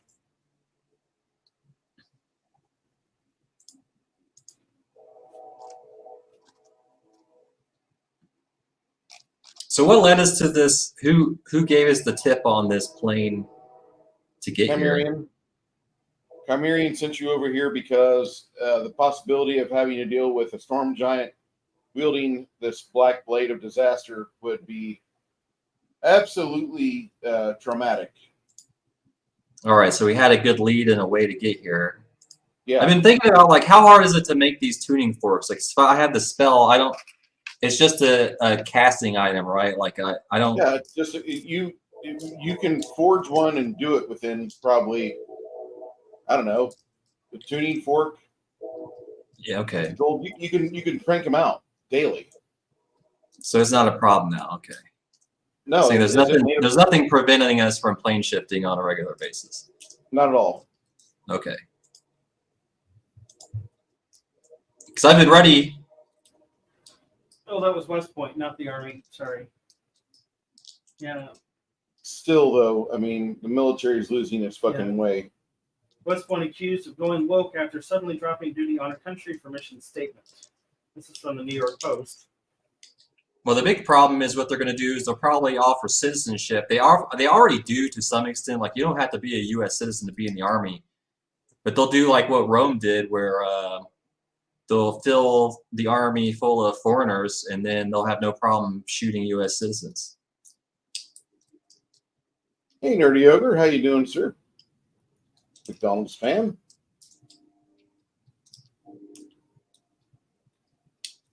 They didn't have to go to high school, or they don't have to read and write or anything. Yeah. Mm. But she made it back. Yeah, I'm sorry. I was so hungry. Mm. It's all right. I'm gonna make because some We're food later. probably gonna make you pissed that you're not here. So I'm ready. I'm ready to go. All right. So what does a When sword of do we conquest decide- do? What are we gonna do? What does a sword of conquest do? The Sword of Conquest is a blade that is a human slaying blade. Has a bunch of modifiers for its charisma and its ability to lead. It'll quadruple. It will quadruple the amount of servants and followers he gets. Oh, that's interesting. But it's not a humanoid, it's a human killing blade. It's a human killing blade. Okay, so I don't have to worry too much about that.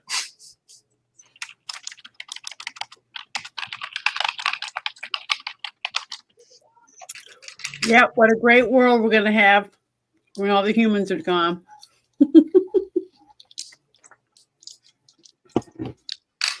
Mm. A lot of dwarves wouldn't even notice. And that's not a matter of judgment, that's just dwarves. That just depends on where they live. Yeah.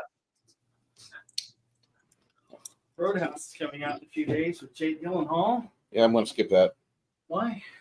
because I don't need a replacement for the classic. With, It's not a replacement. It's a reimagining. I don't need that. I don't need to reimagine anything. No, I know. The original. But they're going to try to. Disney's going to run shy of money, and they're going to be like, "We're going to redo Star Wars," but Han Solo is now a Chinese female, and fucking Chewbacca is the only human in the bunch. Mark Hamill's Luke Skywalker will now be played by a red-haired, bearded transgender fucknut, and Elliot Page will be Prince Leia. I don't think they could ever redo Star Wars. You're right, but they're going to try because there's possible money there, and they think- can sell the toys again. I think what they want to do is do more stories.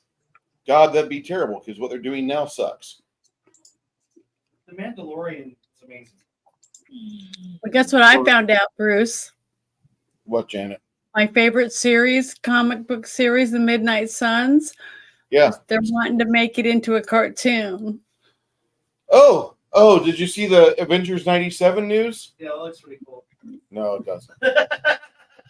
Everything Yeah, Disney, everything Disney touches has got the Biden touch. Like the only thing not happening when you buy Disney Plus is Mickey Mouse with an erection not sniffing your child physically. But that's what they're really trying to do. They're so fucked. Fuck you, Disney. You can't fucking make a single good thing, and you haven't since you bought the Star Wars license. You built the fucking blue-haired land whales out of Tumblr, ruin your fucking existence, just like Hasbro did the same. That's how you really feel, Bruce.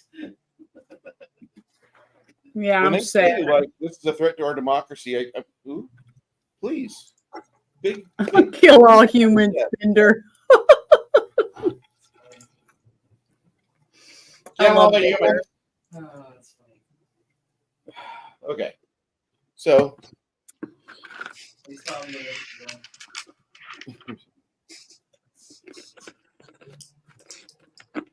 later that day, night is indeterminable while you're here. To keep the ants away, you light a fire. I have a question. Am I able to stone shape the ground?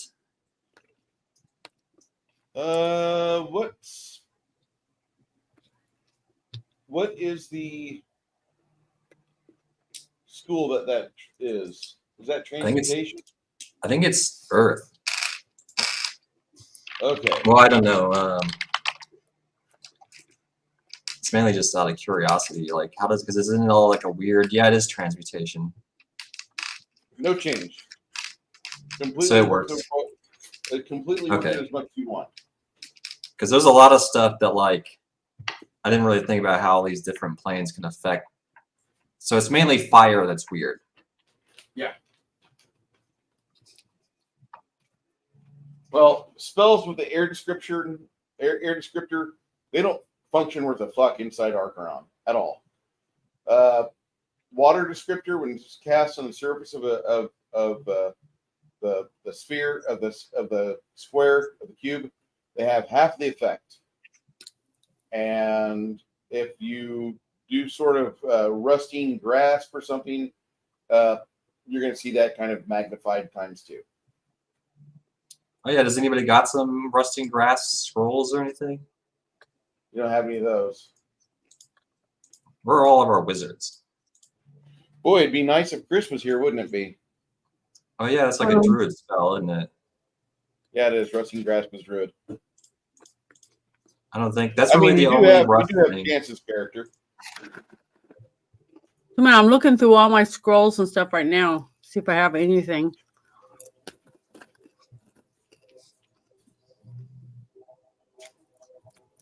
Well, nothing. I don't think we have any rust stuff. There's not a whole lot of rust things that we can do. I don't think.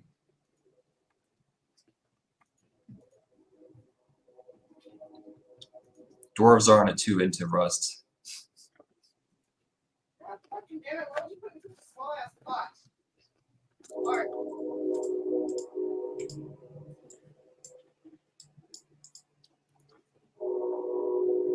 I like Kevin Sabata. Not a big fan of Palladium as a system. It would have been just straight D100 to be great. Be perfect. I'd play it all day. Okay. Now this isn't Archeron the name of the entire plane? Is there a name of the specific cube that we're on? Yes, there is.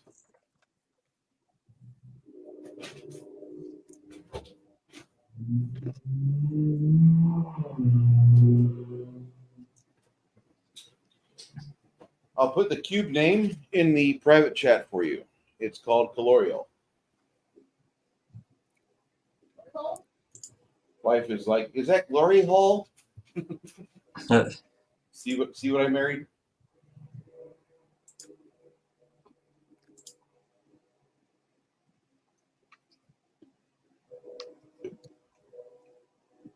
Are there like essentially a near infinite number of cubes? There is.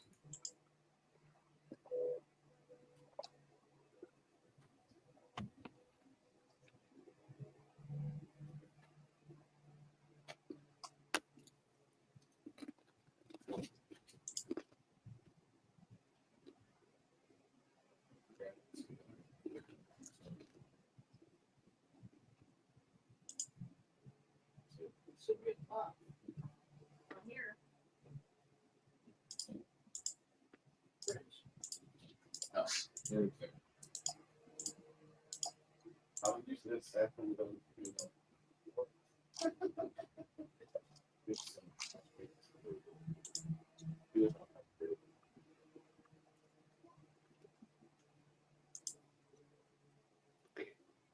So how big is the circle that we're standing in right now? You measure it by the lines on the ground. 5, 10, 15, 20, 25 by 25. Okay. Sweet Too and big. ladies. What's going on, Janet? I was saying it's too big. Okay. I was trying to think of something. I have a thing that can put like a barrier around us. It's a circle anti-life shell where we can breathe and everything in there, but nothing can penetrate into it where we are. It I think it keeps lasts out all night. hemispherical energy field that prevents an entrance of most types of living creatures, affects animals, dragons, fae, giants, humanoids, magical beasts, monstrous humanoids, oozes, plants, and vermin. About But 6 it's only hours. 10 feet around. About 6 Sorry. hours Yeah. into your rest, Janet. After you realize that spell won't work, 6 hours into your nap, Mhm. getting your spells back, you wake up as everybody else does, as the tattletale alarm that Chance has starts going off, and you guys kind of look up, and in one portion of the evening sky where the red misty nebula lays, and you guys it's kind of comforting to see this red misty nebula, but you see a winged form coming out of the darkness. Uh-oh. Draw my bow and knock a slayer. All right. At this point, I'm going to ask for initiative.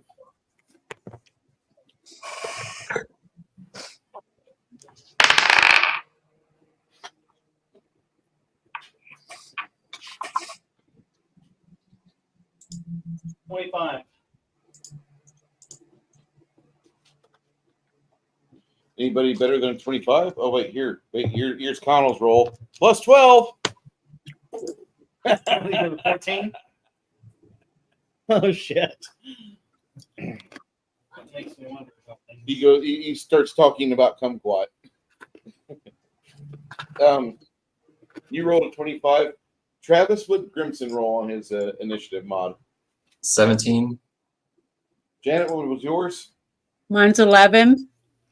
Okay. Well. Okay, Brooke. What is Redleaf doing? How far away is that winged creature? And it's a tinged blue. It is How far away is it? about 60 foot. I whispered a chance. Would I have a chance of stealthing? Probably not a good idea. Okay. So I believe I have 3 attacks. The first one's going to be your seeking arrow. Yeah. This will be with a slay arrow. Well, you're right. Seeking arrow, my bad. The slay arrow. Slay arrow. Yeah, first one's a slay arrow.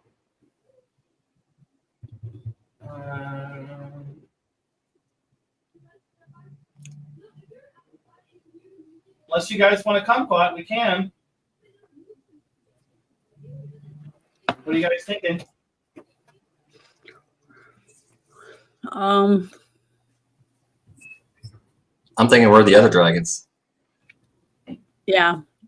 That one's he found us. The other ones are on their way.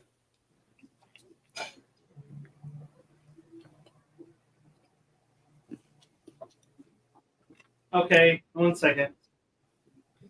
Too bad we can't get that dragon to attack that castle or that. That would be cool. But oh well. I mean, I don't know what to do. I definitely know I don't think we'll win. Not with 3 of them. For 3 at all. Maybe they're split up trying to find us. Probably. Yeah, but won't they sense the other one fighting? No. I mean, don't they have that type of sense or something?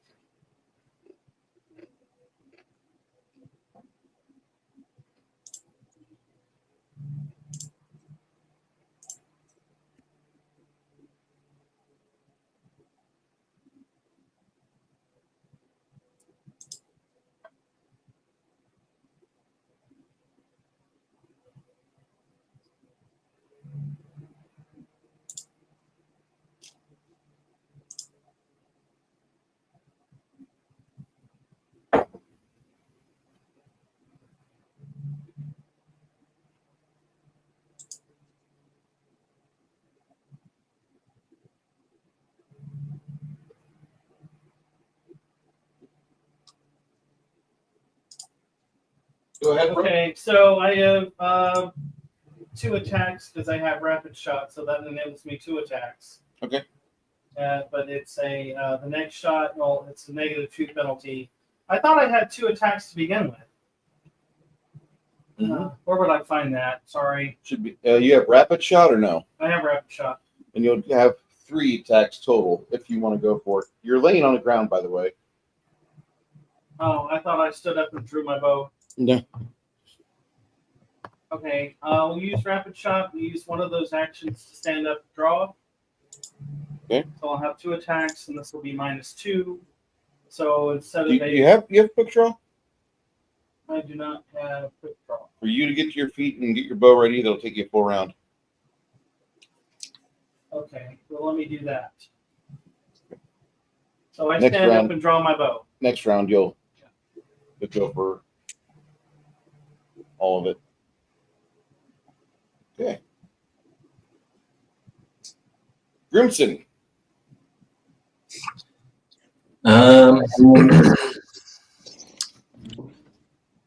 I guess I will stand up.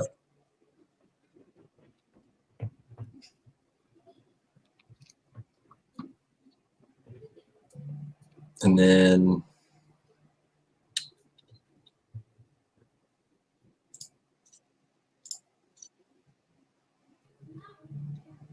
I feel like we're going to get hit with electricity.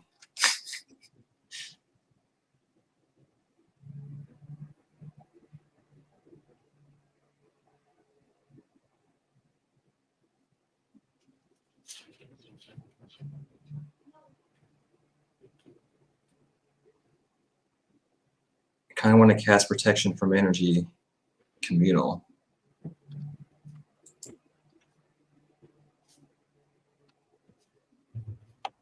Yeah, I have that too. But That'd be a good reactionary spell. A good spell. how many people can I get with that? Depends on how far away they are from you. If it's only a close range spell, you can get everybody. It's 10 touch, minutes. I think. Yeah. 10-minute levels. It's up to Bruce if he thinks that I can get everybody. Yeah, Or I think not. you can. Okay. Then that's what I do. I cast protection from energy communal.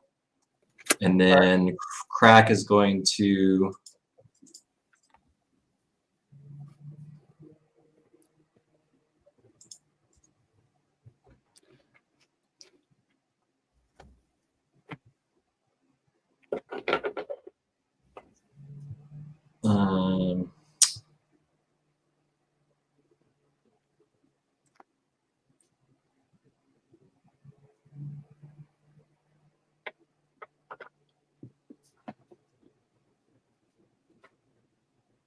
is going to burrow underground.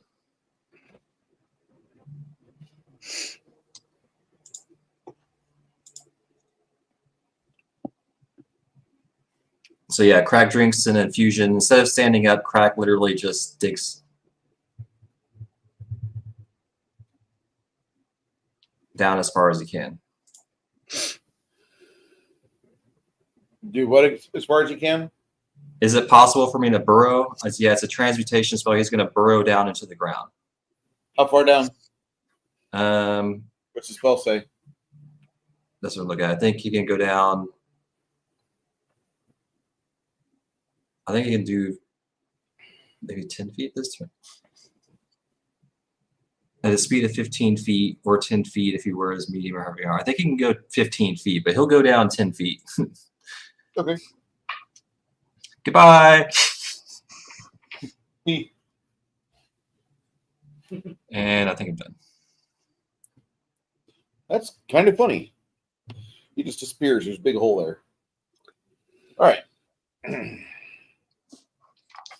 Janet, Yeah.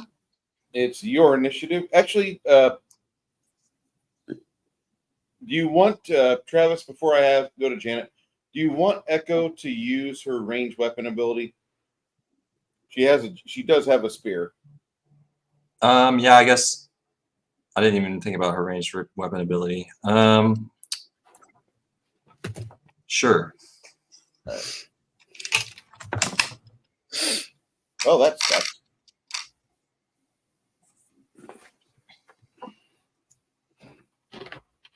She gets up and launches a spear, but it falls short. And then she'll just do a 5-footer. All right. Miss Janet from No Planet, what is Luna doing? Well, I guess Laying that down. I will. Is my mic off? You're No, on. it's on. Okay. I guess I'll do a Holy Smite Okay. because I can do that while laying down on the ground. Yep. So I'm gonna do that. Let's see. What do I do for this? Roll me a d20, and you're 13th or 14th level. I am 14. Okay. So There you being go. 14th, I need you to roll a d20 and roll an 11 or higher. Okay. I rolled a 17. And do I add anything to that or not? Nope, you're good. 17. Now I get to roll is it fortitude save or will save? It says it's where is it at? It's a will. DC 18. Okay. A will save? All right. Mhm. Go It ahead says and roll your go ahead and roll your 5-die-8. Okay, hold on. I gotta dig them out real quick. I got the bags open. I just haven't opened them up all the way.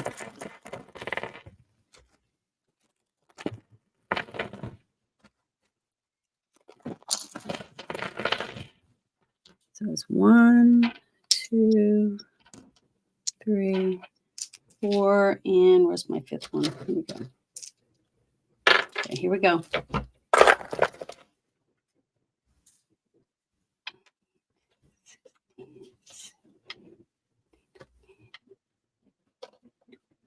$22.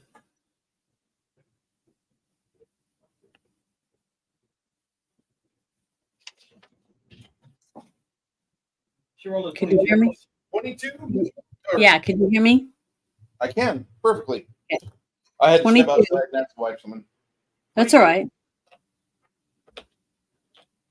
All right. The blue dragon takes the damage. All right. Okay. And Now it's Sasha's turn, right? yeah, I don't think does Sasha do anything from the ground while she's cowering there, or no? No, she has to stand up. So that'd be her move, right? Yeah, and Standing up. also everybody needs to make a will save 22. Okay, hold on.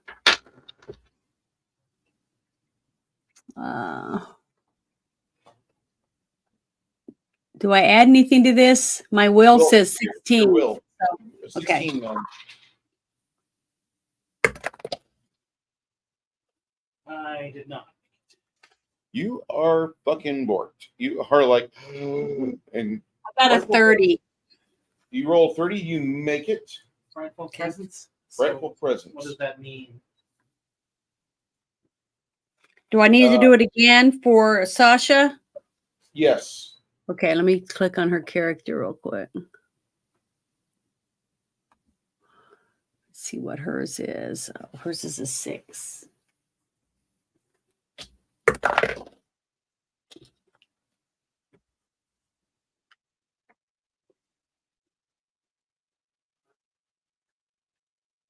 $24. Okay. Then she's not panicked. However, I need to roll for Connell, which he's rolled a 17. He's fine. And I need to roll for Echo. Likewise. Literally. So I'm the only one that's like, ah. Yeah, you like shit your pants. And you're considered frightened. What does that mean for my next round? Anything? You're going to be frightened for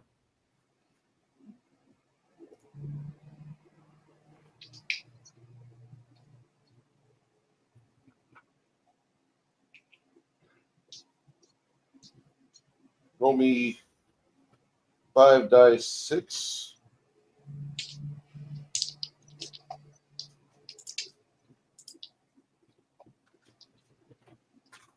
Oh, and you can turn off the intermission.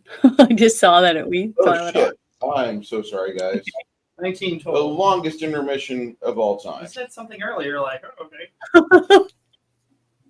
19, Bruce. 19. Okay. For the next 19 rounds, you're going to be Not able to do anything. I wouldn't say not able to do anything, but Skittish. I can cast remove fear. So next round I can remove fear. Cool. yeah, he'll need that because frightened sucks. Yeah, after Grout ran away last dragon fight, I'm like, okay, this is a spell I need to have.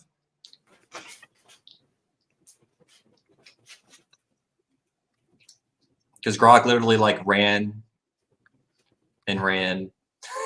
Is he still running? He's still running to this day. I was running. Yeah.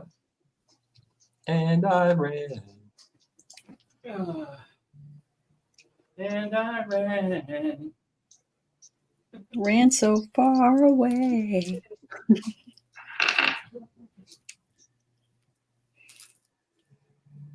You aren't monetized, are you? Not yet. I am, but if I get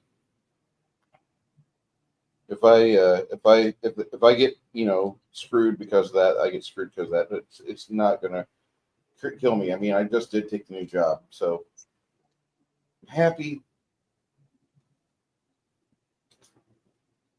I'm going through a bunch of cards looking for the. Ah, here it is.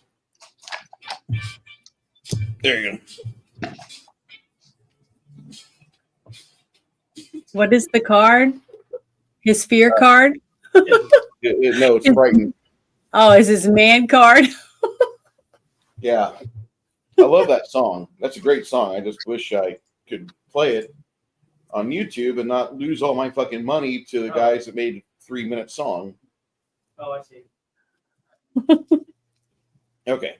It's all right. It's playing in everybody's head. Okay.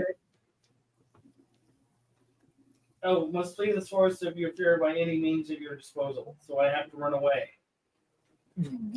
Yeah. Naked. Do you wear light armor? I think medium. If you're wearing light armor, you can sleep in it. Medium means no, you're out of armor. Wait. So he's naked laying by the fire? No, it's leveler, so it is light armor. So I am not. Okay. naked. Thank Good. goodness.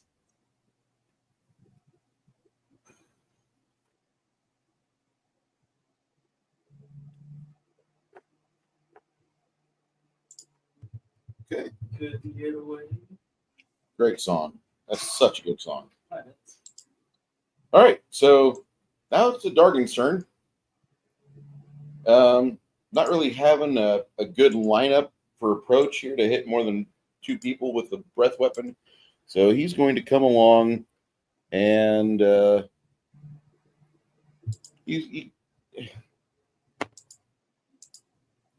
he claws at Connell. I can't speak when it's my turn. I'm running away, right? All right. So Connell is one with the dragon. Does the dragon fly off after it swallows Connell?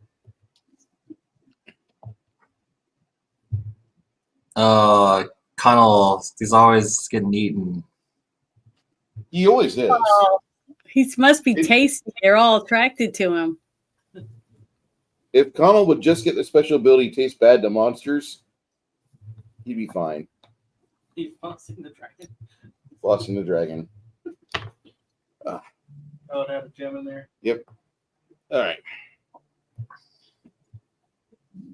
So he's not swallowed, is he just in his mouth? In the mouth. Well, now that the dragon is distracted.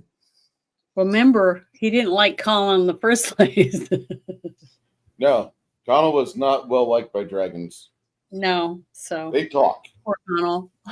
So is Chance being carried away by the dragon? Yeah, he's in the grab position in the mouth. He's not happy. So someone needs to shoot the dragon in the wing so he can't fly away. There goes our escape. God bless America. Hey, I get to add those boots to my treasure leather if I win. I can still plane shift, but What that's does dragon do different. with boots anyway? They can't fit the dragon. Dragon doesn't need to bring those back. You don't need teleportation. The hell? We can plane shift, although that's not quite as convenient. You have that up your sleeve, don't you, Crimson? What? Do you have plane shift up your sleeve? Yeah, yeah. Why don't we cast that shit and get the fuck out of here? Well, we're not just gonna say goodbye to Connell. But party preservation and all. Why does that dragon look so? Rain was being The swallowed. dragon, I'll just took the your dragon shit looks. away, bastards. I mean, it wasn't just you that fell over. It was also Grog. No, but I was the one that was eating because I was being an asshole. But No, Grog got clawed to bits. Oh, yeah. He fell apart. but he was rescued. No, he had to be raised. Yeah. I killed half the party. I remember. That's something that's still talked about on Legion of Myth. The day that they watched that was like, Bruce, the big red dragon, the big blue dragon's like, give me half your shit, I'll let you leave. Give me all your magical stuff. You can exit. I won't kill you. Do your worst. Belch. Flop, flop, flop, flop, flop. And the rest of the party's like, okay, here we go. Here's my magical panties. Now soiled. Here's everything. No, foiled. You guys fucking couldn't get that magic gear off your characters fast enough. I don't want to say I didn't like Donnery anyway, but I don't like playing paladins very much. All right, so They don't suit my personality very well. you want to run away. I start running. All right. Oh, I'm not that fast.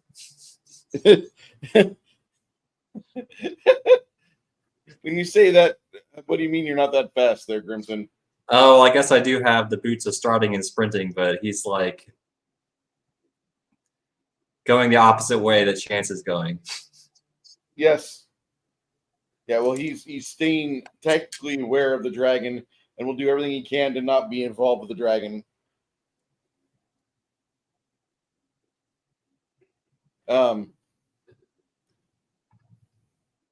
You triple move over here. Let's see. I overestimated, my bad. Okay, there you go.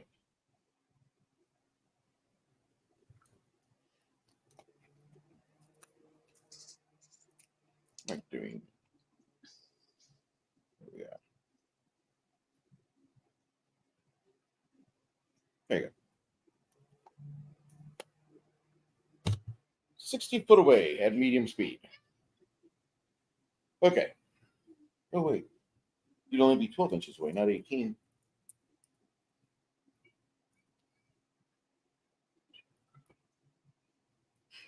Oh, wait. You would be 18 because you're in light armor, not medium. Okay. Now that I'm done, moved him. Travis, what is Grimson doing? Shit. Does he look like he's just trying to escape with Chance, or does he look like he's chewing on him? From the blood falling from the sky, you think he's chewing on him. Oh, wait, is he flying? He's flying. So he's flying away from us with Chance in his mouth. Yeah. Okay, I guess.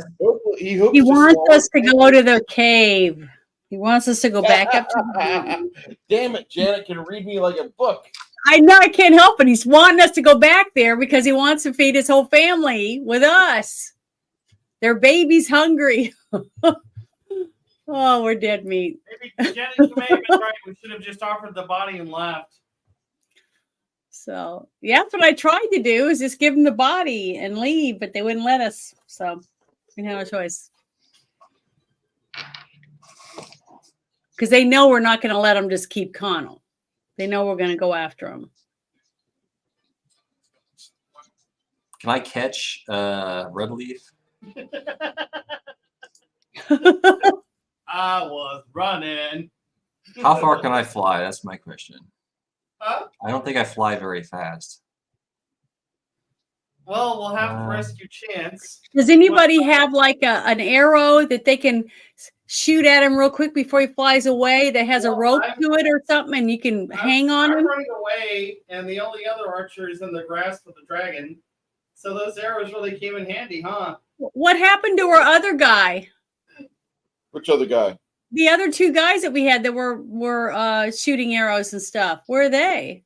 She's right here. Oh, okay, her. That's And right. you're talking about last week when we had No, I was talking about her. I thought we had other people, but I forgot. We just bought him a bunch of arrows, but he's frightened to death. So he's helpless. I knew it. I knew we were gonna spend all this money and it wasn't gonna help us worth shit. Well, we But could try to do it later. We'll have him at least on our arsenal. Yeah, but Connell might be dead. We need him. We need his boots. We need those boots, not the boots. They're also getting eaten. His boots are getting eaten by a dragon. I mean, I can maybe summon a flying creature, but by the time I summon it, it's already going to be another round. Yeah, I know. Me too. I could. My turn hasn't happened yet. Oh yeah, I did. I already had my turn. That's right. I sucked. Oh well. If you can cast remove fear that far, then I can start shooting at the dragon.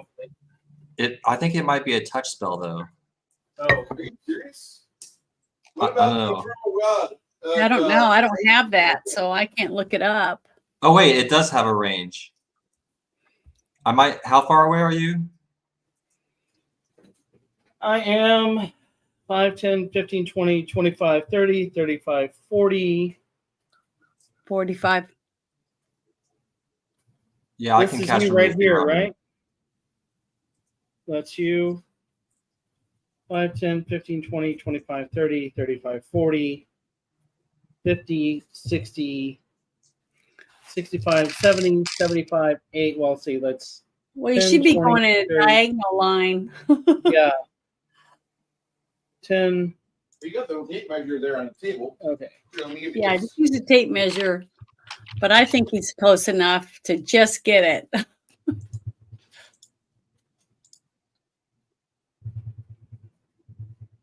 I am about 55 feet away from you. Okay, yeah, I can do it.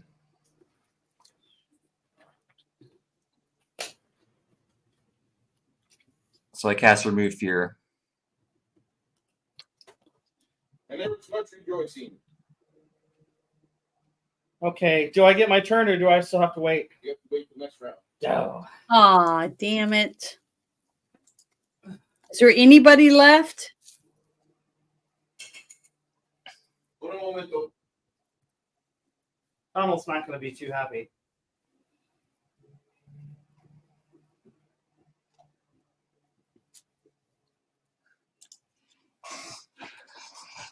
Yeah, he's got a pregnant woman waiting on him.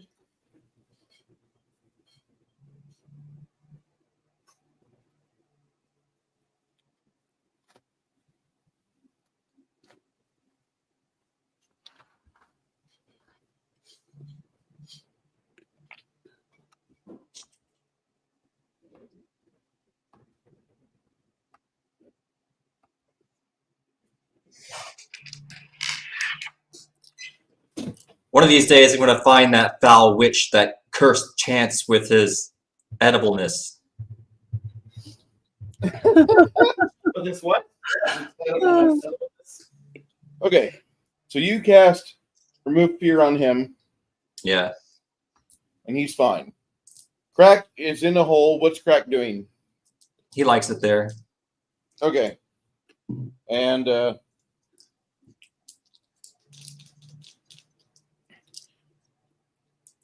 she moves over to where he was staying and grabs the quiver off the ground and strings a bow. Travis, you want to roll me a d20? I rolled a 7. A 7? Yes. Damn it.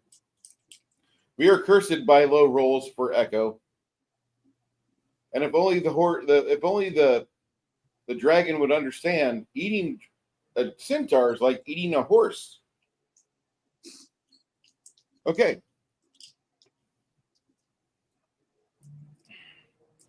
Luna. Darn, I'm trying to see if I have anything that can fly. I can make something that can fly to follow it, but it's nothing. It's Summon nothing a rock. A Summon a rock? rock. Why? Because it's a big flying bird.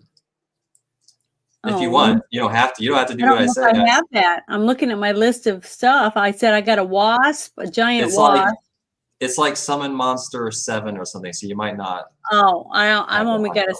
I'm only got a 6. Let me see if I got Okay. the next level one. Hold on. Nope. We may not have time, anyways. Yeah, I don't.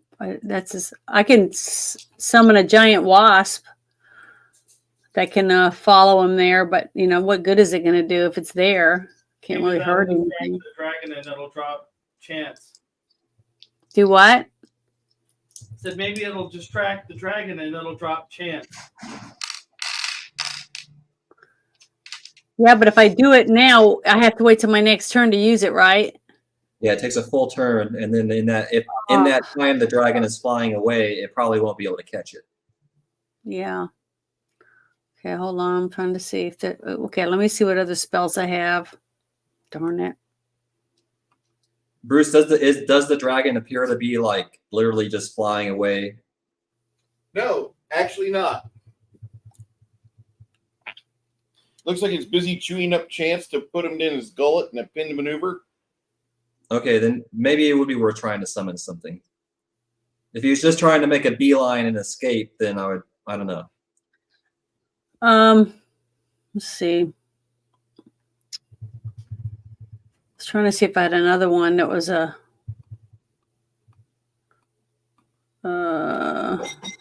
okay, I did Holy Smite already. Did it work? Yeah, I did 22 damage. Yeah, hold on. I'm trying to read some of these.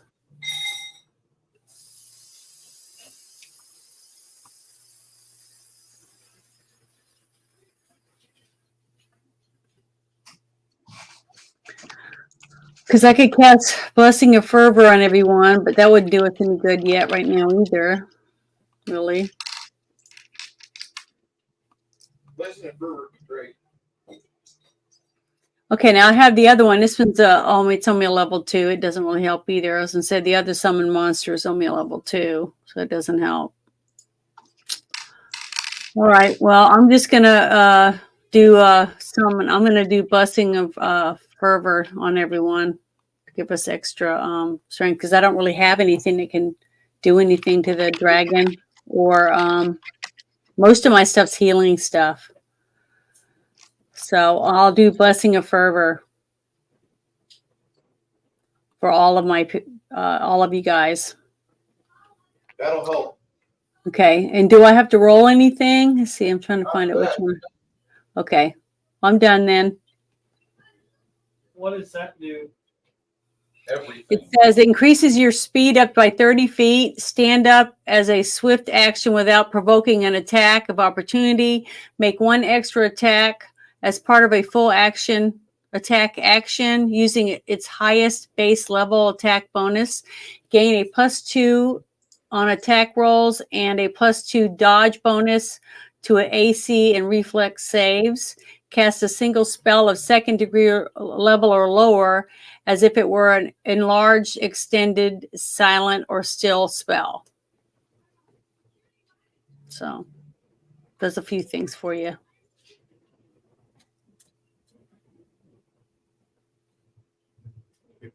Yeah. And it says Blessing of Fervor can't be used on top of haste, but we don't have that right now. So, but there you go, guys.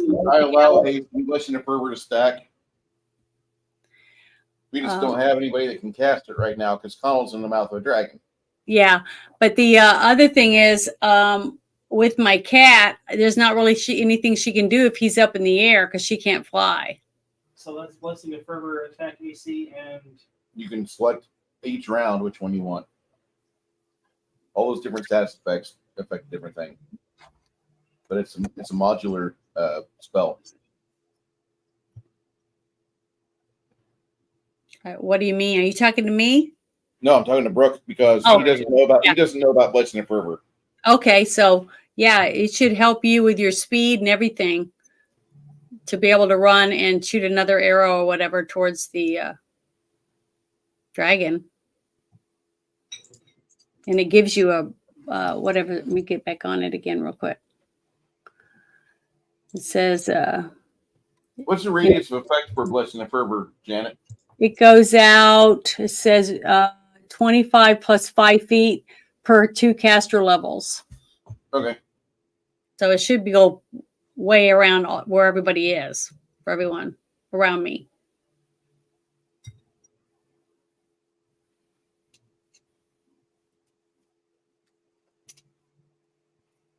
But it says that it will increases your speed by 30 feet. So I don't know what your feet is, but you have to figure that out.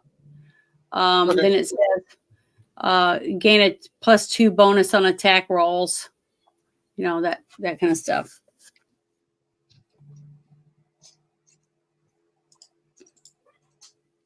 So hopefully that'll help you guys a little bit. Maybe we can do something. yeah. If we can just get him to drop him,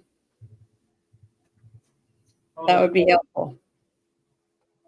Or her. I don't know if it's a girl or boy.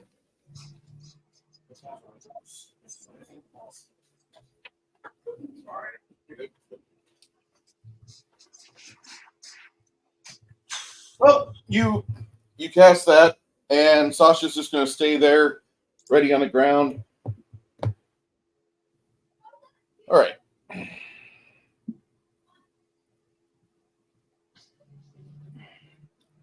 Well,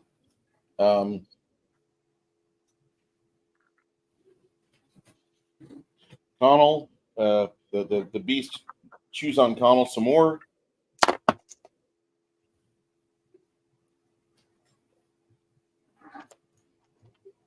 You see Connell get passed from the mouth to the gullet. Oh no. Oh, Oh yeah. And then sorry, Connell. Feel terrible. With us? I didn't say that. Okay. He's just been swallowed. The Dargan is about 100 feet away. So that's one of us down so far. How many is he going to get? Or she? Such a pessimist sometimes, Janet. I know. I can't help it. I'm sorry. Oh.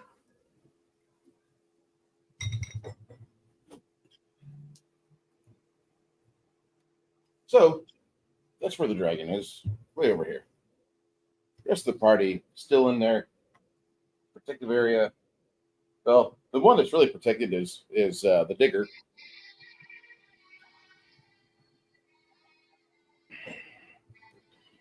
Connell, channeling Connell through him.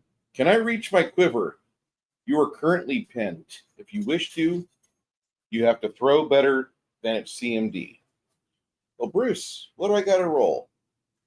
You got to roll high, Connell. So far, you haven't done that today. You don't want me rolling. If I roll escape artist, can I? He's in a gullet of a dragon. How can he roll escape arts? I could. It's a thing. In the gullet of a dragon. I can't reach my quiver. Okay, that's all I need to know. Does he have a melee weapon? He does. He has an adamantine dagger. Should have reached for that instead. Probably would have grabbed it better. I don't mean to criticize Chance. I'm sorry. He's good. All right. Oh, it sucks. Your bow and arrow Or there. are in her hands. She tried. That's great. I say, good on you. I make my round back towards the party. And she'll, if you have a move action left because of Blessing and Fervor, and you rearm yourself, I ask for my quiver and bow back. you get it back. Okay. And he's too far away, isn't he? That's all you can do is move back and arm up. Okay, move back and Because arm up. you Yeah. ran as hard as you could. Yeah. Give me one moment. I'll be back. Because of Blessing and Fervor, you were actually able to get ready for the next round. Awesome.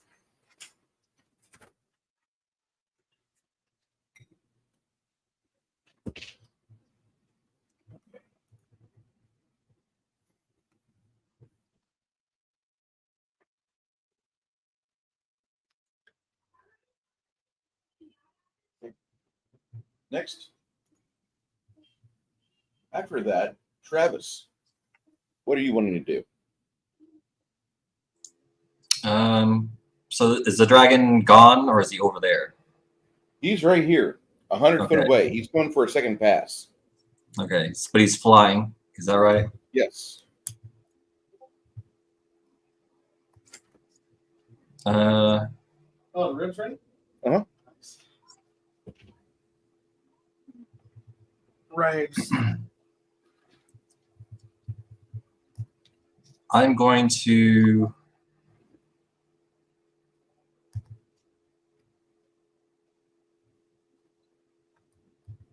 I want to move to the right. Move to where? How many spaces can I move? You can move 20 feet. Okay, so I'll move 20 feet to the right, and then I want to start summoning.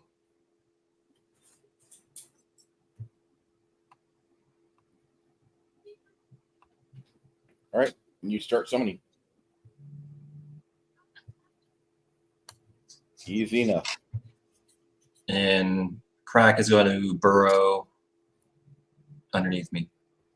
So he's still underground. Okay. Is Crack a sapper archetype? Not really, but I mean, he could be.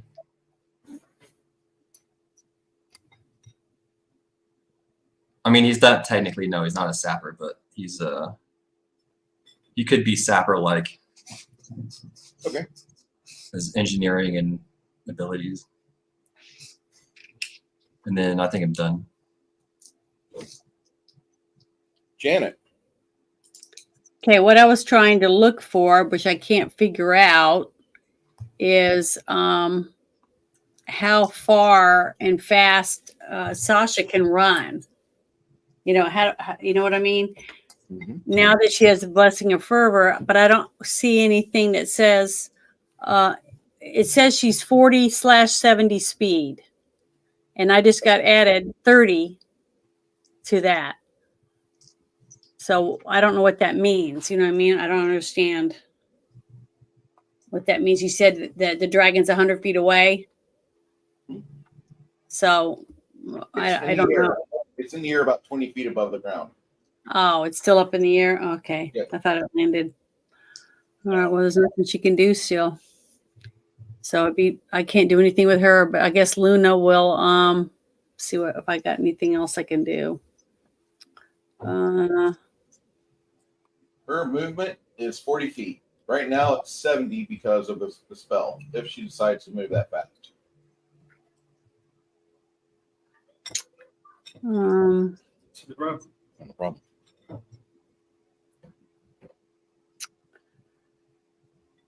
I guess I'll just run towards where the dragon is, get as close as I can, and maybe I can do something to her if she comes close enough to the ground.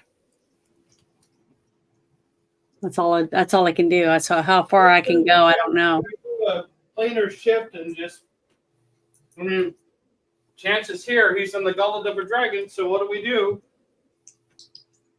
Well, if I can get close enough to her, maybe I can stab her in the stomach. I don't know.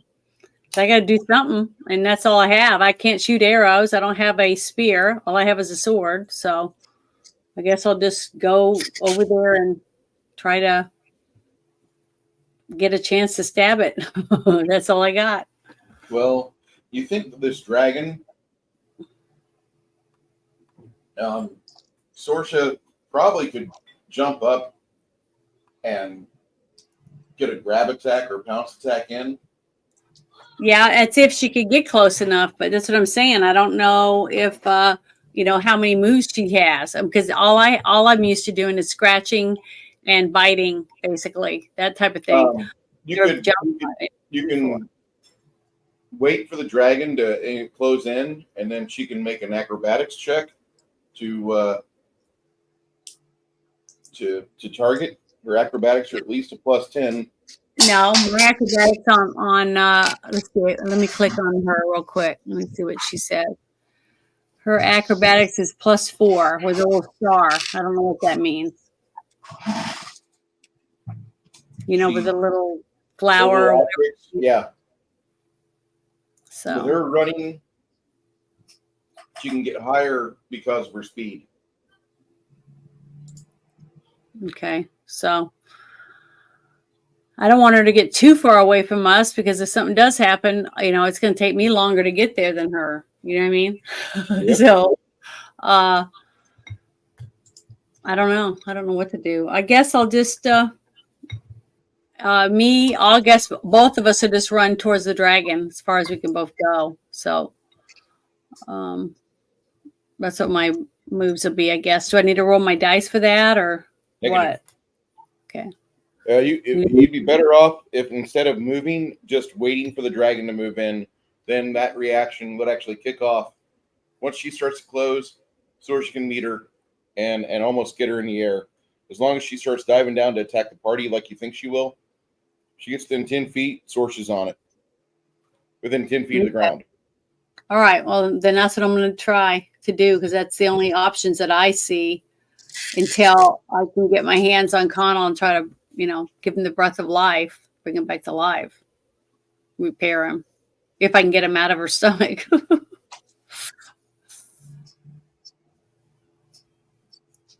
wish I had a some kind of bomb I'd put it on and jump in there and let her eat me so I could blow her up from the inside. But I don't even have that. You hear that Sorry. crack? Sorry. Okay, well, whose turn is it now? Since I can't really do anything. After you, the dragon starts. Whoop, breaker. Shit. Okay. The Oh, wolf breaker. hi. How you doing, sir?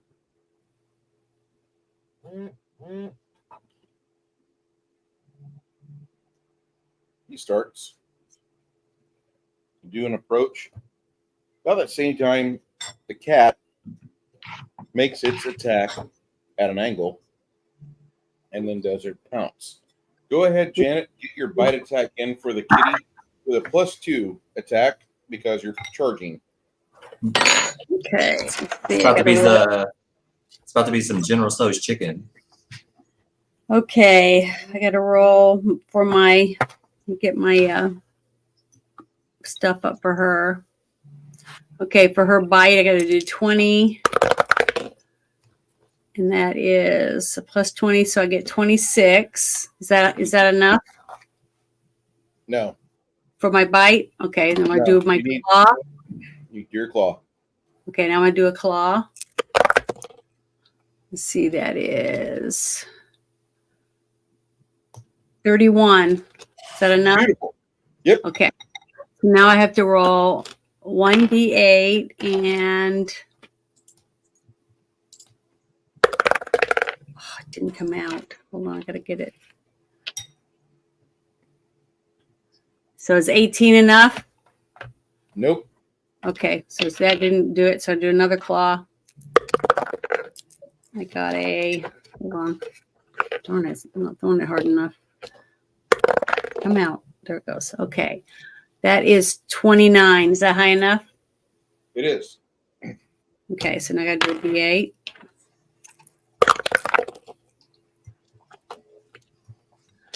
19. That's not enough, is it? No. Oh, sorry. That's it.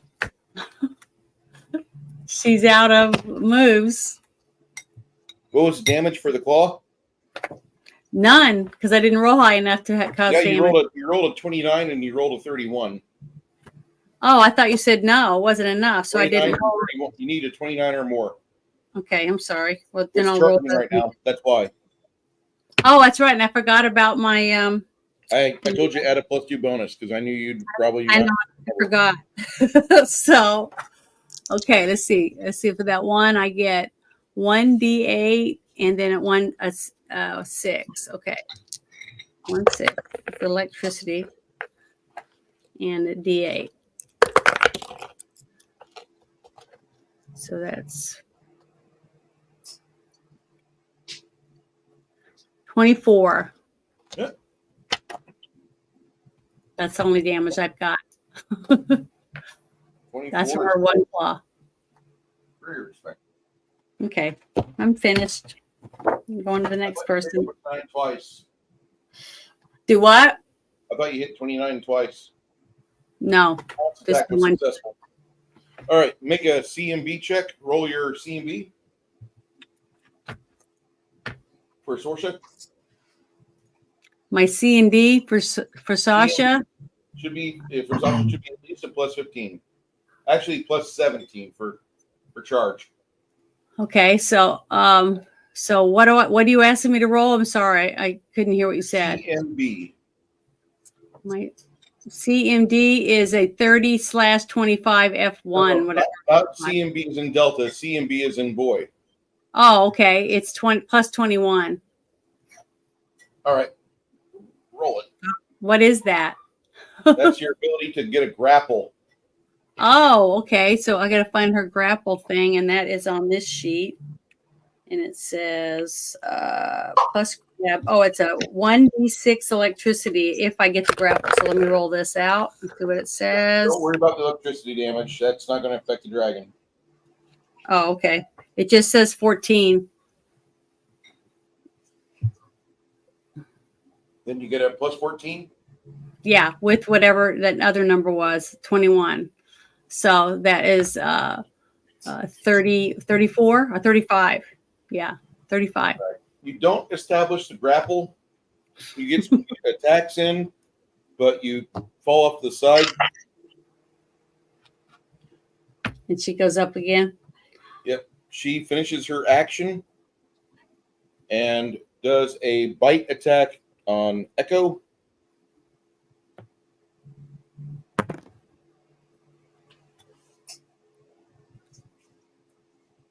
Echo is not known for her strong armor class. All right. She goes for the grapple check to put her in. Nope, never mind. Grapple gets the grapple doesn't go off, but she bites as she goes past.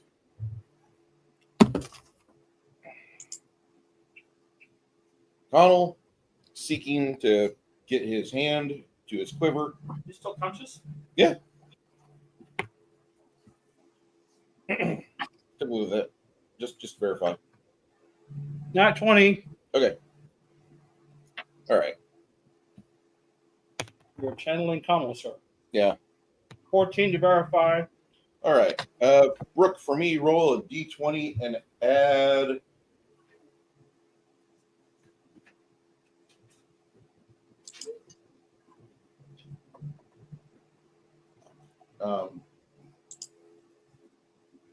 Add 16.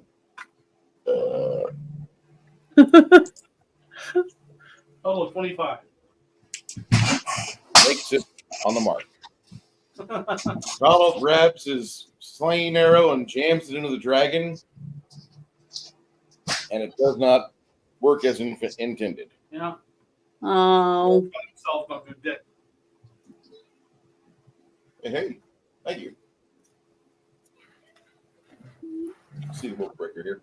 Okay. I like last week where you got that $5 tip for what's her face pulling the spell out of her boobs. That was great. $5 if she pulls the spell out.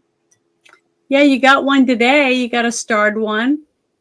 That's from our 3-month We have a 3-monther here by the name of the Crafting Gamer. Yeah. He's been a member for 5 months. My turn. It is your turn. Fire at the dragon as it's retreating. We have haste. I'm no longer scared, That's good. but this will be a total of 3 shots. And a -2. So that would be plus 18.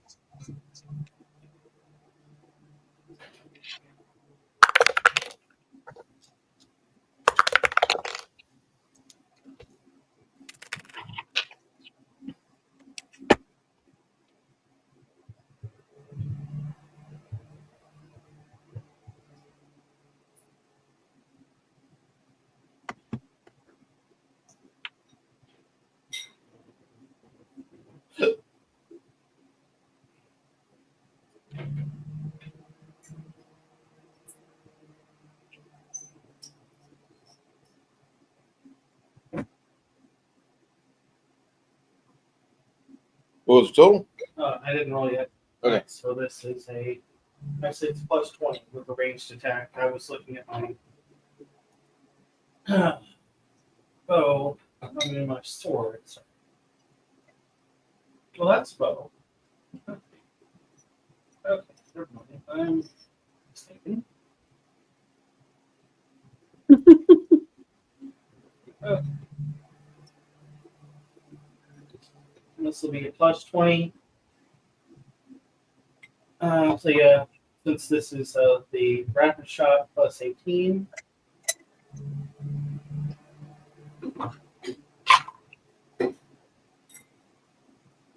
That would be a 24. Miss. Deflect. All right. Deflection bonus. Gotcha. And this is a plus 13. And nat 20 if you want to come take a gander. I trust you. Okay, 20 plus 15, so 35. Confirmed with an 18. All right. And Roll up your damage for that. I'm going to make a save.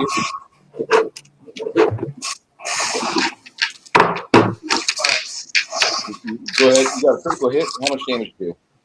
critical hit is my regular damage plus what?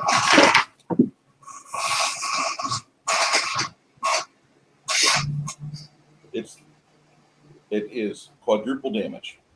So You don't get your slaying arrow off, but you get quadruple damage. I thought I used a slaying arrow. It 20. 20. It has to make a save versus. Okay. Yeah. Okay. So whatever I rolled times 4. Mm-hmm. Plus your modifiers times 4.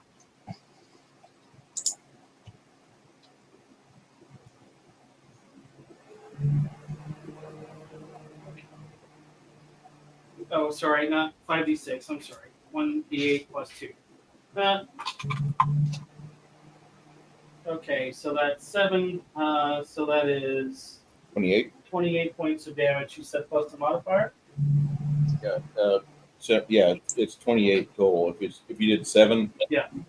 Including the plus 2. Yeah. Yeah. That's, No, that's 28. I rolled a 5.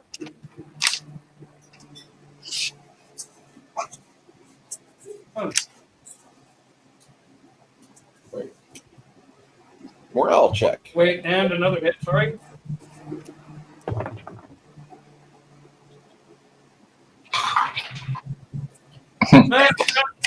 Who's making a morale check? The dragon is? The dragon's making a morale check. What is the exact opposite of a nat 20? A nat 1.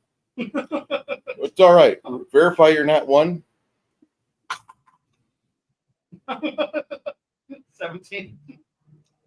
Okay, so Your bowstring snaps now. you knock your ass prone.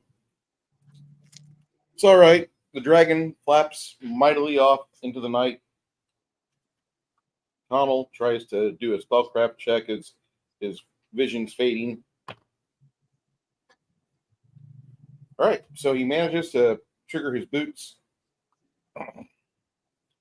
And he lands right here next to Luna as the dragon flaps away, thinking that Connell has been reduced to a turd.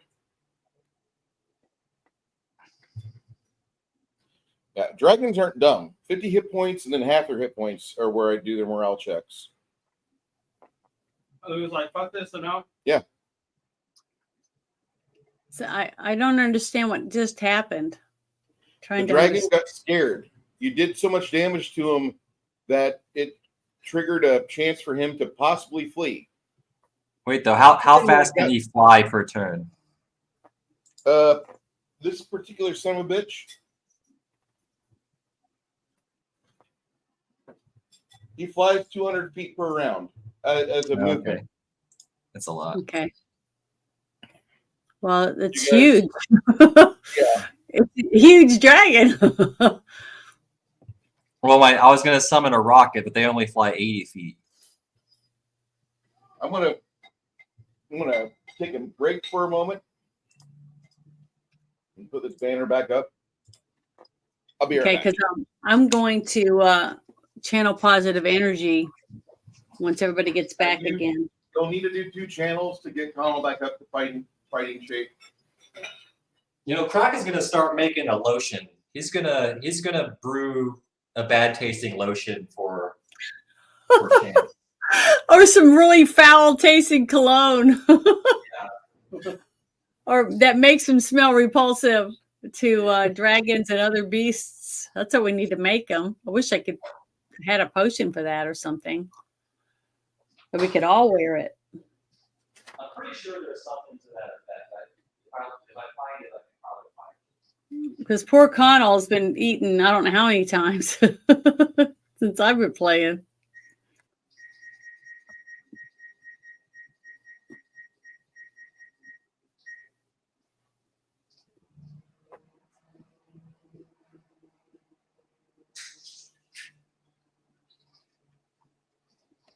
That's terrible.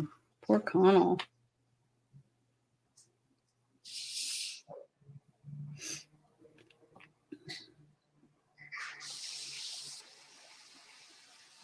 Well, that was fun.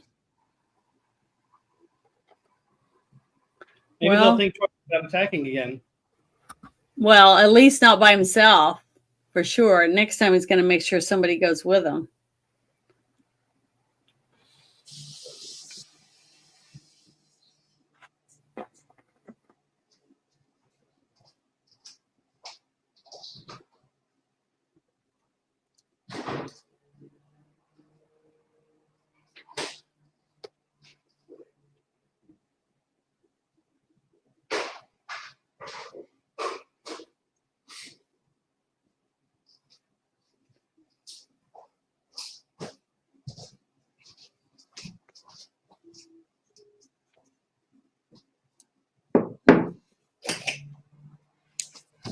So I wanted to ask a question of anybody that knows this.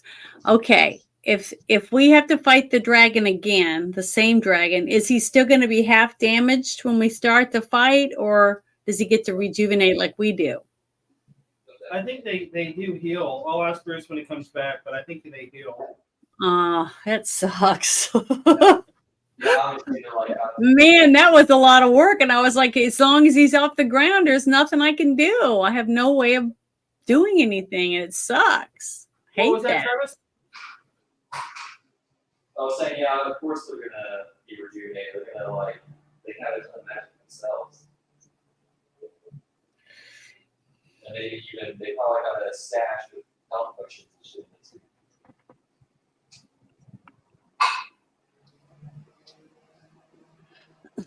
it too. That's the only thing. I wish I could figure out something different.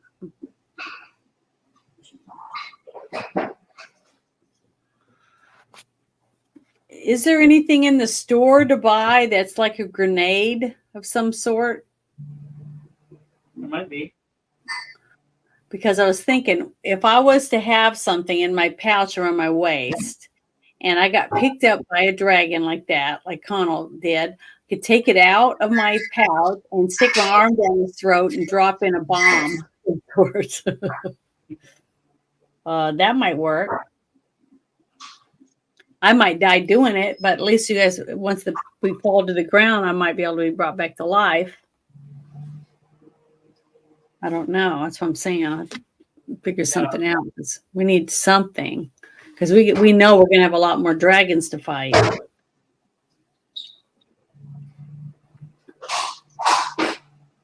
And they just chew on you a little and gulp and swallow you whole. Yeah. So if I can do something like that, that'd be really good. I think.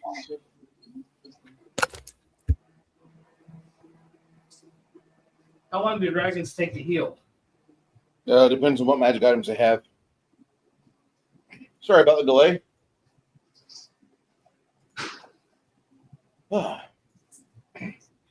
Over the course, you guys get healed up because Janet deems it so. Yeah, I'm gonna do channel positive energy.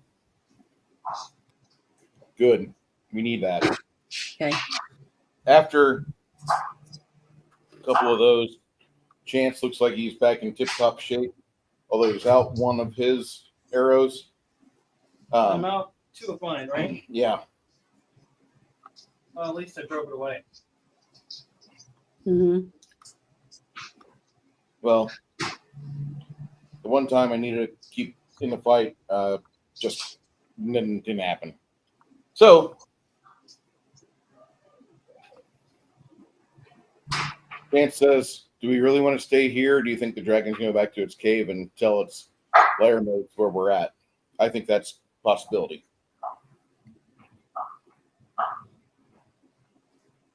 Yeah, I say we get out of here.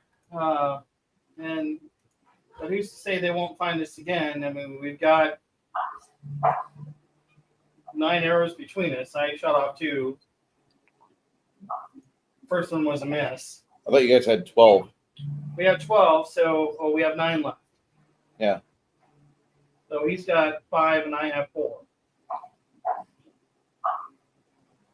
I say we find that merchant and rob him of his arrows.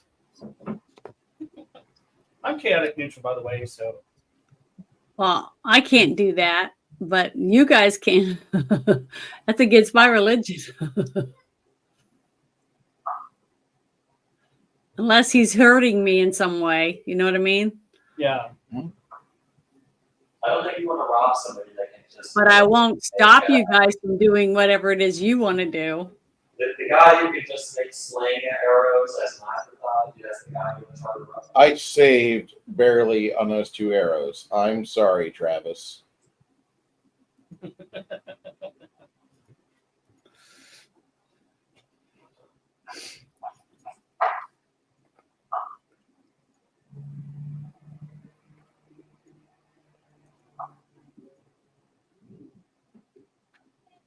But Bruce, I had an idea. Do they What's that? sell anything when next time we go to a store or a town or whatever? Do they sell like any type of bombs that you can wear on your waist, like grenades, something like a grenade that if I was to get eaten, I could stick my arm down his throat and put a grenade down in his gullet and let it go off before I get swallowed. There's a class called the Alchemist, which has a lot of bombs available to it. Okay, I'm gonna write that down. Actually, if the dragon swallows, so here's what's going to happen. If the dragon swallows crack, he has an infusion that's literally called like detonate. He can literally explode. He'll just blow up. Okay, because I wrote it down. Unfortunately, crack can't. I don't think he's a standout bombs. But I'm not sure what he can craft that would work like a grenade. Because his bombs are really effective. I definitely want something like that in my pouch, so that if I'm eating, at least I can try to kill the dragon if I'm going to die. Janet, there is something, Yeah. but it requires a save or suck roll, but it is a bead or a necklace of fireballs. Necklace of fireballs. Okay, let me. Look, yeah, you gotta look those up, and then you gotta find somebody to sell one to you. Okay, I love it. What? I don't have it Did written down. overpriced expendable munitions did not do what they said they would do on a tin? Shocked, I'd say. Shocked. No, not that. Well, if I'm already going to die, I'm already in its mouth. It's going to swallow me. So I might, that's what happened to me when I got eaten by the ice worm. At least I could have took the ice worm out with me. Yeah. Isn't there like plastic, like an ounce of plastic? So I might as well try on my way down. Down its gullet.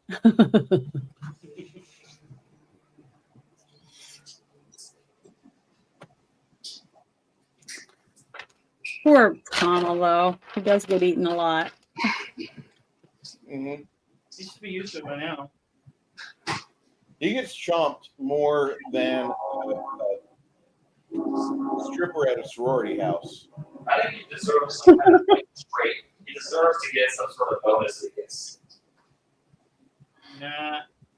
Even a resistance, like he gets like damage resistance 5 to get you up.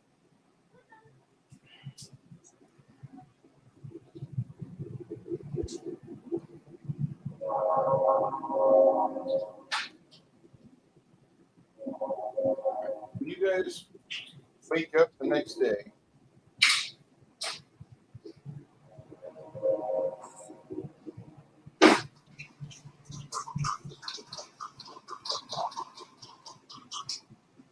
there you go. Experience points your interior and killed loot.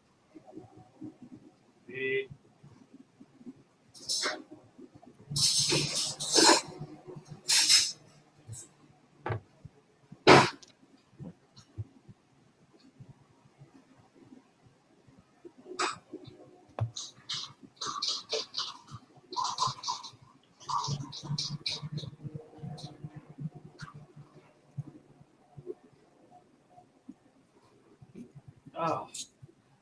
Welcome.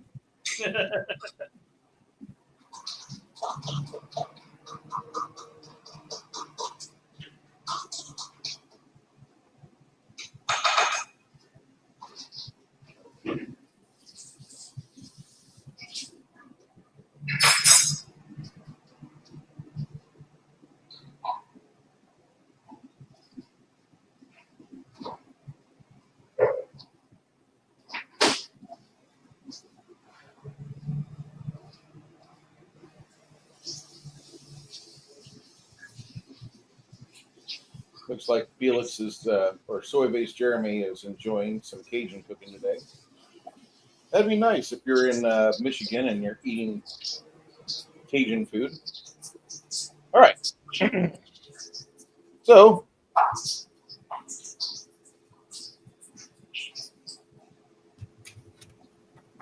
where do you want to travel to? Anywhere there aren't dragons or ants. Want to go north? What do you guys say? You want to try for the... We're all healed up. You want to try for the Iron Fortress? Or do you want to continue to look for the smaller... Well, we need to save our rust monsters for the forge mission. So...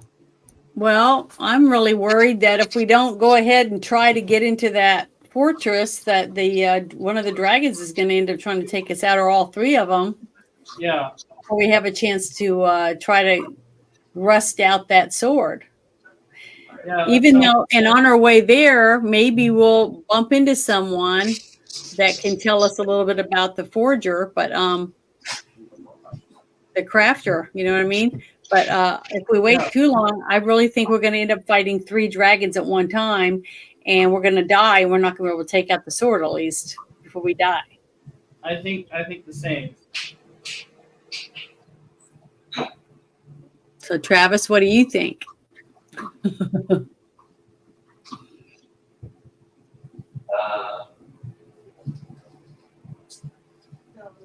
Yeah, I guess we should at least head towards the fortress. Okay, well, I agree. I think we need to make an effort to get there before we get chomped to death. This close. Yeah. So, That's all about that.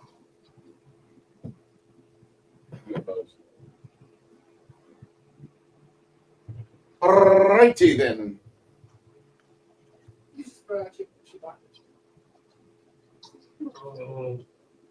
So you want to head to where? What do you guys? You said we should do the. Yeah, I think we should go for the Iron Fortress, like Luna said, because we know the dragons are going to find us and kill us. we might not make it there alive.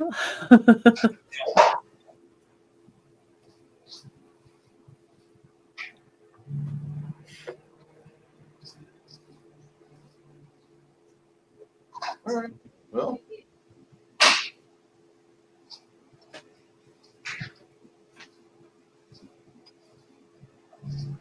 Once again,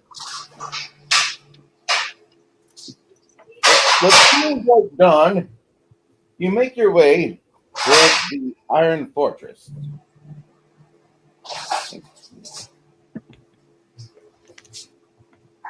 Oh, so scared. This is why you don't let your friends go to Ren Fair. Unless the entire table's going to Ren Fair. That is where Gregory's at. My wife said it perfectly just now. That motherfucker. And Chris. Well, if we all die, then it'll be up to them to bring us back to life, right?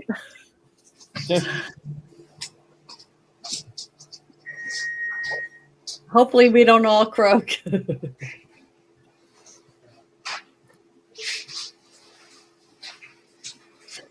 As you guys are getting ready to enter the Iron Fortress, you do see that there is indeed a trio of dragons flying on wing from the west.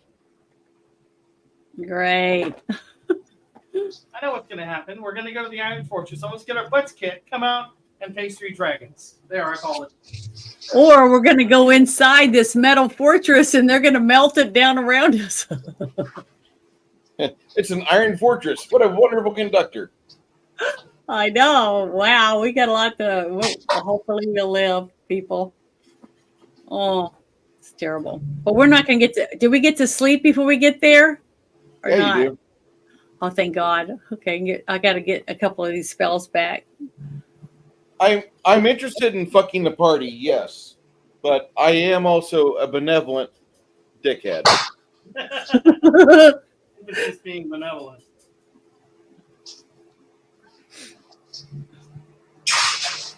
Okay. I'm healed up.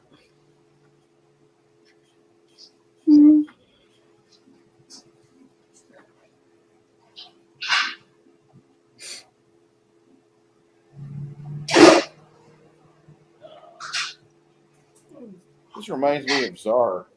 It was like 7 times they went to Czar to break in, and the black dragon would rise from the tar and say, "Nevermore." All right, so who's going to Can go? I ask a question first before I die? What's going on, Janet? I said, can I ask a question before I die? Go ahead. If I die and I can't be resurrected because I'm too far gone, can my tiger go to someone, or does she just get kicked out of the game? She'll probably be in the combat to the end of that game or the end of that combat, and then she will leave. Oh, okay. Not betrothed to anybody else. I can't adopt a kitty cat. Take leadership, she'll be yours. If I'm alive, I should be able to resurrect you. I know, but if we're I'm high. dead, I mean, if you die so far but down, right? You No, can't no, but we're we're high enough level now. We can cast a better version of that, where we can resurrect people who have been gone for like 10 years or something. Oh, really? Okay, that's kind of a smelly query. friend to bring back. Question, query. Go ahead. For the party. Let's make a plan before we go to charging in there. So the last time we were here, I opened the door. There were two Steel cats. red cats, and then there was two rough-looking assholes that were asleep. One had iron fists, or clubs as hands. Kukris. Oh, I thought they were iron like clubs. So instead of hands, he had these really sharp knives. Like Edward Scissorhands. Yeah. His cousin, Thomas Kukri hands. So we have two rust monsters that are good for 13 rounds. Should I open the door sneakily, unleash the rust monster upon them, and then do combat while the rust monster is fighting, or how should we go about this? Or bring them out into the open even better and let them deal with the rust monster, and we're attacking, and we can flank the enemy on the opposite sides of the rust monster. What do y'all think? Well, that sounds like a plan. Or we could open the doors. Or why? We're such a high enough level. Do we even need to go through the front door? Like, I can just fly up onto the wall. Okay. I don't know if the rest of us can do that. Well, I got spider climb, but I can only use it on me or my cat. I can put it on all both y'all of us. can get in the portable hole, and we can just fly up onto the ramparts. And go on the way there? Yeah, we don't need to go in the front door. Okay. But yeah, You think we're a bunch of bitches? Okay, well, before we do that, if we go up on the roof, then I want to put a spell on all of us. Let's see, which one do I want? What was the one I used earlier on everyone? Or I used it on, I was going to use it on the one guy, or the rust monster. What is it? Bull strength. Do you want me to put that on all of us? Or can I do that, or is it only one person? Oh, I can only put it on one person. Who do I want to put that on? They become stronger. The spell grants them a +4 enhancement bonus to their strength. You want to put that on the rust monster. Oh, I do? Okay, so I'll just save that for him then. All right. So is there anything else that I can put on us to make us I can bless us all, or do I use prayer on us before we go in? And none of us we didn't get a rest. Yeah, he said we got a night's rest on our way here. Sorry, I was cooking food, so that's okay, but put that on you. But I could put prayer on us or bless. Well, I just wait. Yeah, right when you get us up on the roof before we go in. Because I always roll bad and I'm always last, and you guys are already half dead before I even get to go. So, okay, just let me know. So Bruce, what does the ramparts look like from here? Didn't you say that the steel cats were looking down from the ramparts? Yeah, they're looking down from the ramparts at you. Are they looking at us now? The top of this thing looks like the architect of the Black Gate. No, not like that. Okay. Looks like the architect from the Black Gate in Lord of the Rings. He did his best. That was his trial. But like everything's like all sharply jagged and such. Looks like somebody took the idea for the armor for Iron Golem and turned that into the sides and top of a castle. Black iron ramparts. They are finned and come to a point. I say you can see some steel cats at the top looking down at you like gargoyles, just watching, waiting. If there's some way we can get everybody up on the ramparts and just fight them up there instead of going through the gate. I don't know, but we don't know what the actual ramparts look like from here, right? We can't see the ramparts, yeah. Crack will fly up but far enough, at least from. He's going to cast greater invisibility on himself, and then he's going to fly and try to get a aerial view of the castle.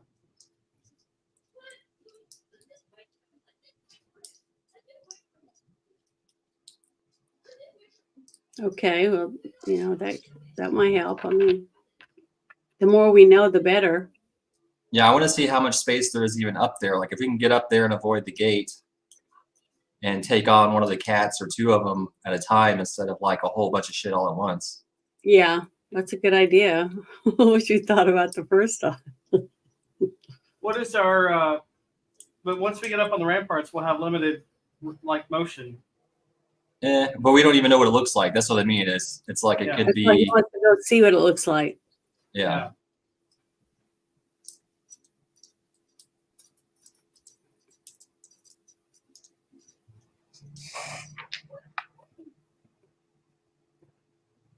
We're not here. We're not invited guests. We don't need to go through the front door like we're the neighbors.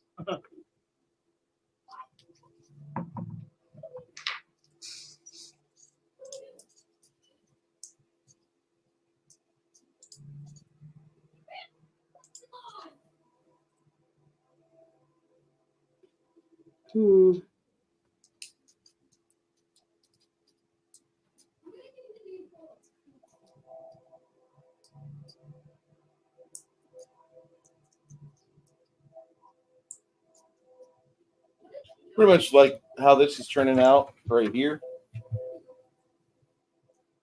I didn't realize I was drawing off screen.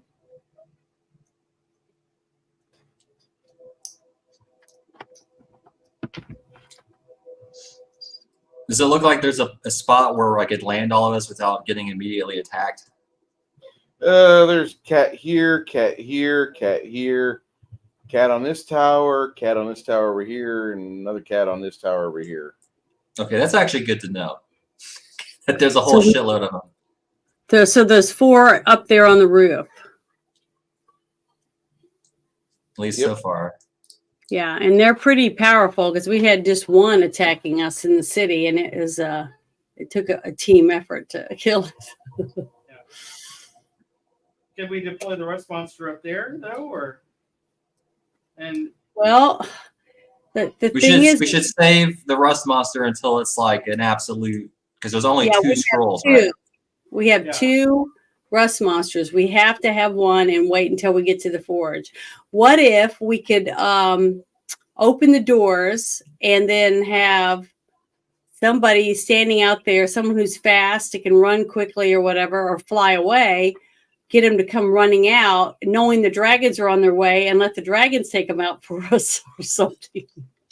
And then hide, the rest of us hide while that's going on. Well, you know what I mean, I can't cast it. What if the dragons would already have to know about this place already? Like, what would have prevented them from already conquering it if they could? They're not interested in conquering it. They'll just kill them because they're pissed off and they're out there. But I feel like they would have done it already if it would have benefited them. Yeah, they probably would have. Are they still flying around? We haven't seen them for a while, right? No, he just said they were flying towards us as we got to the front of the castle. Okay. We could see 3 dragons on their way. That's why I said they're going to melt the castle down on top of us when we go inside. So that's why I said if we open the door and could lure out some of the cats, maybe the dragons would try to burn them. And then have someone that's really fast to lure them out and run, and hopefully the dragons start melting them because they're metal, right? So they'll melt. I think. This is all just guessing. Well, it's electricity, so blue dragons fire electricity. They're electric dragons. Can that hurt them? Do you think they can hurt the cats? It probably the landscape probably magnifies the dragon's electricity. I'm just guessing though. So it could short them out a little bit or electrocute them. I have no idea Because I don't know. I know, but they also have hearts and everything. Like a normal cat. So maybe they'll have a heart attack or something. I don't know. What's the name of these cats? We can look them up and see. Steel Predator. They're would called be, what? Steel Predator. Okay. What would be the incentive for the dragons to attack the Iron Fortress? They're coming after us. So what I'm saying is, if they see us go inside, they'll probably try to destroy the building to get us out or to kill us while we're inside. Oh, wow. They do look like the Predator from Alien. You know, I thought they were kitty cats. That's a good plan.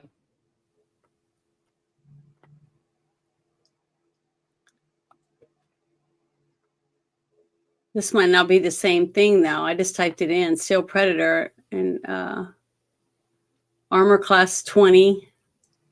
Hit points 207. Holy shit. Well, I mean, And their speed is 40 feet. Oh, no wonder we almost got our asses kicked.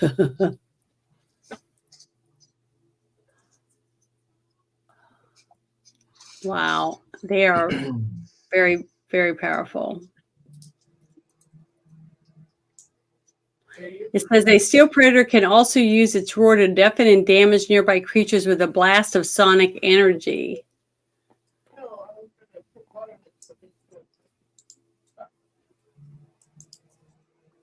Trying to find the way to damage it, but I don't see anything. Janet, just to give you an idea of what these fucking things look like, I'll just show you the cover of the module, which I'm ripping off, but that's really not a good picture. So Back has a good picture. Yeah, there it is. That's Yeah. exactly what I'm looking at. oh, so it's like a metal xenomorph crossed with some other It shit. says a steel predator's only weakness is its single-minded focus on its target. It will ignore any other creatures or obstacles on its way unless they directly threaten or interfere with its mission. A steel predator will not stop until it kills its target or destroys itself. So that's why they're so dangerous. They will do nothing. They will just do nothing but target you and do everything it has to kill you. But while it's focused on you, it can be killed by someone else, type of thing. But if you got 5 of them and you have 4 people, you know. So we got to have some kind of idea before we, jump in with both feet. Yeah. So as of what I'm thinking, the only thing I can think of doing is to try to lure them out into the open and hopefully use our dragons against them. And hopefully we don't die. Their mission is to, because obviously they didn't attack you on site outside the walls. So they're probably waiting for you to actually get into the castle before they attack. Yeah, to protect the guy making the sword. Yeah. Basically. Okay, so let me see. They use what did it say what do they do again? How did they damage you? They can use sonic against you, but they just scratch you up and chew you up, right? Yeah. Oh, let me see if I got anything I can protect us from something.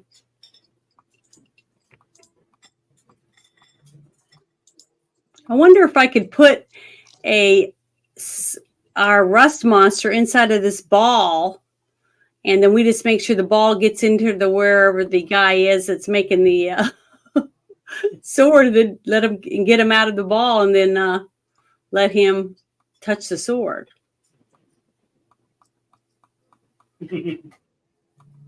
That's a thought. Anti-life shell. Yeah. You bring into a mobile spherical energy field that prevents the entrance of most types of living creatures, and it affects, hedges out animals, aberrations, dragons, fae, giants, humanoids, magical beasts, monstrous humanoids, oozes, plants, and vermin, but not constructs, elementals, outsiders, or the undead. So if we put that guy in there and we can get him to roll around get him over to wherever that guy is that's in the forge, then we can crack it open and let them grab a hold of the sword, but keep them alive until we get them there. In that my anti-life shell, so nothing can get in there and get them out.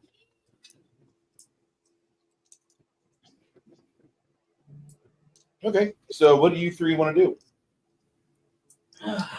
It's a good question. This is really hard to think of because I don't want to die and I would like to be successful. I don't know about going up to the ramparts No, I'd rather not go up on top. because we have Or- limited range. So what we might do is let me stealthily open the door.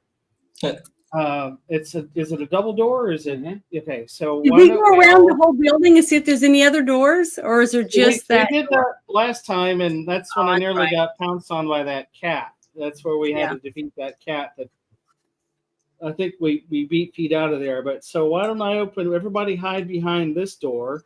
We'll have a whole bunch of metal and shit over here. We have any? Open this door. Everybody hide behind there. Once the predators come out and attack the metal, sneak attack. I'll sneak attack one from behind, or we can have another group over here, and we can flank it. But then we don't know what is behind those doors. Last time it was the 2 steel predators and like 2 guys. Yeah. So, and we don't So know. you don't want to try to lure them out farther I'm away? Well, No, I mean farther away, not like well, block. if we were further away, we couldn't be able to. I see we get them that close. That way we can hide and sneak up on them, take them unawares. Well, they're gonna know somebody's out there because somebody opened the door. Right, So- but they won't. They would be. I think they would be attracted to the metal. I think once they get like, oh, there's metal out there, they're like, oh, and they just, if I'm not mistaken, Connell will put some mithril over here. but maybe like Janet said, maybe further out. That way, we at least we'll have one ranged person over here, one ranged person over here, and then the party will attack from both sides.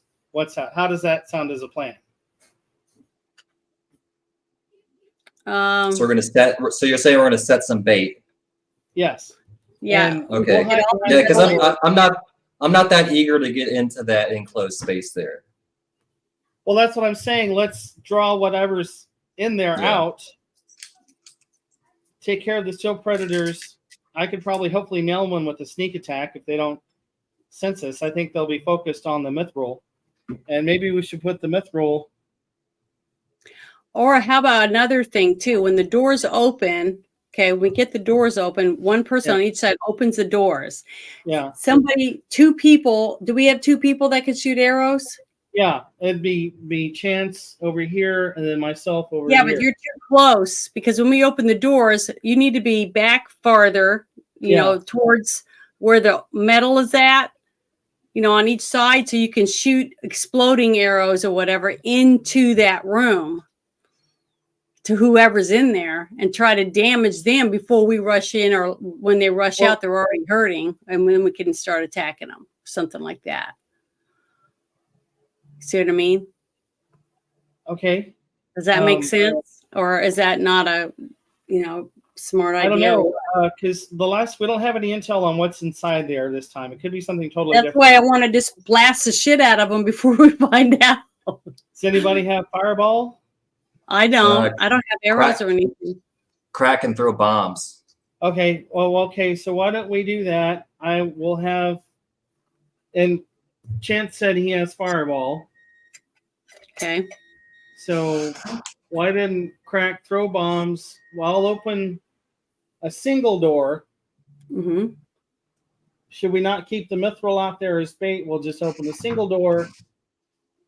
Well, what if I'm on one side, okay, and I can open one door on one side and you can open the door on the other side, and then we have everybody else, my tiger be ready to run in, as a sneak attack, and then have whoever else is out there, the 2 shooting or throwing bombs and 1 shooting arrows into the room, to help injure whoever's in there, and then everybody else just rush in and start stabbing away. I don't know. I'm just trying to think of. Yeah. Well, would it be Something best to have a smaller area of entrance or a wider area of entrance? I guess don't know. wider, What like is you it? said, that way we have more attacks. So we need somebody who's non-ranged to open one door and somebody who's non-ranged to open the other door. Then the rangers, well, the range. Yeah, that's what I'm attackers saying. will I'll be open one of the near- doors. Yeah. I'll open one of the doors, and I'll be Yeah. ready to go. As soon as we open the door, we have arrows knocked, and at least I will stealth. And what is Chance saying?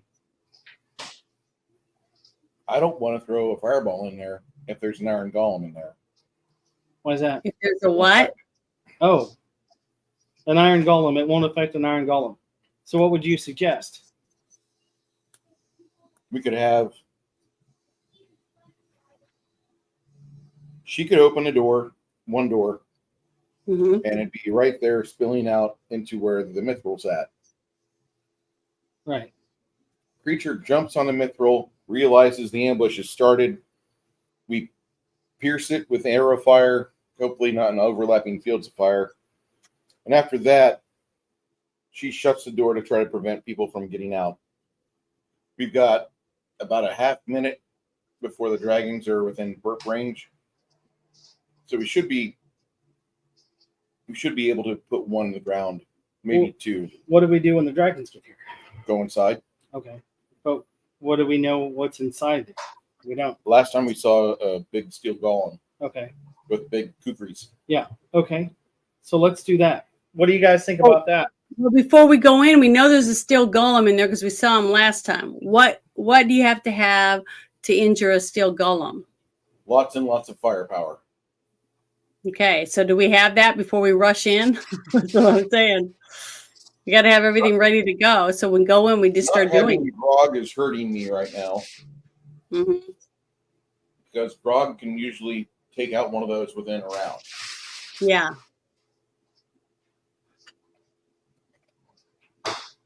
But we can still get in there, and if not completely get rid of it within 6 seconds, we can at least put it to where within 10 or 12 seconds we've got it down. That sounds like a good idea. What do you guys think? Yeah, well, we got to go for it. If we're going to get in there and try to do anything, we got to get through the doors. It's the only way in. I agree. But before we go in, should I go ahead and put a bless on us or something? Yeah, the less of favor fervor. Yeah, because as soon as I open that door, that's all I'm going to be able to do is open the door. Cast Blessing of Fervor while she's opening the door. Yeah, that's what I want to do. That's going to be me, but I don't know when my role is going to let me go. That's what I'm saying. So we have to wait and see. Okay. If I was first, that would be great, but I'm never first. I'm always like last. Now you know Chris's quandary. So, That that sounds like a good plan, guys. I think that's the best we can do. We're doing something. I'm helping. Okay.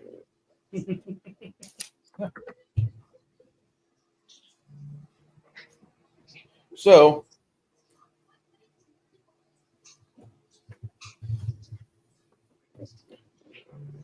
this door gets opened.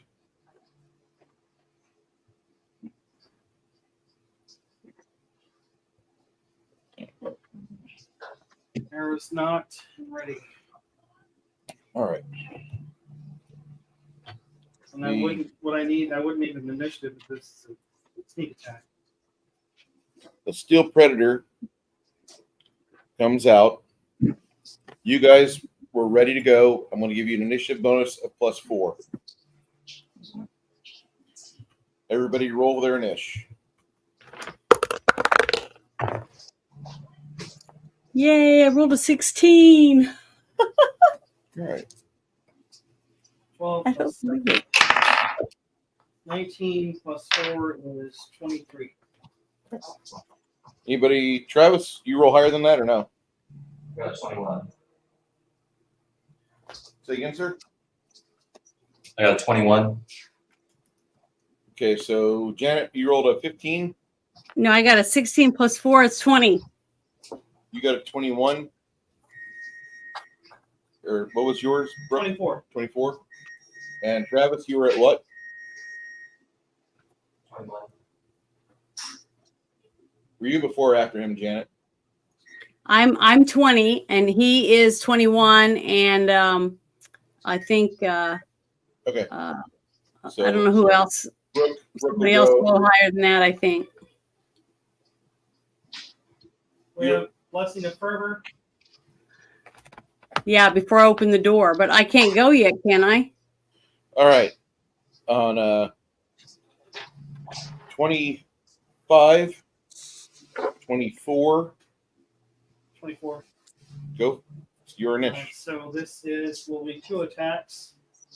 Plus 20 first attack. 31. 31 is exactly what you need, sir. Sneak attack. And so this is Actually, AC 30, but we'll go with that. okay. So 31, just barely, yeah. So this will be 2. 10 points of damage plus 5d6.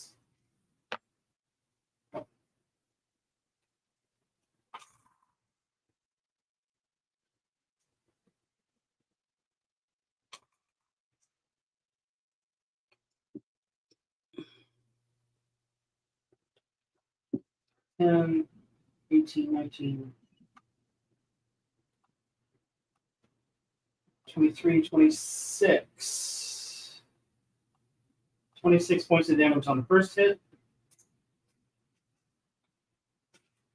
Second hit. This will be a plus 15. 18 points of damage. That's a miss.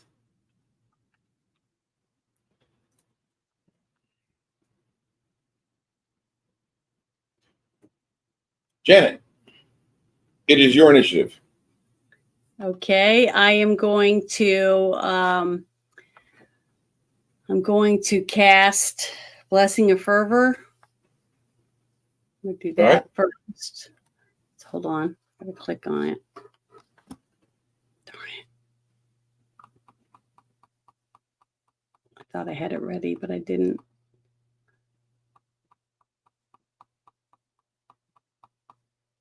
Okay, I'm setting that now. And then I guess I'm gonna open the door and then it's my and then Sasha's turn, right? The door's already open. Thanks to Echo. Okay. So now it's Sasha's turn. And she sees the Pounce. Yeah, she's gonna pounce on the creature and then do a bite. So let me do that real quick. Roll 20. Whoops, I got a 10. And so that's 30. Right? Mm-hmm. That enough? It is. Okay, I had to roll 2d6. 7. So it's 21 and then a d6 for electricity. A 1. That's her bite. Now I'm going to do 2 claws. I'll do 1 claw at a time. Darn it, it's not coming out. Sorry. Okay. How much was the bite damage? 21. Okay. And let's see.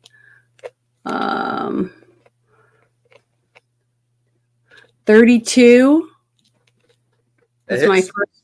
Yeah, my first claw. And I guess it says claw times 2. So this would be for both claws. Nope. No, you roll twice. Okay. So it's 32. So I get to roll a 1d8. Hold on. Where is my d8? Oh, it's over there. Okay. And it's a 2. And then I do roll a d6.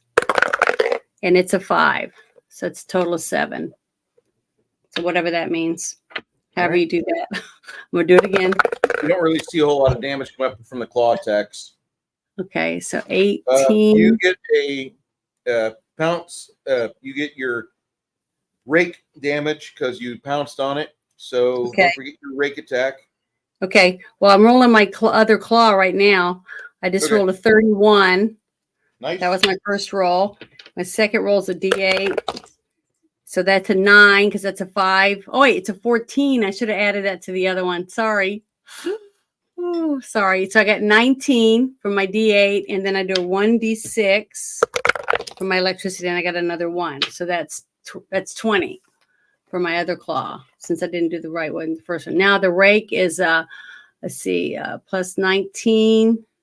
Added to that, my first one, and which is 26. Is that high enough or not?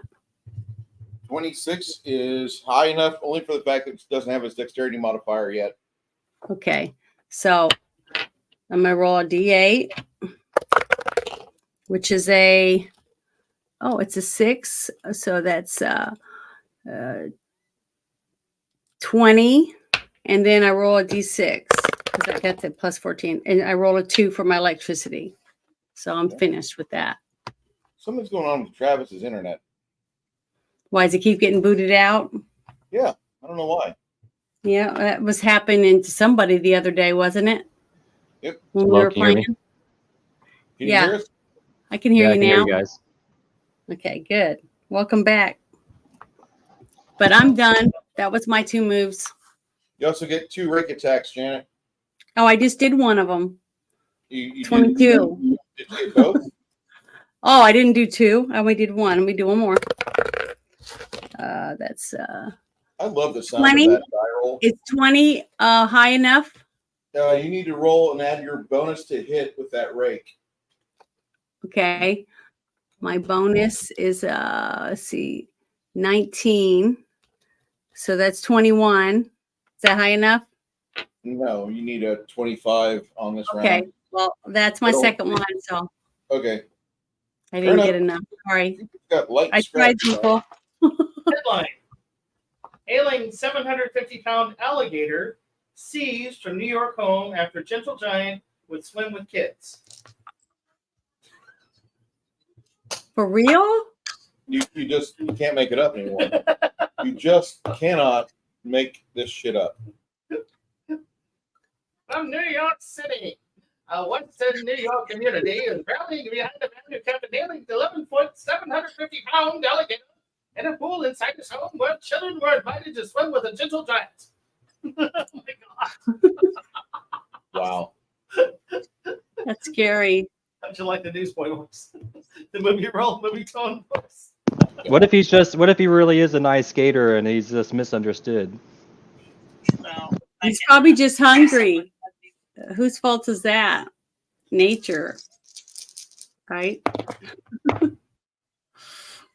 Massive gator had numerous health-related issues, including blindness in both eyes and spinal complications when he was removed from the home, according to officials. That's sad.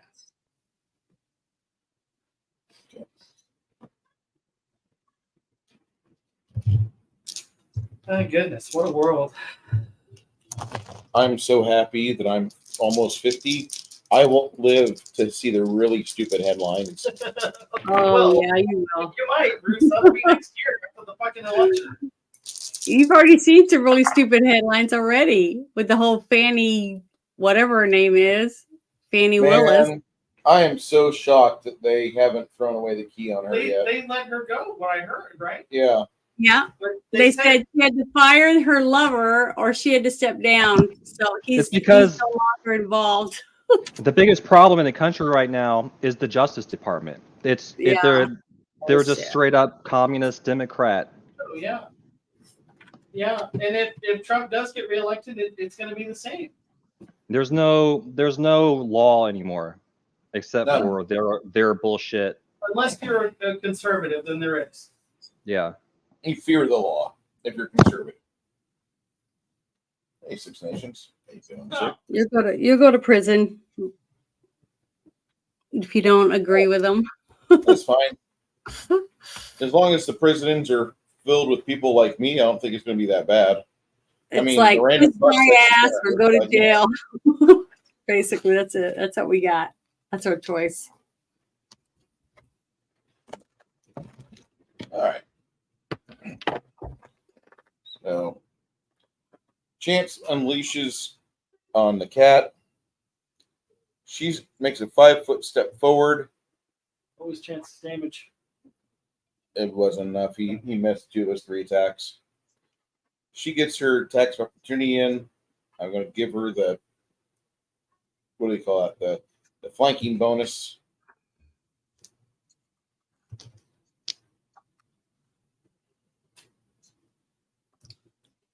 One, 2, 3.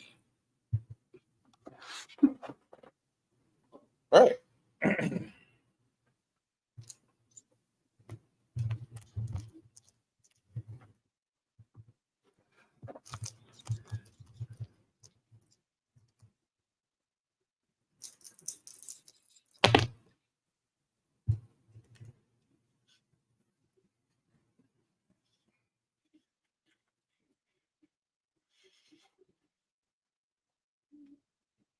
Putting some large rents into his body.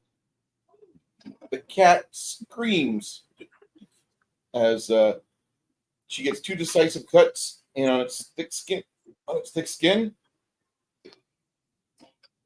Yeah. Huge. The cat goes for the bite on Sorsha because Sorsha blocked the cat from getting to the mithril. Oh. Let's see how much damage I'm going to get. AC 26. AC 26 on Sorsha. It's 25. So, yeah. So 26 is high enough. All right. Poor kitty takes 13 damage. Okay. Then it gets 2 claws in. Okay. And those both miss. Yay. Thank goodness. All right.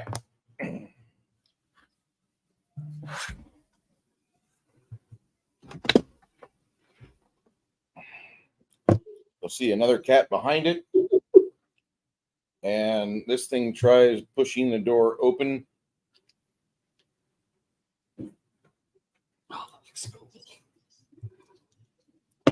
Boule, boule, boule, boule. I love the boule. I might just get like 4 more of those just so I can have the steel predator properly represented. It's a vicious looking. Is that their size? Yeah, they're large. Shit. Yeah. Oh shit. Oh shit's right. Okay. So it cannot move the door with Sorsha and the kitty, the steel panther, tangling up right there. So you guys have effectively blockaded things at the moment. Go ahead, Brooke. All right. Is Sorsha in You the way of my No, you can blink away. All right, so I'm using extra attacks, so this will be 3 attacks. Plus 18, plus 18, plus 13. All right. And I'm going to try another stealth. 5-foot step to stealth. And that would be a 38. Am I effectively invisible? Not effectively. But I can make a stealth attack? I'll let you make the stealth attack. Okay, so just one? One. All right, then the other 2 are regular? If you're making a move action, oh wait, you've got Swift. yeah, that's a free action basically. But yeah, go ahead. So I'm using the Lesson of Fervor extra attack, stealth attack. Well, as you kick that attack off, you hear Chance say, Is that the only thing you do? I'll do that again, honestly. Yeah, that's what come back. Yes. So this is 36 to hit. Be good, intellectual quandary. May the Schwartz be with you. 36 to hit. And this is 1d8 plus 5. Oh, sorry, 1d8 plus 2. Don't forget your. Yeah, self damage. So that's 4. And then 5d6.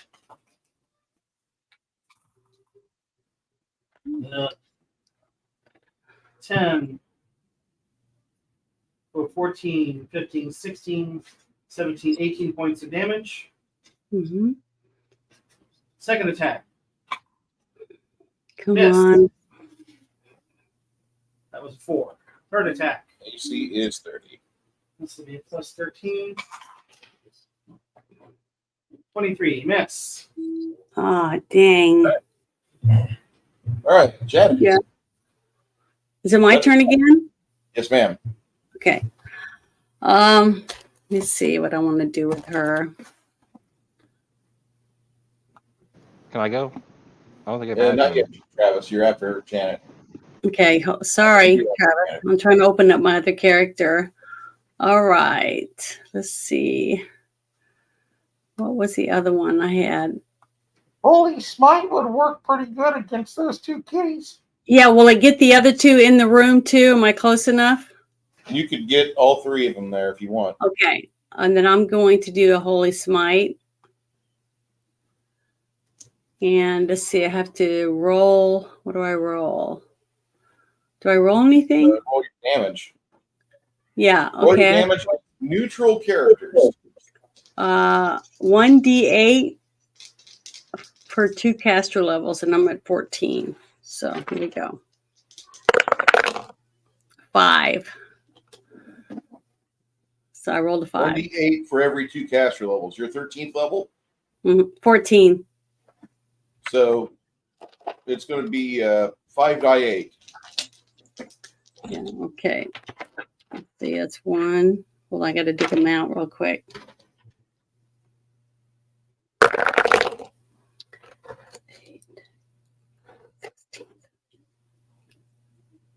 26. You can tell one of these things is really pissed. Oh, God. We still haven't got rid of that one cat, though? Yeah. God, they're strong. Oh, so it died? No, it's still there. No, we haven't gotten rid of it yet. Okay, now it's my Sasha's turn. AC 30. Okay, hold on. I got to move these out of the way. Okay, 20. Let's see. It's for my bite. So it's 38 was my roll. That's enough. 38 is indeed enough for the Okay, bite. so now I got to roll 2d6 for this one. Let's see. It's 12. So it's 36 because it's plus 14, and then 1d6 for the electricity. And that is a, darn it, didn't come out, a 3. So that's my bite. So now I'm going to do the claw. Freezer. What was it doing? It's not good. 38 is my roll for that. And then 1d8. 1d8 plus 16. And then my d6 for electricity. And it is a 5. All right. I'm going to do that again. Yes, you get 1 bite and 2 claw attacks. Yeah. And here's my, let's see, I got a, let's see, what does it go with? 32. And then 1d8 for damage. 16. And then my electricity is a 5. So those are my rolls for her. So that, is he dead yet? You're almost halfway there. Oh, okay. Well, she's finished. That's all she can do. Janet, these things have a DR of 20. I know. So That's what I said. they They're just sure- badass. Yeah. So yeah, they're tough. Okay. Well, who's next? Travis. I think Travis is next. Go ahead, Travis. So did I miss something there for a second when I was gone? No. Basically, right when the door was opening, like my fucking shit on me. Was it just a hardware malfunction, or was it your router that went tits up? What happened? It's all right. No, I was listening and I was preparing my fish sandwiches in the other room and listening, and then like the connection, the wireless got weird, and I came back to reset it and it just wouldn't go back on, so I just restart the computer.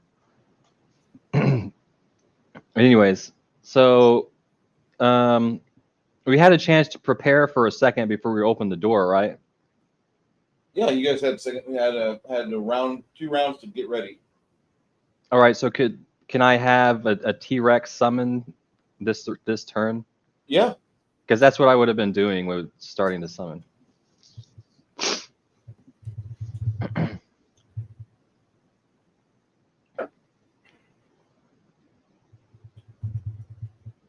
Yo, Tyrannosaurus Rex, sir. Perfect. And then how did the Holy Smite, has that been working pretty well on those? Mm-hmm. Holy Smite works kind of okay. I mean, it provides damage. Oh, you got a Do we have- T-Rex. That's cool. I might have to do that now. The Triceratops. There's a few different summons at different levels that are really good. I need. Okay, so I need to look him up, and then I guess I will attack with him first.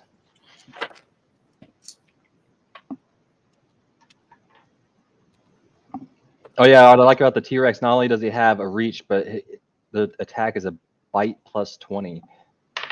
Yeah. And it can grab.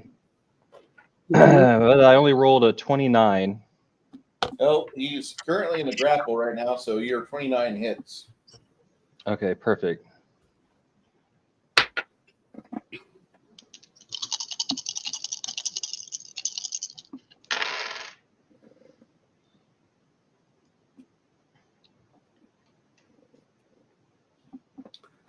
So it does 35 points of damage. How much? 35. 35 is beautiful. Thank you, sir. And then, so like crack should do something useful. How many hit dice does that T-Rex have? Can I ask?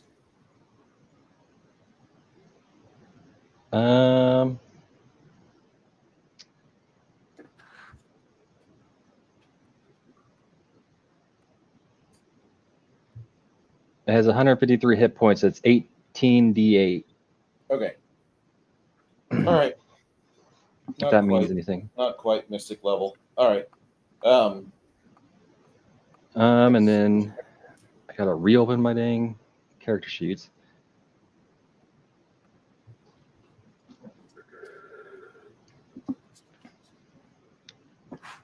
Did we have Blessing of Further on? Yes, we do. Yes. Okay.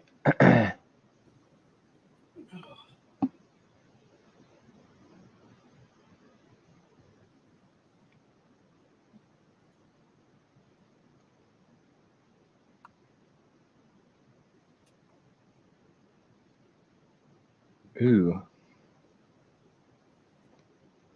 What if Crimson casts Terrible Remorse on the other Steel Cat?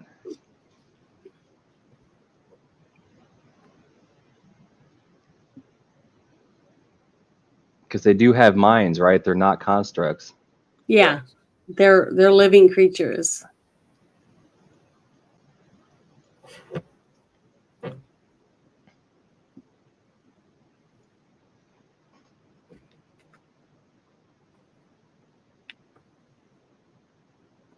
DC 21.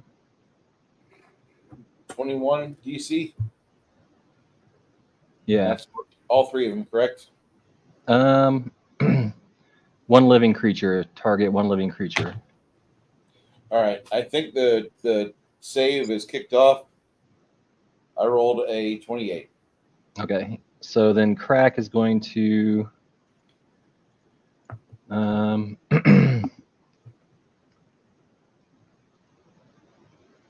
wonder how they are against frost bombs. Against what? Frost bombs. Would I know? They do have fire and cold resistances, completely immune to electricity. Hmm. So the dragons wouldn't do shit. Ugh. No.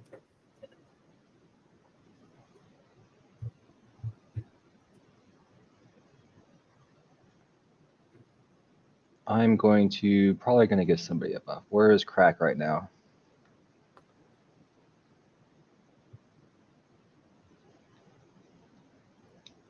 Where am I even at? I can't even see my guys.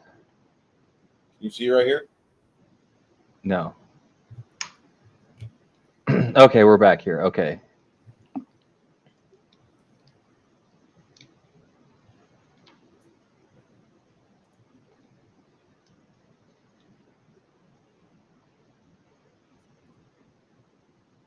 Crack is going to give the tiger thorn body. You have the tiger thorn body. Yeah. Okay.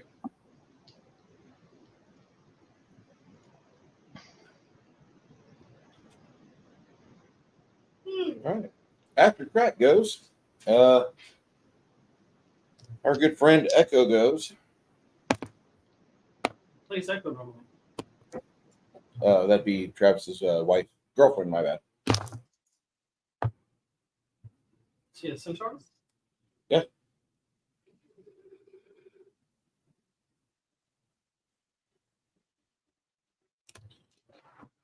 Well, she's carving away hit points off of this thing. She manages to nick herself.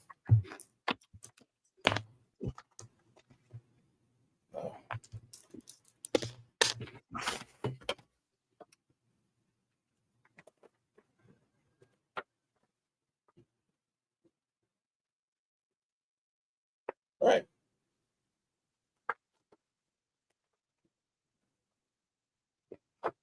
Connell continues to religiously persecute the creature right in front of him.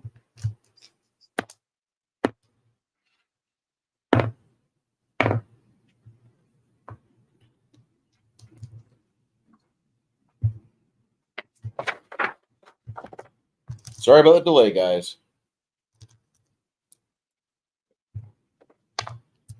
Are you fine?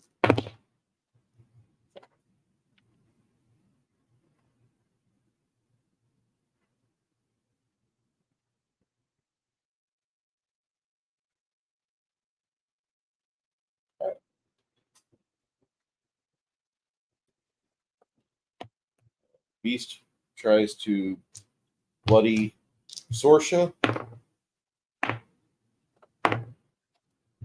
The 2 claw attacks fail, but it manages to rip into Sorsha's neck for 13 points of damage.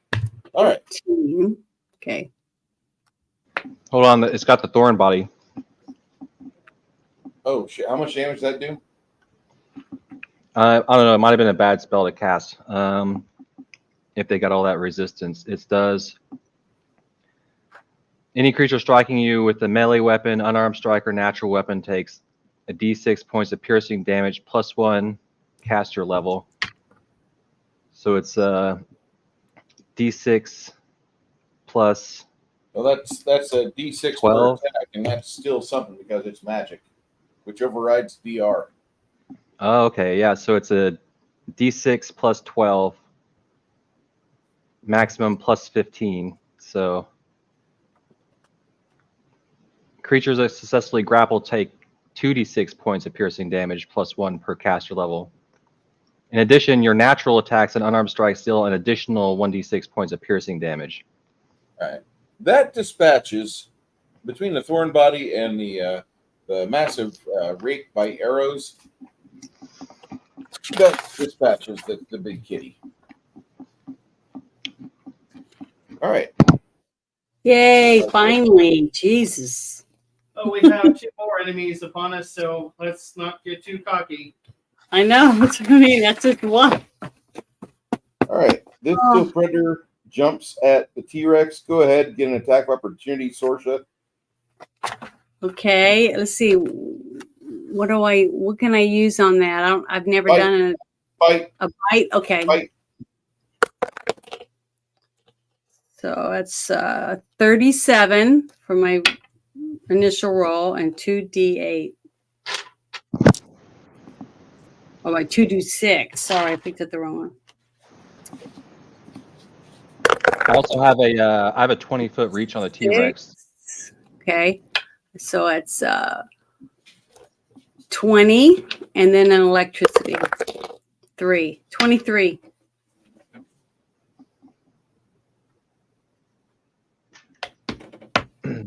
Bruce, does my T-Rex get an opportunity attack? Say again, Travis. My T-Rex has a 20-foot reach. Does he get an opportunity attack? Yes. Awesome. AC is 25 during this attack opportunity. Yeah. How much damage did you do, Janet? 23. Beautiful.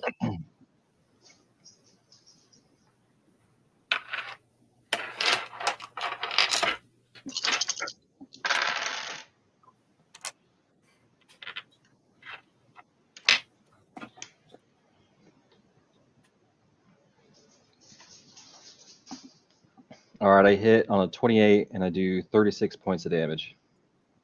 Damn.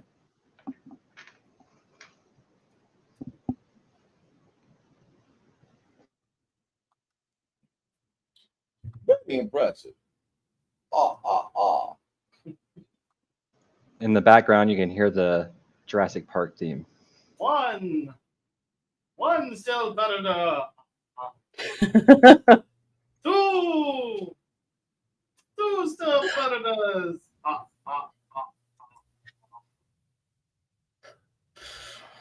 Okay. Well, I guess he's not ill.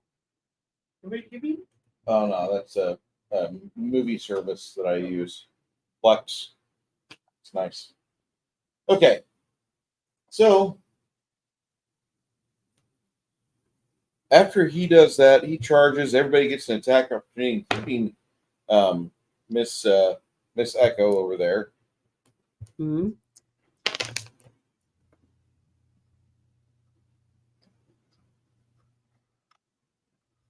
All right. The bite misses the T-Rex. Unless the what's the T-Rex's AC? Is it better than a 24? Travis? Hold on, I'm looking. It is 21. Okay. It bites for 13. It gets 2 claws for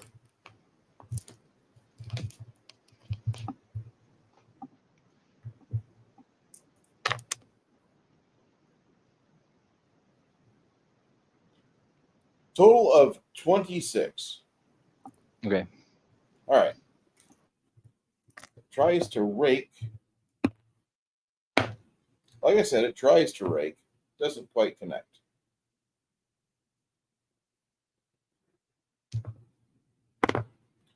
At this point, Sorsha gets moved out the way. The Okay. big iron golem barges his way out the door. Sorsha, if you want an attack of opportunity on the thing, you can.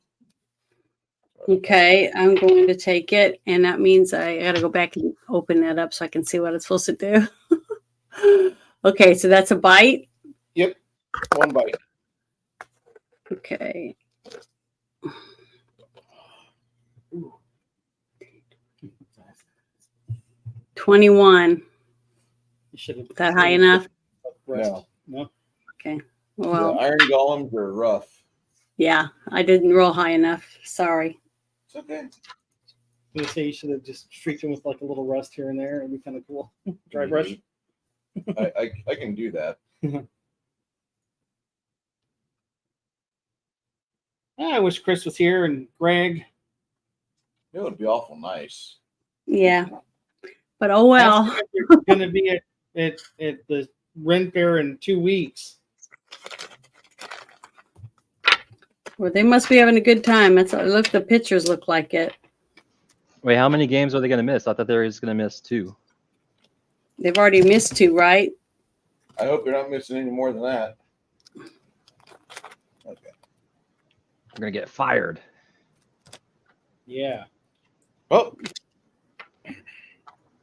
he pushes out and he will attack the T-Rex for 1 attack. The Iron Golem strikes the T-Rex for 22 damage.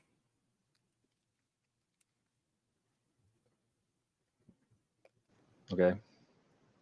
Jesus. Did he get out again? Yeah, he attacks the T-Rex. That's all.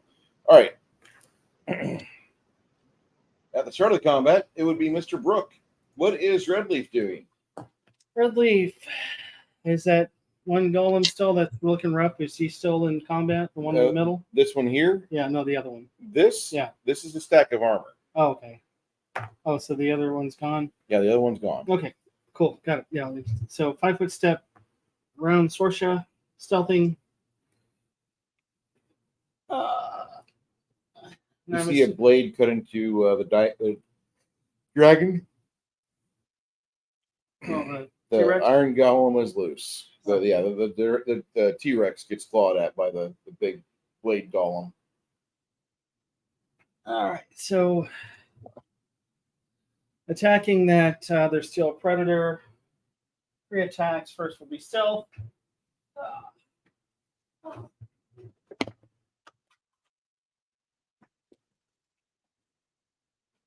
And that is a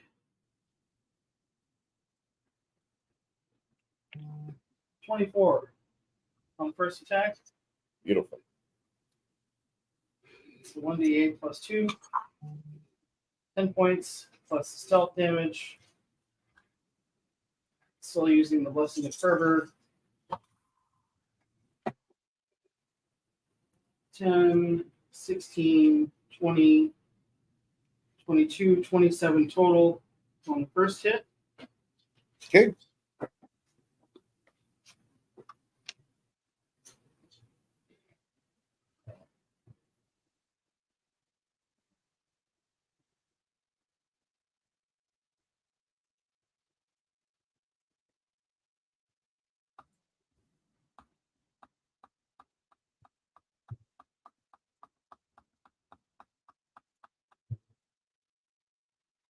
About second hit. Second hit. Miss. That was the 23. Is that a miss? 23 is a miss. It's a miss. This will be plus 13. Miss. With 15. Jeez. What do you got going on over there? I don't know. Steal Bruce's dice. Sorry. And that into the die bag. I'm going to take a poop, so I'll be out of combat for a minute. That happens. All right. Janet from another planet. What is Luna doing? I am going to summon a Triceratops.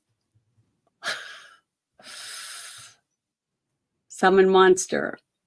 Okay. Sorsha is got an attack going on here with the big blade golem.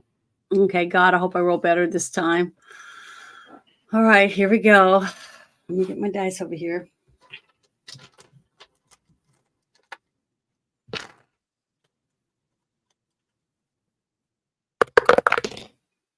Oh, I gotta open her up real quick. Okay. I rolled a 20, so that's 40. That's enough, right? Yeah. Now I got to do 2d6. Let's see. So it's 22 and then 1d6 for electricity. A 2. That's my bite. Now I'm going to do claw.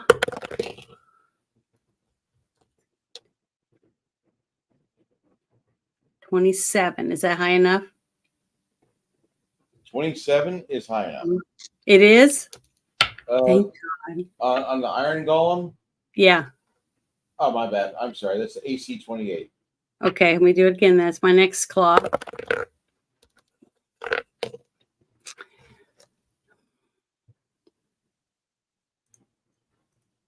$30 on the nose. Is that high enough? 30 is high enough. Okay. So now I got to do 1d8. Dude, it bounced off the top. Okay. So 20 and then d6. 23 total damage. That's it, right? Or do I get to do the rake? That's it, right? I just get the claws and the bite. Did you with 2? Actually, no. You do get the 2 rakes. My bad. Okay. Roll that again.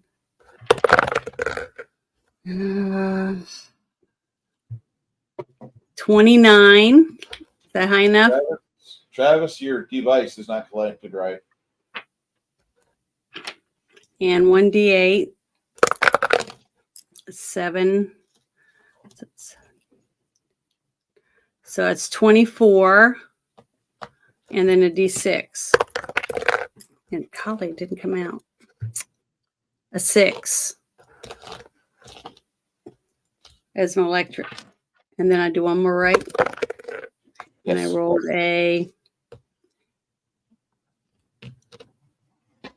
16. I'll wait for Travis to connect again. Okay, just a second. Almost done. 16. Oh, there he is. 35. Is that high enough? Yeah. 35 is. Now I roll a 1d8. I got an 8.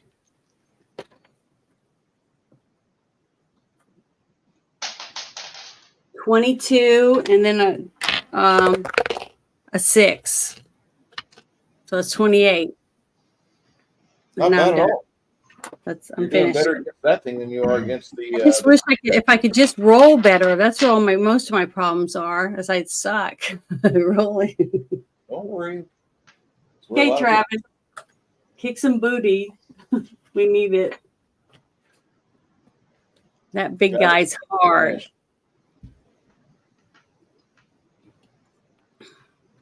Yeah, No, that's big Travis is guy. silent. Humongous.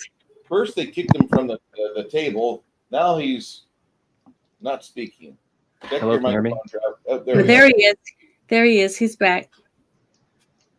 No, I think my webcam is acting weird. Okay, so how does the still cat look? I guess I will attack him since he's right in front of me. The cat could probably have a couple of heals and he'd be okay, but he's not doing great. I believe that hits. On the cat, well, it's grappled. Yeah, I rolled a 37. Yeah, you're good.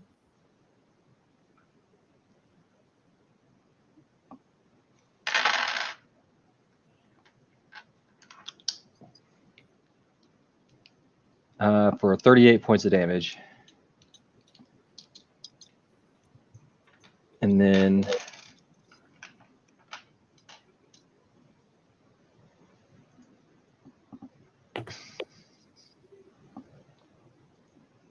so I've been fighting with my camera and shit. So did I miss something with your cat, Luna? Did they get attacked? Don't The forget that they cat's got their attacking the golem. Okay, I was gonna say don't forget that the thorn body thing does stuff. They do an additional D6 of piercing damage when Luna's cat attacks. Did you remember that? No, she didn't. It's fine. How many? She rolled 3 hits total. Janet, roll 3 dice 6 and add your strength modifier for your. No, just 3 dice 6 because that's what you get for thorn body. Three dice 6. Yeah, that is that 3 dice. Each one's Okay. D6, right, Travis? Yeah. So I got 14. So what do I add to it? No, From that's Sasha? it. Oh, That was extra damage you did because you've got thorn body as a spell. oh, I didn't know that. I'm sorry. Travis No, said, it was my fault because I was fighting with my computer shit. Oh, okay. So do I add that to one of my Whenever Tip- whenever you attack, every time you hit, you get an additional D6. Okay, let me write that on my pad right here. Plus There D6. probably is in your adjust screen for your tiger. You can probably add thorn body if it's in there. It should be Okay, if you wanted for to. Sasha. All right, I wrote it on there. So I get 1 extra D6 on my attacks. yes. Okay, I got that written down now. Thank you. Appreciate it. It's awesome. So this is funny. Okay. Before Travis continues, you could always advertise availability, Bruce. Make sure to vet them in case they happen to be from that wave of Haitian cannibals the interwebs is saying is on its way. I mean, I'm not going to diet shame anyone mostly, but if I'm the snack at the game table, I'm out. Go ahead, Travis. I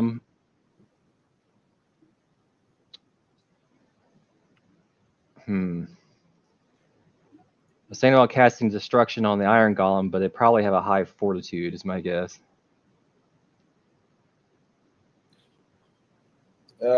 Destruction probably wouldn't be something you want to cast in the iron golem. Does that have spell resistance?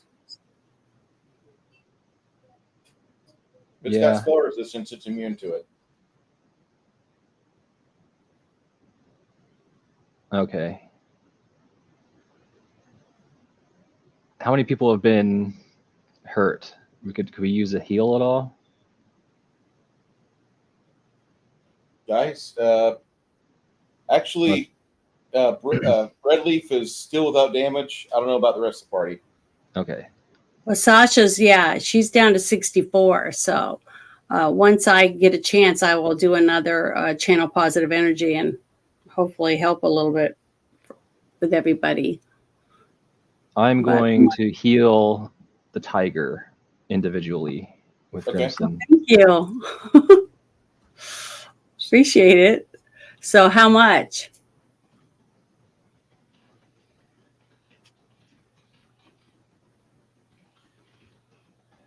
All the way? I'm checking to see which one. Okay.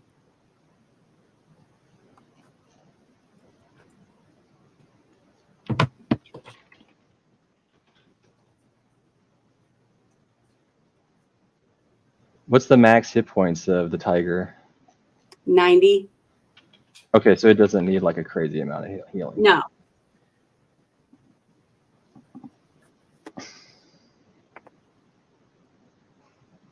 But once we get inside, she'll need it. And I don't know if she's going to get injured again here in a second. So.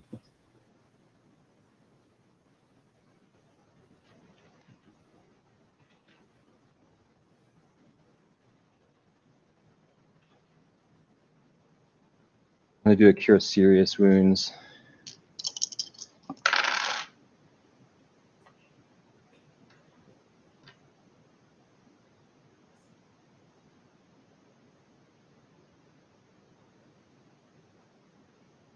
$27 Yeah. points. Thank you. She's better. And then Crack is going to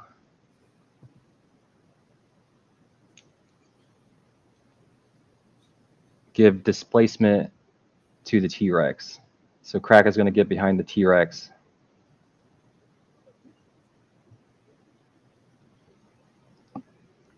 And give him displacement.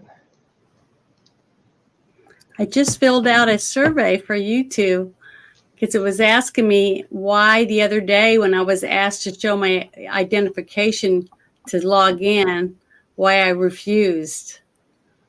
And I wrote back and said, because you never asked me to show anything, because I go, I have shown my identification before, so whoever you asked was not me. So somebody tried to log into my account, apparently. That's interesting. See And that? I'm done. Okay. Thank you for healing me for my tiger. No problem. The Tiger's been doing pretty good so far. Yeah, she's been getting good rolls, at least today. Yonda. All right. So at that point, she cuts into the steel beast with her weapon in her left hand. Actually, no, wait. She gets 3 attacks with that great falchion.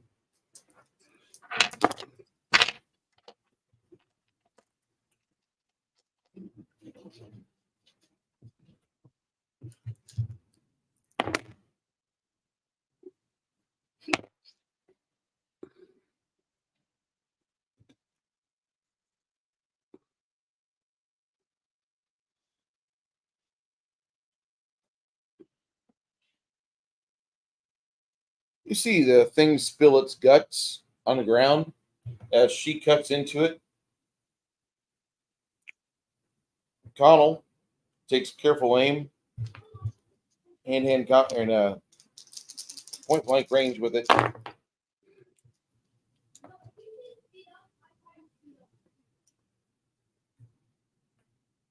He puts 3 more arrows into it and renders the beast helpless. Okay. The Iron Golem gets a bead on the tiger, knowing if he can get rid of the tiger, he can actually get into combat with that T-Rex.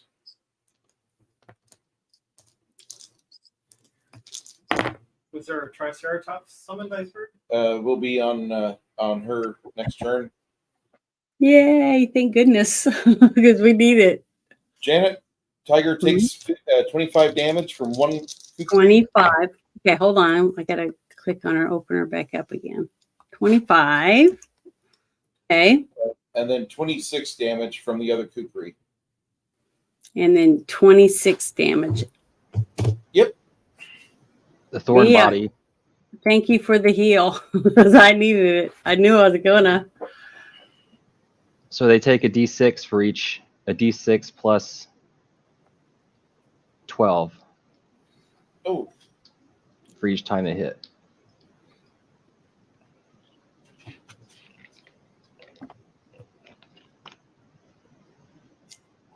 okay. Brooke, what's Redleaf doing?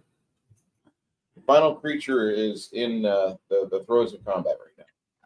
Well, actually, you've got dragons coming in very quickly, but So he's not paying attention to me. 5 foot step back to stealth.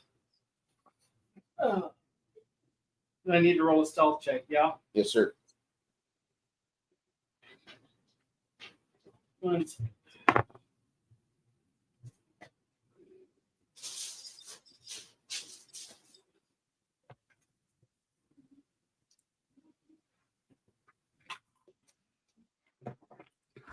That would be a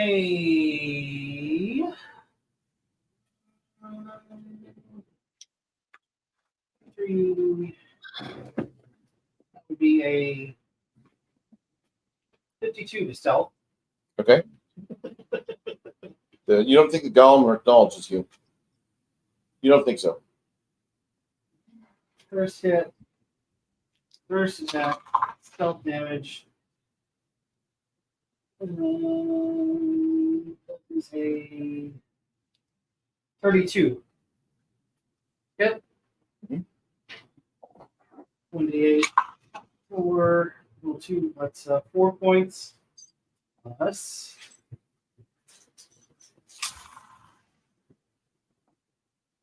4, 5, 7, 8, 9. 17 points of damage on the first hit. Second attack. Miss. 21. Yeah, you need 28 to hit this thing. Third attack. 23 misses. Okay. Miss Janet. So now I get my Triceratops. Yep. Where are you going to place that? Behind it? Yeah, I'll put it right behind it so I can ram it. Put it up next to the door. Its ass up to the door so I can run into it. Get some momentum. Okay. Go. You do that, and then you charge it. Yep. Okay. And now I gotta get on there again and see what I'm supposed to use, or what what I have to roll and all that stuff. So give me a second. Summon monster, and I'm trying to read what it says. Trying to remember because it's been a while since I've used one. Do you guys happen to know what I'm supposed to roll? 1d4. It should be Is that D8 plus DB8 plus 15, I think. to hit. Okay, because I don't know where to look for it. It doesn't. I don't really see anything on here, so I don't know what I'm supposed to look for. I got you.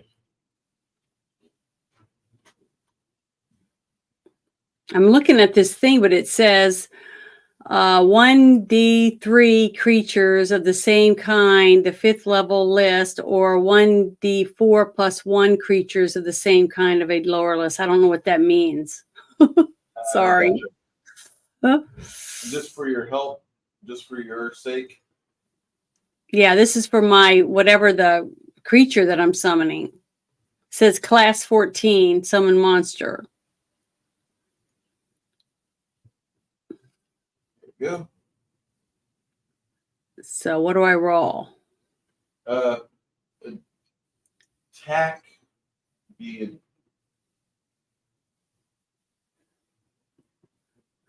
So I said, I'm sorry. I did it last time, but I don't know where to find this stuff.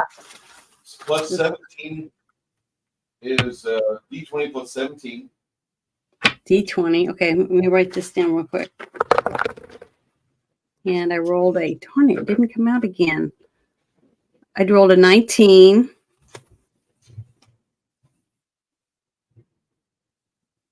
So it's 36, right? Yep. Is that high enough? Yes, it is. Okay, and then what do I roll? The attack is 4 die 10. 4 of these Right. die. 4 die 10. 4 of these. Okay, let me grab 4 of them.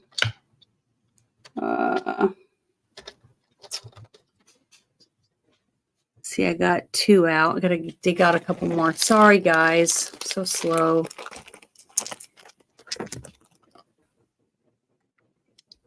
I'm gonna do 2 at a time. I'm gonna keep digging them out. 12.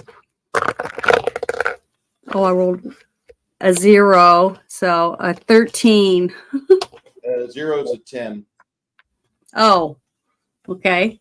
So that is a 20, a 20, 23. Yeah, 23. Okay, thanks. Okay, now you add 16 to 23. Oh, So, yeah, that's your powerful gore attack. so at 39. Yep. So good. That's not too bad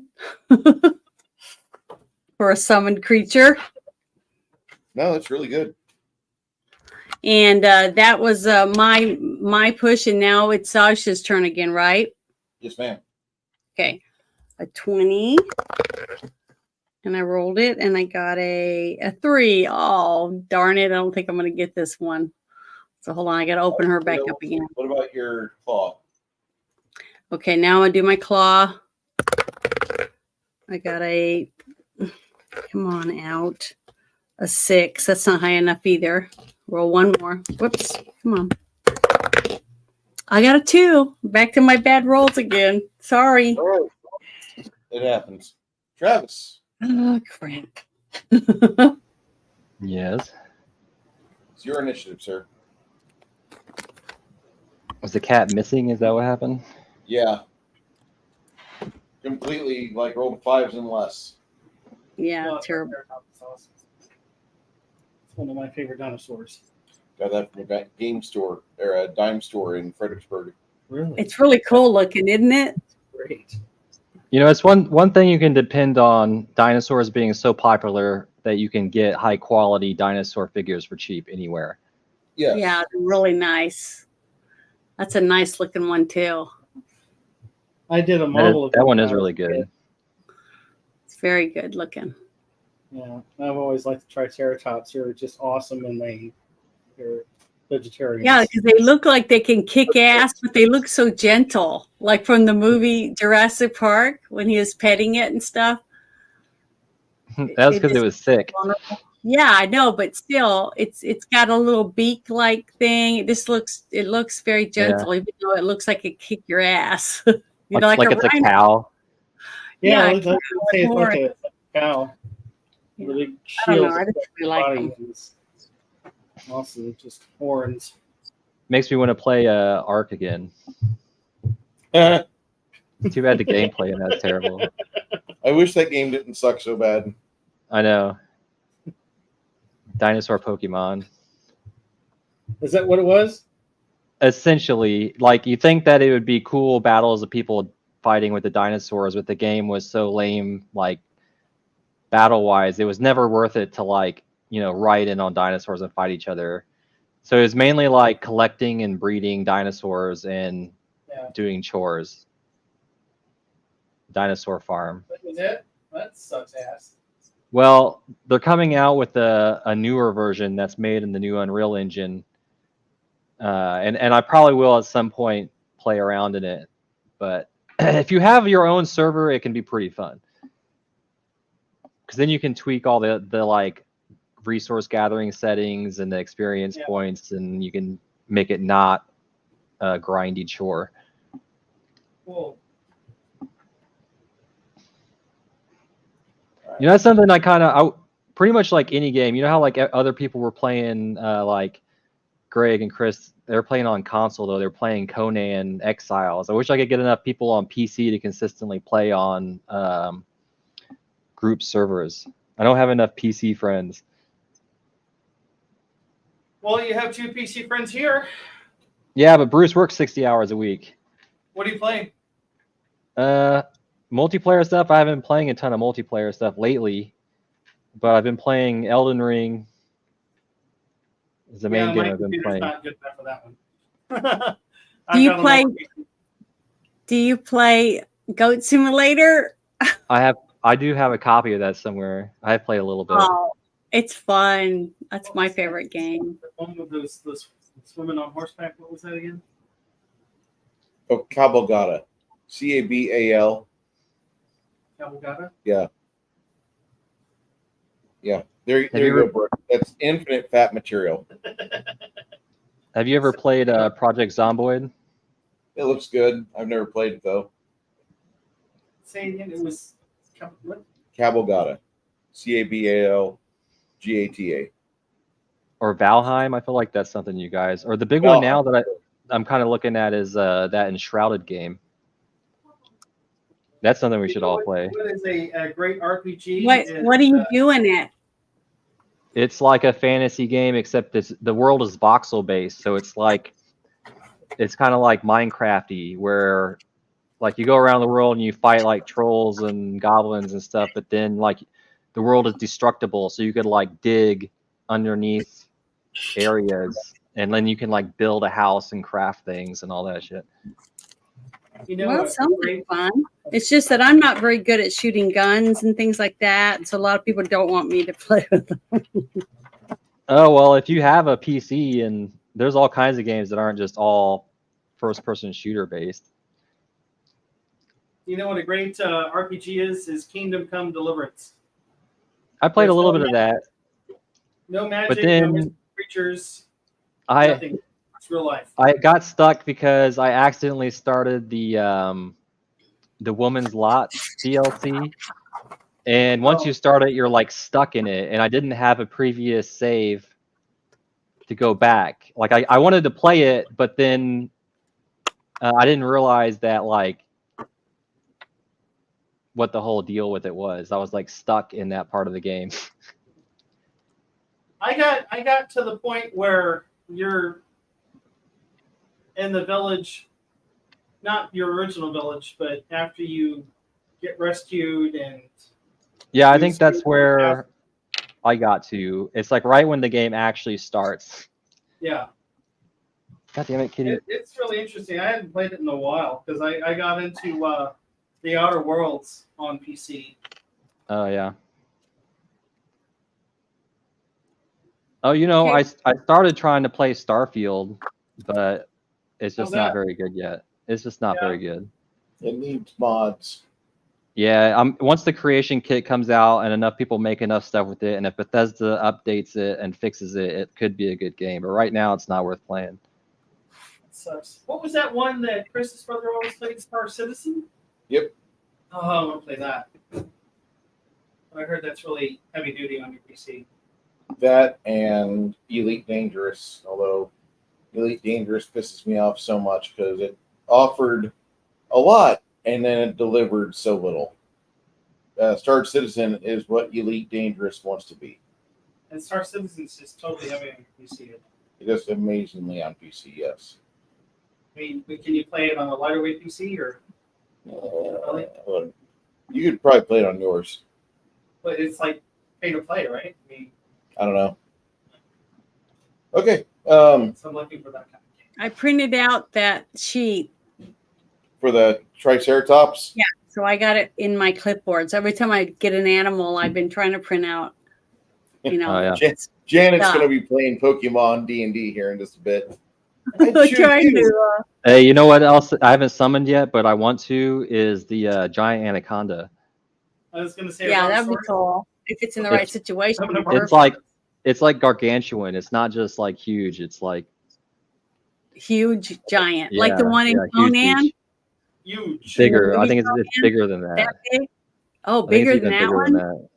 Yeah, that was pretty scary. I remember the first time I saw how scared I was of that snake because it was so big. Oh, it was horrible. Well, it starts out like at first it's like not moving, right? Yeah. And then its eye Just is like landing. looking. Yeah, opens up its lens or whatever, that little Yeah. cool gross looking, ooh, creepy. Ooh. That would be a horrible way to die.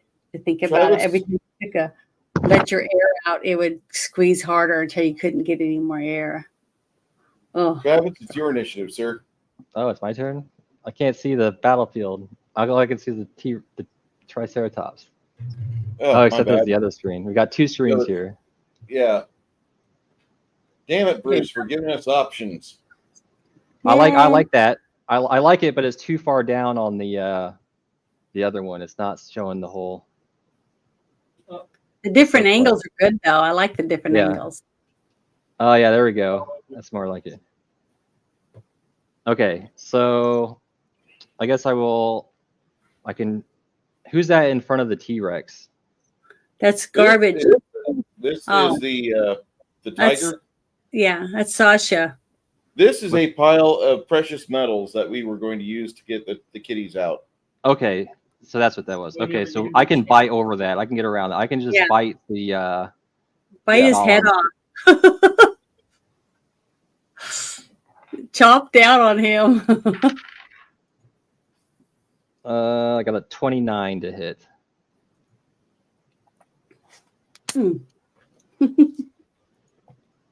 Does that not hit? 29 to hit on the yes, it hits. Oh. Yeah, get him.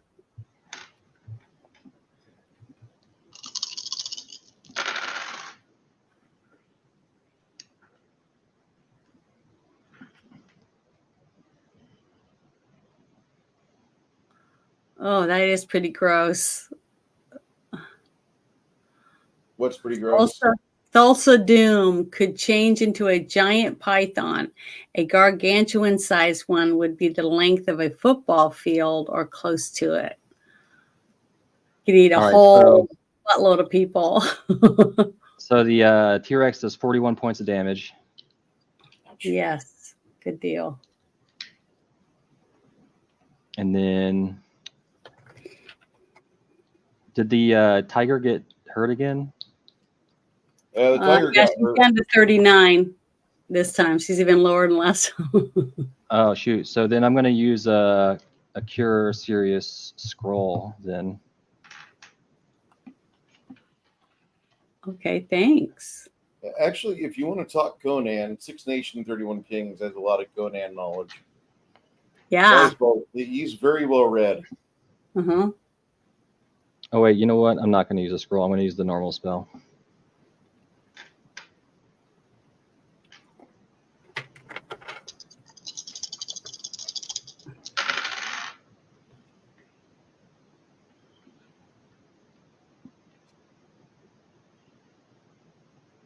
So 20 points of damage, healed on the tiger.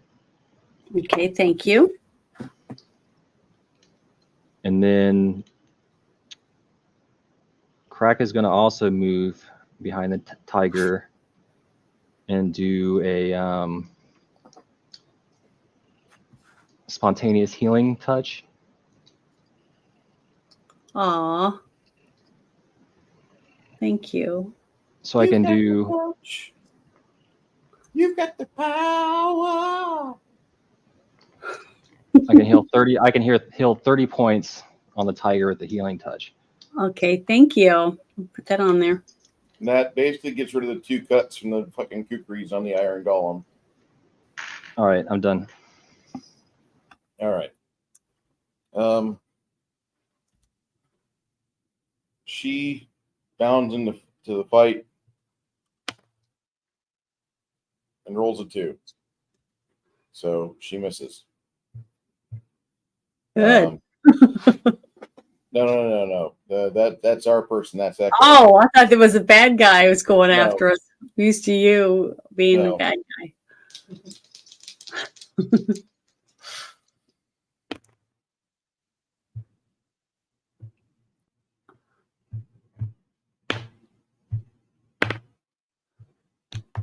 All right. So Connell does his worst showing in combat yet. Well, he's not here, so he's taking care of his but kid. he's doing his worst when I control him. Usually his DPR with you casting Blessing of Fervor is around 60 to 80 points around. He's lucky to get 25 with me. Granted, it's all damage resistance characters here. Excuse me. But he is not showing well today. I'll still give him some XP, though, because I'm borrowing his character. Started listening to the O? What's the O? Okay. Brooke, Yeah. all you.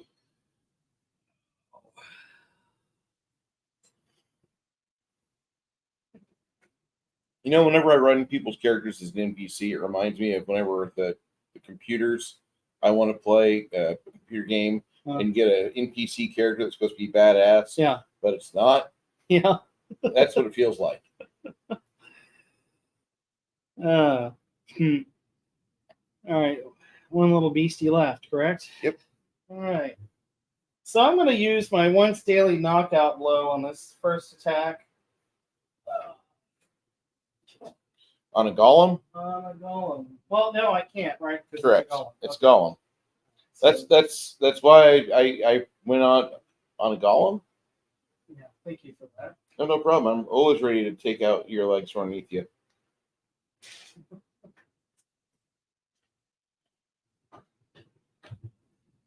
All right, still using Blessing of Fervor, extra attack. So this is plus 18. Nat 1. Woohoo! That dice. Confirm it. Nat 1. Wow. Where's the balcony? Here. This dice now belongs to you, sir. Okay, you need to repair that weapon because from now on out, until it gets repaired, it's at a -4 to attack. Okay. You've bent the blade. It's a bow. You've fucked up your bow. So it's a -4. You need to restring it. I can't even attack with it. You can. You're at a -4 with -4? everything. Well, that'll be a +14, so I'll take another shot at it, shall we? Okay. 19 plus 14 is 23. That's a miss. 19 plus 14 is 33. That's a hit. Sorry, my bad. I cannot add today. Sorry. Welcome to Tax Prep 101. 33, that's a hit, and that's non-stealthing, so it's a 1d8 plus 2, and that would be 8 points of damage. This will be a +9 to hit, Well, that's cool. and that's a miss. Roll damage. That was a miss. Oh, for that, yeah, that was 8 points of damage on that second hit. Okay. Need to roll more. Need to I know. roll higher. I know. Okay. You now own a blue die, point a d20. That's Oh, thanks. Just what I want. Another faulty fucking die in my well, collection. faulty for me, so you know it's going to be good for you. Yeah, I'll just scan it up to you whenever you. Purple and red one too. I don't want that. It's ugly dice. I don't want Okay. It looks like vomit. Somebody vomited fuchsia all over that die. I don't know where the hell I even got it from. I may have stole it from you. I don't know. Janet, it's all you. Janet, your microphone is bad. Sorry, I had it muted. I got my Triceratops paper right here. So I'm gonna go for it and see. I got to roll. Let me find out where that part is at on here again. Let me go to. Yes, I do, Jeremy. I do. Dump all these dice and then dice and dice and then dump all these into their pile. It's just cruel. Um, Go over to Night Watch Games. They'll take your die to sell again. I know. trying to see where it's at on this paper. Hold on for a minute. I don't know where to look again. Oops, I did it again. Oh. You looked it up on that list, right? What? And For send it to me. Triceratops? Yeah. Where is it on there? It says special attacks or This is a Gore. regular attack. You can't trample it right now. oh, yeah, because I don't have enough range. Yep. So it would just be what? It's in the private chat, Janet. 2d10 Plus 16. plus a 12. 12, my Plus bad. Yeah, plus 12. Okay. 2d10. So let me get them again. Because I just did this. That's why I said, why is it so hard for me to remember? See, and add 28. That's on the dot. Damage? Okay, and now I got to roll. It says, where is it again? 2. It says roll. It just says 2d10 plus 12. That's all it says. Doesn't say what I do after that. Yeah, On here. you've got to gore it for a total of. You attack for 4d6. Oh, there it is. 4d 10 plus That's 16. That's if you are doing a special attack. A melee attack, the gore attack is plus 17. You attack Okay. with a plus 17, and the damage is 2d10 plus 12. Okay, so I got to do 2d10 plus 12.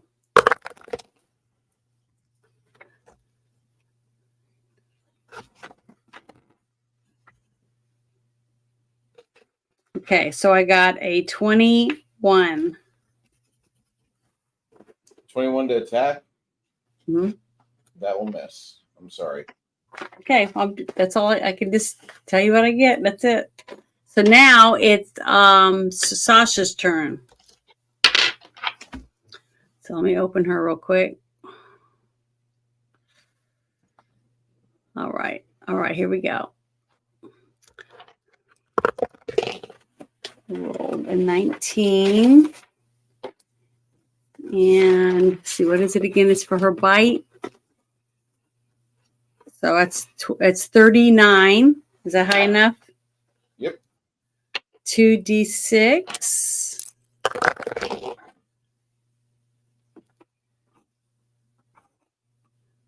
See, it's 14. Okay. So it's 22 plus 1d6 for electricity plus 4.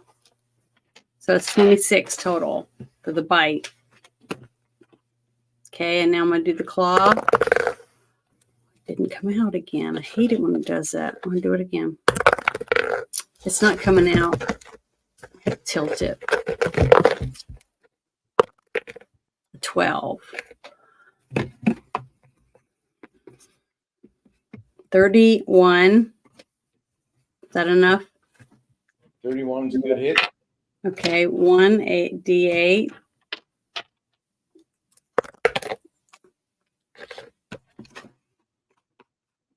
So I got a 19, 20. Wait, where is it? Where is it? Oh, 19. Is that high enough for 19 my is not- hit? You need a 28. 28. Okay. One more. Here we go. Okay, I rolled an 8. That's not enough. So, sorry. It's all right. She sucks. I rolled better earlier today, but oh well.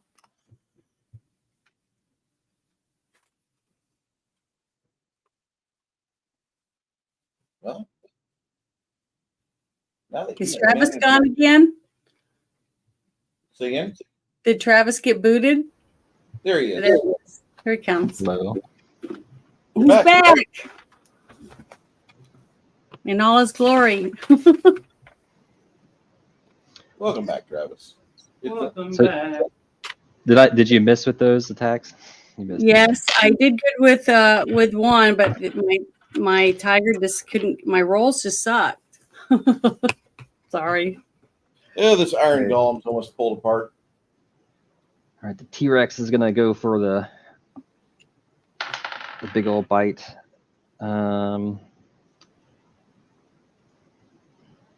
27 to hit.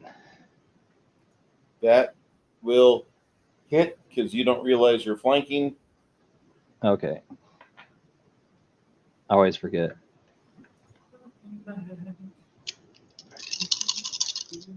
That was a great show. A good show of really good show of I can't think So of the- anything. Control. The T-Rex hits for Gabe, 35 points. Mr. Content. I loved his dad jokes at the end of the episode. Go ahead, Travis, say again. The T-Rex does 35 points of damage.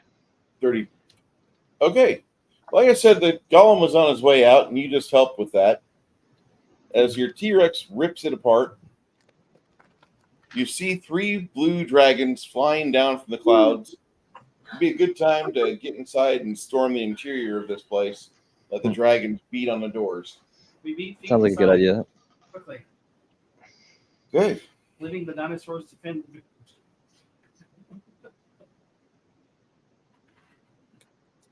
What did he say? I couldn't hear him. I said leaving the dinosaurs to fend for themselves. I'm joking. I'm sorry. Oh.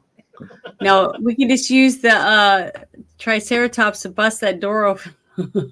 Yeah, actually, we've got a few more rounds left. We might as well send them in there and shut the doors behind us.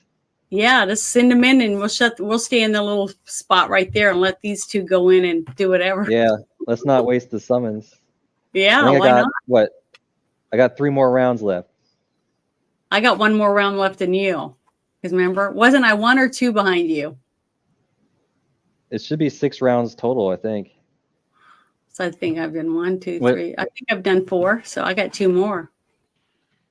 Those stay active, or those characters these will be out for 1 round per level, I thought, right? Oh yeah, that's what I was trying to think. How many is it? Yeah. I'm 14 levels. So Yeah, I've you done guys 4. gotta I get gotta time here. Did we bring him in with Yeah, us? that's way longer than I thought. Yeah, so let's let them two go in first. She batters the door in, Yeah. and then she you'll direct her to break in this room here. Yeah. Bust the doors open so we can get in. And the T-Rex will follow 20 feet behind.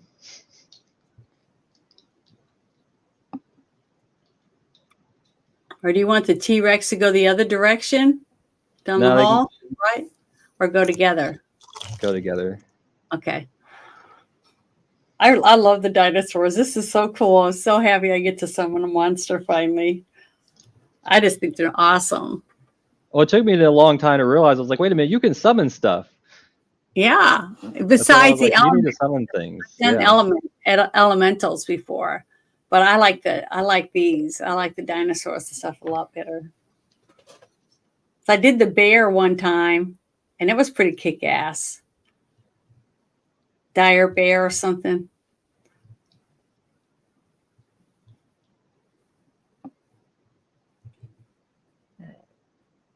They start getting good. Like there's always something decent to summon at every level, I feel like, but they start really getting good. Like even when you're first level, you can summon like a swarm. You can have a bunch I of haven't wasps done attack that, but somebody or that's something. cool. I mean, you can still use all the lower level ones too, depending on your situation, right? Yeah, that's what I mean. Like they're still useful even if they're like weak, because you're fighting other weak stuff. Yeah, like if you get like a bunch of those little rat creaturey bat things or whatever it was that attacked us at one time, you could get a swarm of hornets or whatever to be stinging Yeah, them and off. there's a swarm Stuff has like a funny rules where it like occupies a space. All right. As she batters her way into that room,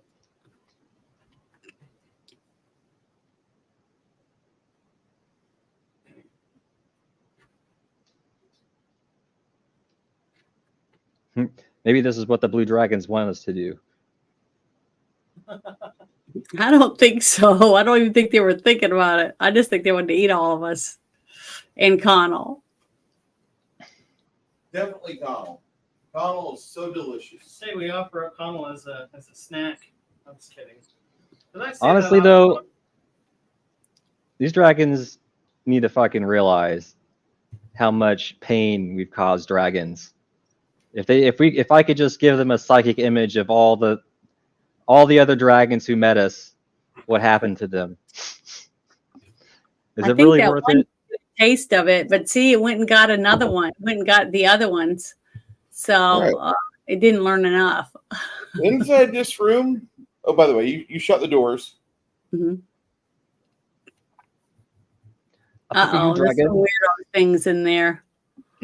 There's a definite cloud giant in bed, and staying not too far from it is Liurnian Hydra.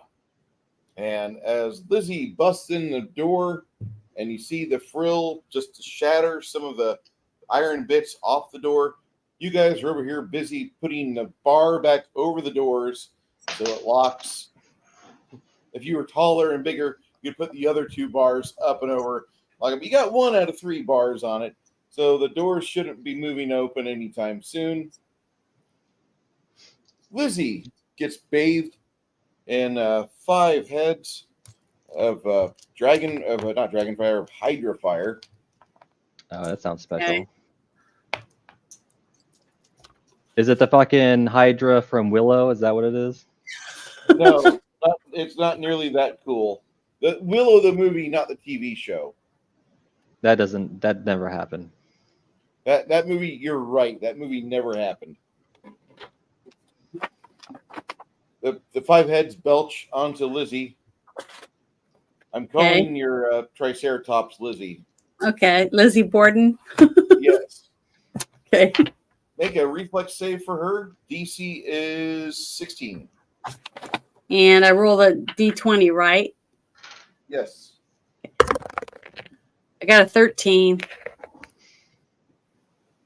I don't add anything to that, right? You add whatever her reflex save is. Let's see. It says AC 21. Is that it? Oh, the reflex is the REF, which is Yep. 8. So 8 plus whatever you rolled. I rolled 13. So 21. Is that enough? 21 is enough. She will suffer 20 damage. Okay, minus 20. Because Nope, it's a 10 damage because she saved. yeah. So do I tell you what the hit points are right No. now? No, you Total? Okay. And I get don't. minus Only 10. hit zero. Minus Only 10. she hit zero. Okay. She only takes 10 because she made her reflex save. Okay. She directs her hood to protect her from most of it. Oh, I forgot about that. That's cool too. So now what? Hey there, Travis. All right. So we've got this situation in here. You guys see a gout of fire consume the Triceratops, which if you were there, you saw the fire go around the head. The poor eyes of Lizzie are charred now. She smells like barbecue. Well, are these Haitian hydras? Okay.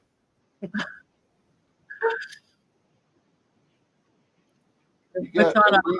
This room's big enough for a giant to call it a bedroom. There's a huge bed. It's mostly one corner. This 18-foot tall giant is laying in it, and he starts getting ready as the door busts in. An enormous reptilian beast crouches on the other side of the room. The tin heads writhe and snap. There's an iron chain as thick as a man's chest leading from the beast to the huge ring set in the wall. This room is cool and damp, and there's a few puddles on the ground. Okay. Initiative. So And the it's dinosaur weird times. So it's a pet to this creature that's sleeping, right? Basically, it's like tuned up. Yeah, apparently And so. we peed on the floor a few times. It's beat on the floor a few times, yeah. Yeah, okay. It must sleep pretty good considering all the cacophony going on out the front door. Or we just rudely enter with the fucking Tyrannosaurus Rex and the Even though Triceratops. the doors and most of the structures made of iron, there are insulators in here, and so the 2-foot thick doors offer a lot of insulation from the noise outside. Okay. Suddenly a dinosaur crushes into the room. Good morning. Hope you had a nice nap last night. So now We're we here got to we ruin got. your day. Are we gonna keep playing? I mean, it's almost what? It's 8:30. I want to at least try to get through this room if we can. Sure. Okay. Okay. So we roll our d20s to find out where we're going to be at now again. Yes, ma'am. D20. Okay, I got a 16. Do I add something to that? I always forget. Your initiative modifier should be either +4 or +2. I don't know, Janet. It's 4. It's a 4. Okay. 23.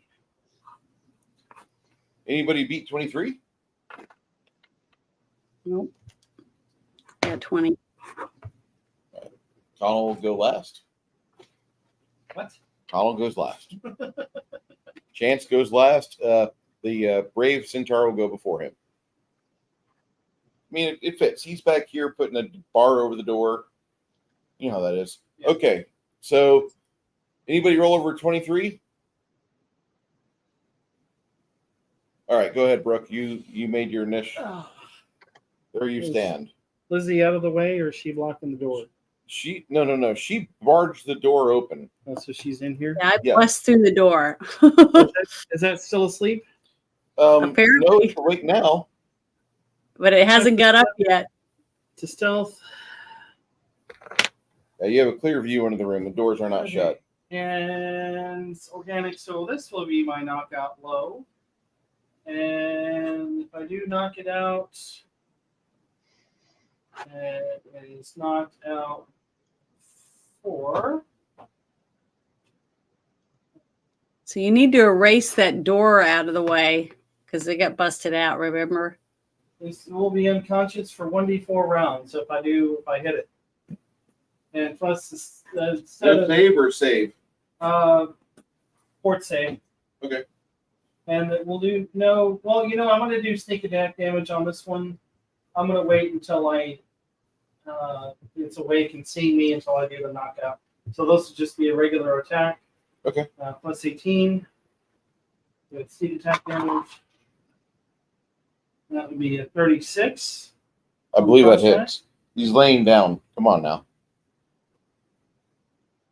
1d4. 5.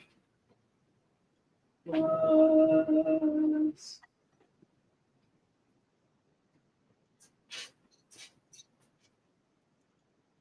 Six, 5.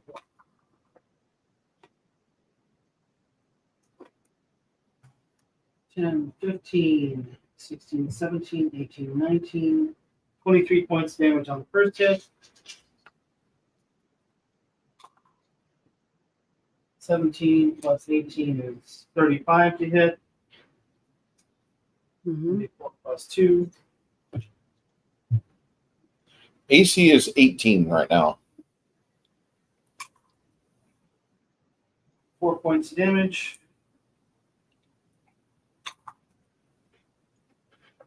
14 plus 13 is 20. Sorry, 30.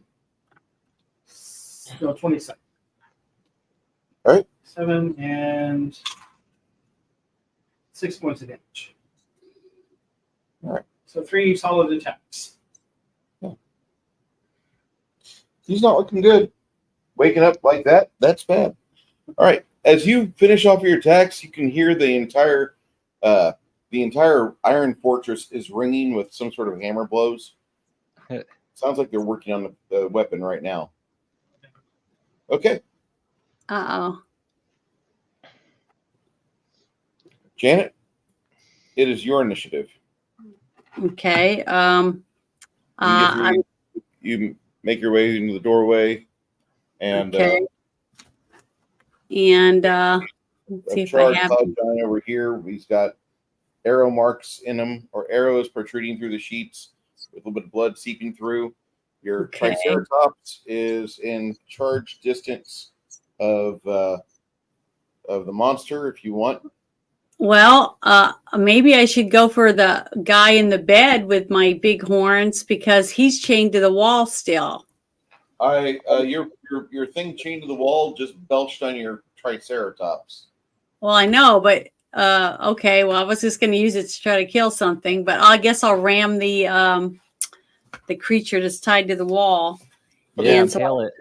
Yeah, I have to. Make your attack with your powerful charge. Yeah, I want to do my charge. I'm trying to find out which ones I roll again. I'm sorry. 20 plus 21. D20, but I'm trying to find out where it's at on here. Sorry, I just printed this out. So, Hey, Travis, you have a good day, my friend. I rolled 20 and I get 21, so that's 41. That's really good. But now I won't get into. Confirm your critical hit. So what does that mean? Roll the same thing again? Yep. 18. 18 plus 21. Okay. That is a critical. So what do I do now? Well, as your beastie stomps into the Cryohydra. So I rolled 2d10. You're going to roll 4 die 10 plus 16. 4 die 10. Okay, I'm going to roll it twice because I only got 2 out right now. You just roll 4 die 10, add 16 to it, and I'm going to tell you the special shit that just happened. And a 0 is a 10? Yep. Okay, I got 19, and then I add what to it again? If you have a 0, it's a 10. Okay, but what do I add to that? Afterwards? 16? Yep. So I got 35. All right. You pierce 2 of the Hydra heads in the face with your jutting horns. Mm-hmm. Roll me a d20, add your CMB, which is a plus 22 for your charge. 14. I rolled a 14. Okay. So as you do that, you see your monster push it into the wall. You'll have to adjust yourself to continue watching, but your little stumpy feet roll D8, add 12. D8. Okay, I rolled a 9. So I got a 21. Your Triceratops gores it, then tramples it, pushing it into the wall, and puts its stumpy foot and sunder the Hydra's face into the iron wall, and you just smushes it, just completely Awesome. collapses it. He goes, Yay. "Ooh!" Yay! Three So it's heads of the dead? 10 heads. 3 heads of the 10 heads are now destroyed. Okay, but is it alive still? It is still alive. You got to Okay. destroy the heads. Crush Okay. the heads. Crush them. Crush the heads. So now it's I guess I'll let Sasha go now. Okay. And she will charge over there to the Hydra and help her try to kill the Hydra. Sasha, can you cover 100? Can you cover 80 feet? Why? She yes. goes, what's 40/70 speed? And then Go ahead and make your attacks. okay, here we go.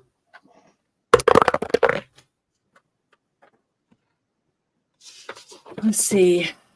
That's 26 for my roll. So is that high enough?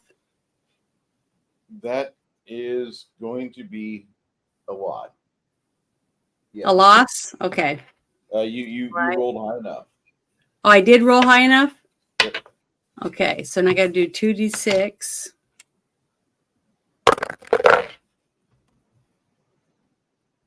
So that's 18 plus 1d6 for electric 4.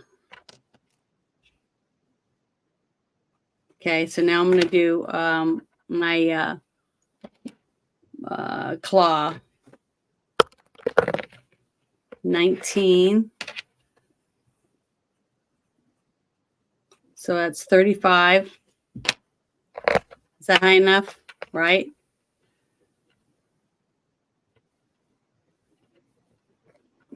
Bruce, is that high enough? Yes. AC Okay. is 22. Okay, let me write that down so I'll remember because I keep asking. 22. Okay, I got to roll 1d8. Come on, didn't come out. Okay. And what does it go with that?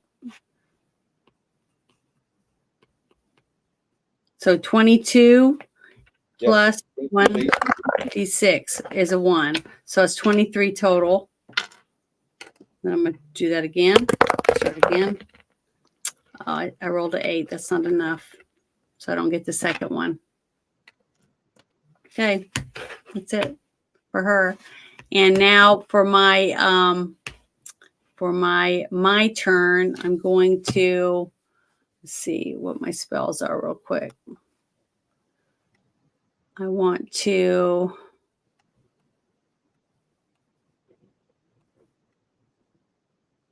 hold on.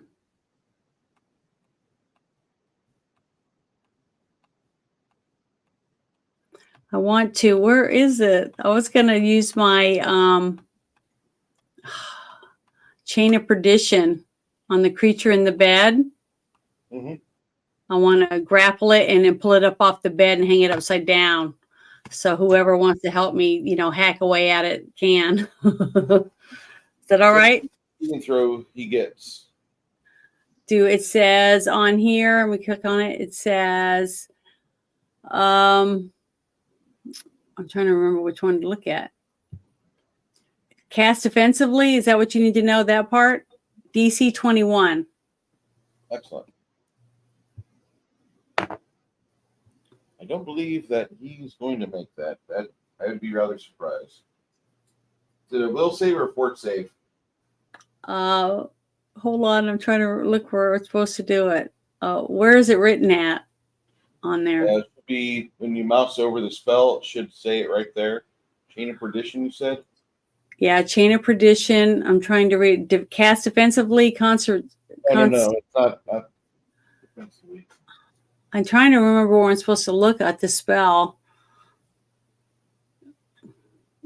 I don't know what I'm supposed to look at. Okay, it's no save.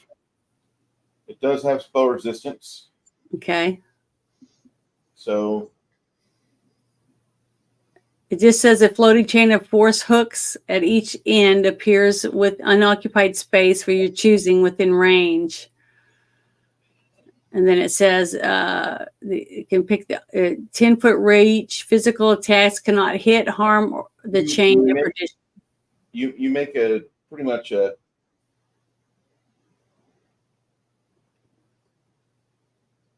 I can just grab you and pick you up. Make a CMB check. Mhm. What is your and what's your wisdom? My wisdom is 18, and then it has a +4 above it. So what does that mean? 4 plus 18 underneath. you're going to be 17. So, okay, roll me a D10 or D20. Add 17.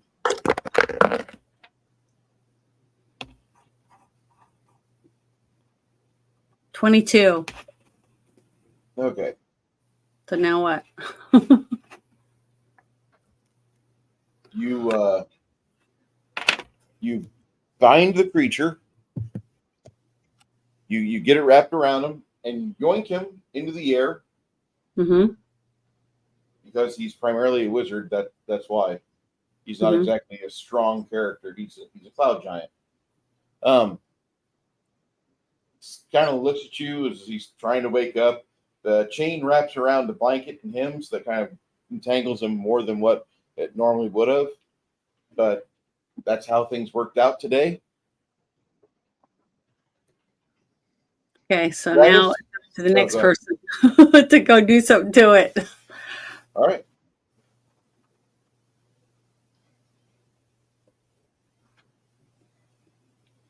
How dare you use misleading information? What'd you do? Say Pfizer is stealing your babies, or just killing them? Oh, these Haitians are going to be engineers and great thinkers for our society, aren't they? Anyway, so sorry about that. I know you would never say anything so nice about cannibals. Oh, that's terrible. Travis, what are you doing, sir?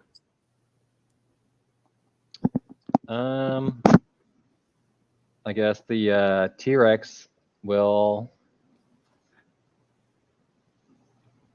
go and also bite on the Hydra. Okay. Bite his other heads off. We're going to pull them in different. Every animal is going to pull it in a different direction. That's good. It's a tug of war. It's had 7 heads left, but you guys are going to rip it apart so badly. It's going to look like I can't say. Never mind. I can self-censor. Oh, I rolled a 20. When have you ever self-censored? You have never, since I've known you, ever have self-censored, sir. Okay, you remember that time that we had that mysterious mess and had to go pick up the wood chipper?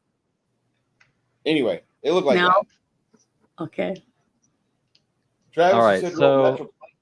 I rolled natural 20. Yeah. Oh God, confirm that, please, sir. Just for God's sakes, just confirm that, because I want to read a critical hit from a fucking T-Rex. I've never done that. You did Now, that is with it- the Triceratops? Are there some Yeah, other okay. bonuses I get because it's like also grappled by other? Yeah, I'll give you a +4. Okay, and then I rolled a 16 plus 4 would be 20 plus 20. That would be a 40. that absolutely grapples the shit out of it.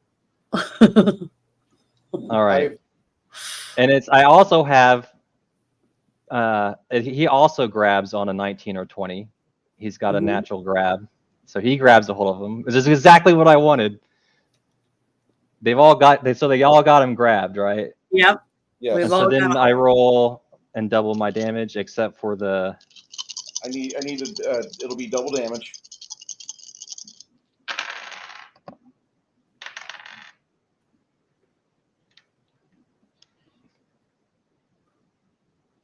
So it'd be 60 damage. Okay. And then and then it also has bleeding critical. You rip off 2 of the heads as you chomp down after a nice big charge. As you tear the heads off, between you and 126 points of damage that Lizzie got into it with her, the Hydra is ripped apart. It looks like somebody's drawn and quartered some sort of blue scaly beast when it's all said and done. There's about 400, good. There's like 400 pounds of quivering tissue in a bloody pile. This reminds you of like whenever you have a cattle mutilation gone wrong and the aliens bleed the shit all over the fucking pasture. Oh. I mean, it just, they kept the skin and like everything else just explodes like a fucking crock pot full of roast beef and bombs at a Boston Marathon. It's just bad. God. So. I can't believe you said that. The worst day that Hydra. On YouTube anymore. You got kicked off of YouTube? No, I'm just predicting the future. Oh, that's why you wanted this. I just got my channel back like 2 days ago. What happened? I said some stuff they didn't like on the shit show. So Tucker talked on her channel. Tucker? Oh well. Yeah, she let Tucker talk about COVID, and they reported it as fucking misinformation, even though medical Tucker misinformation. no, she copied the fucking stream and showed people stuff, and like the YouTube had a fit because like, how dare you, small channel, do that? And they stomped her out for a week. Yeah, they wouldn't let her do anything. That's bullshit. She fucking had everything in her favor, and YouTube just fucking Weimar Republic What bullshit. was bad is the stuff we talked about was up. It's been up on Tucker's channel for 3 weeks, and it was still up. On his channel, it's been shared information for years. And Bruce and Ruben and Orange Hat all did the same show I did, and they aired it, and none of them got in trouble for the same thing because it was the exact same show. So it's like, you got to be kidding. It's ridiculous. Maybe there's just somebody that follows you that's just a piece of shit, and they only follow you for you. I think I know who it is, and I've already blocked him and stuff. So hopefully, because he was mad because he wanted to call me, and I was like, no, I don't want to talk to you.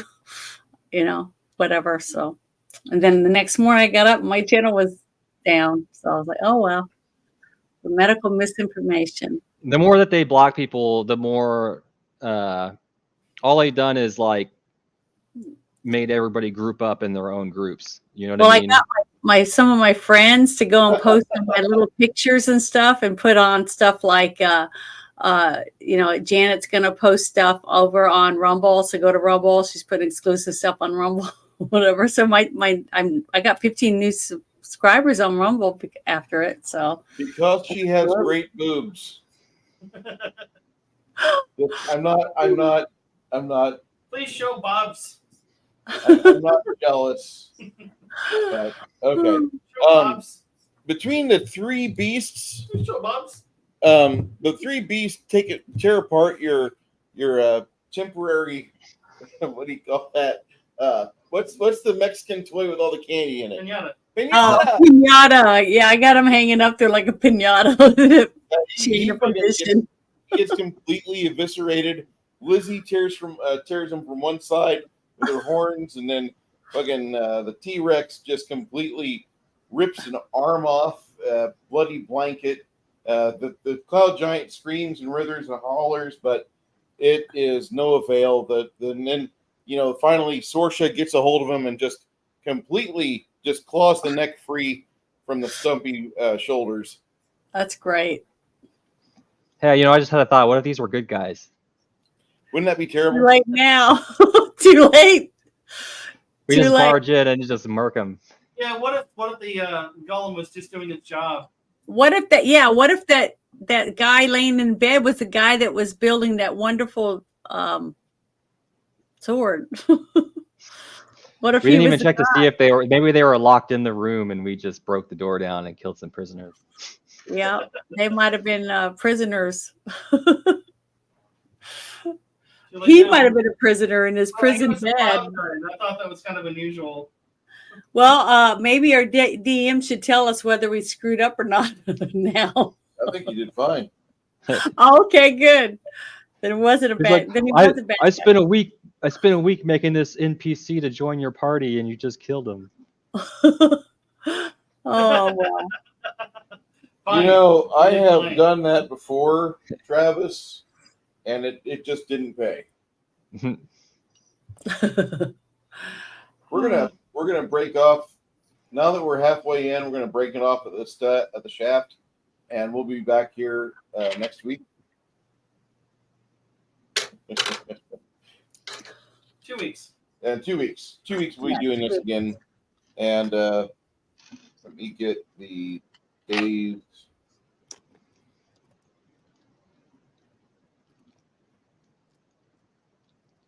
Awesome.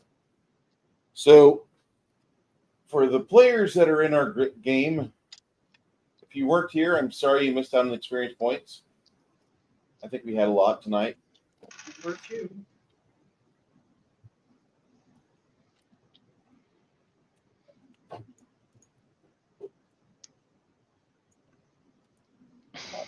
My beautiful box that's helped me a little by telling me which ones of these to roll. That was made for me. Thank you so much, Crafting Gamer.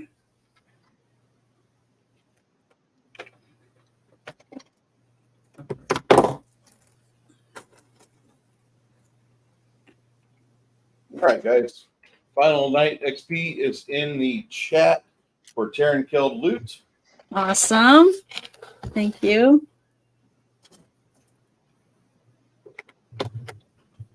Thank you, guys. I had fun. Oh, I had a blast. Thank you for the delicious jerky, which we ate. Oh, I'm glad you liked ate- it. It wasn't. It was. Back. I didn't want it to be too high in sodium. Oh, you're good. You're good. We'll be back here in 2 weeks to finish up, see what happens in the Iron Fortress. Hopefully you guys and everybody else will show up as well. Thank you. For those of you that popped in from Twitter or from our affiliate channels, people in the networks, thank you for being here. Look forward to seeing you again next time, to Crafting Gamer and to Soy-Based Jeremy, Lady One, and Six Nation 31 Kings. The 4 of you gentlemen, I look forward to seeing you guys tomorrow if we can. We'll be doing a Babylon 5 show in Discord at 10 a.m. And then we'll do a viewing of a movie.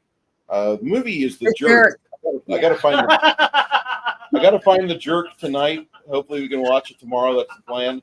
He hates these cans. I was Yes, born we did. So hopefully tomorrow after we view it, then we'll turn on the camera and go live with a guy, a girl in a movie. I know it's going to hurt my other guy that I usually stream with on Sunday.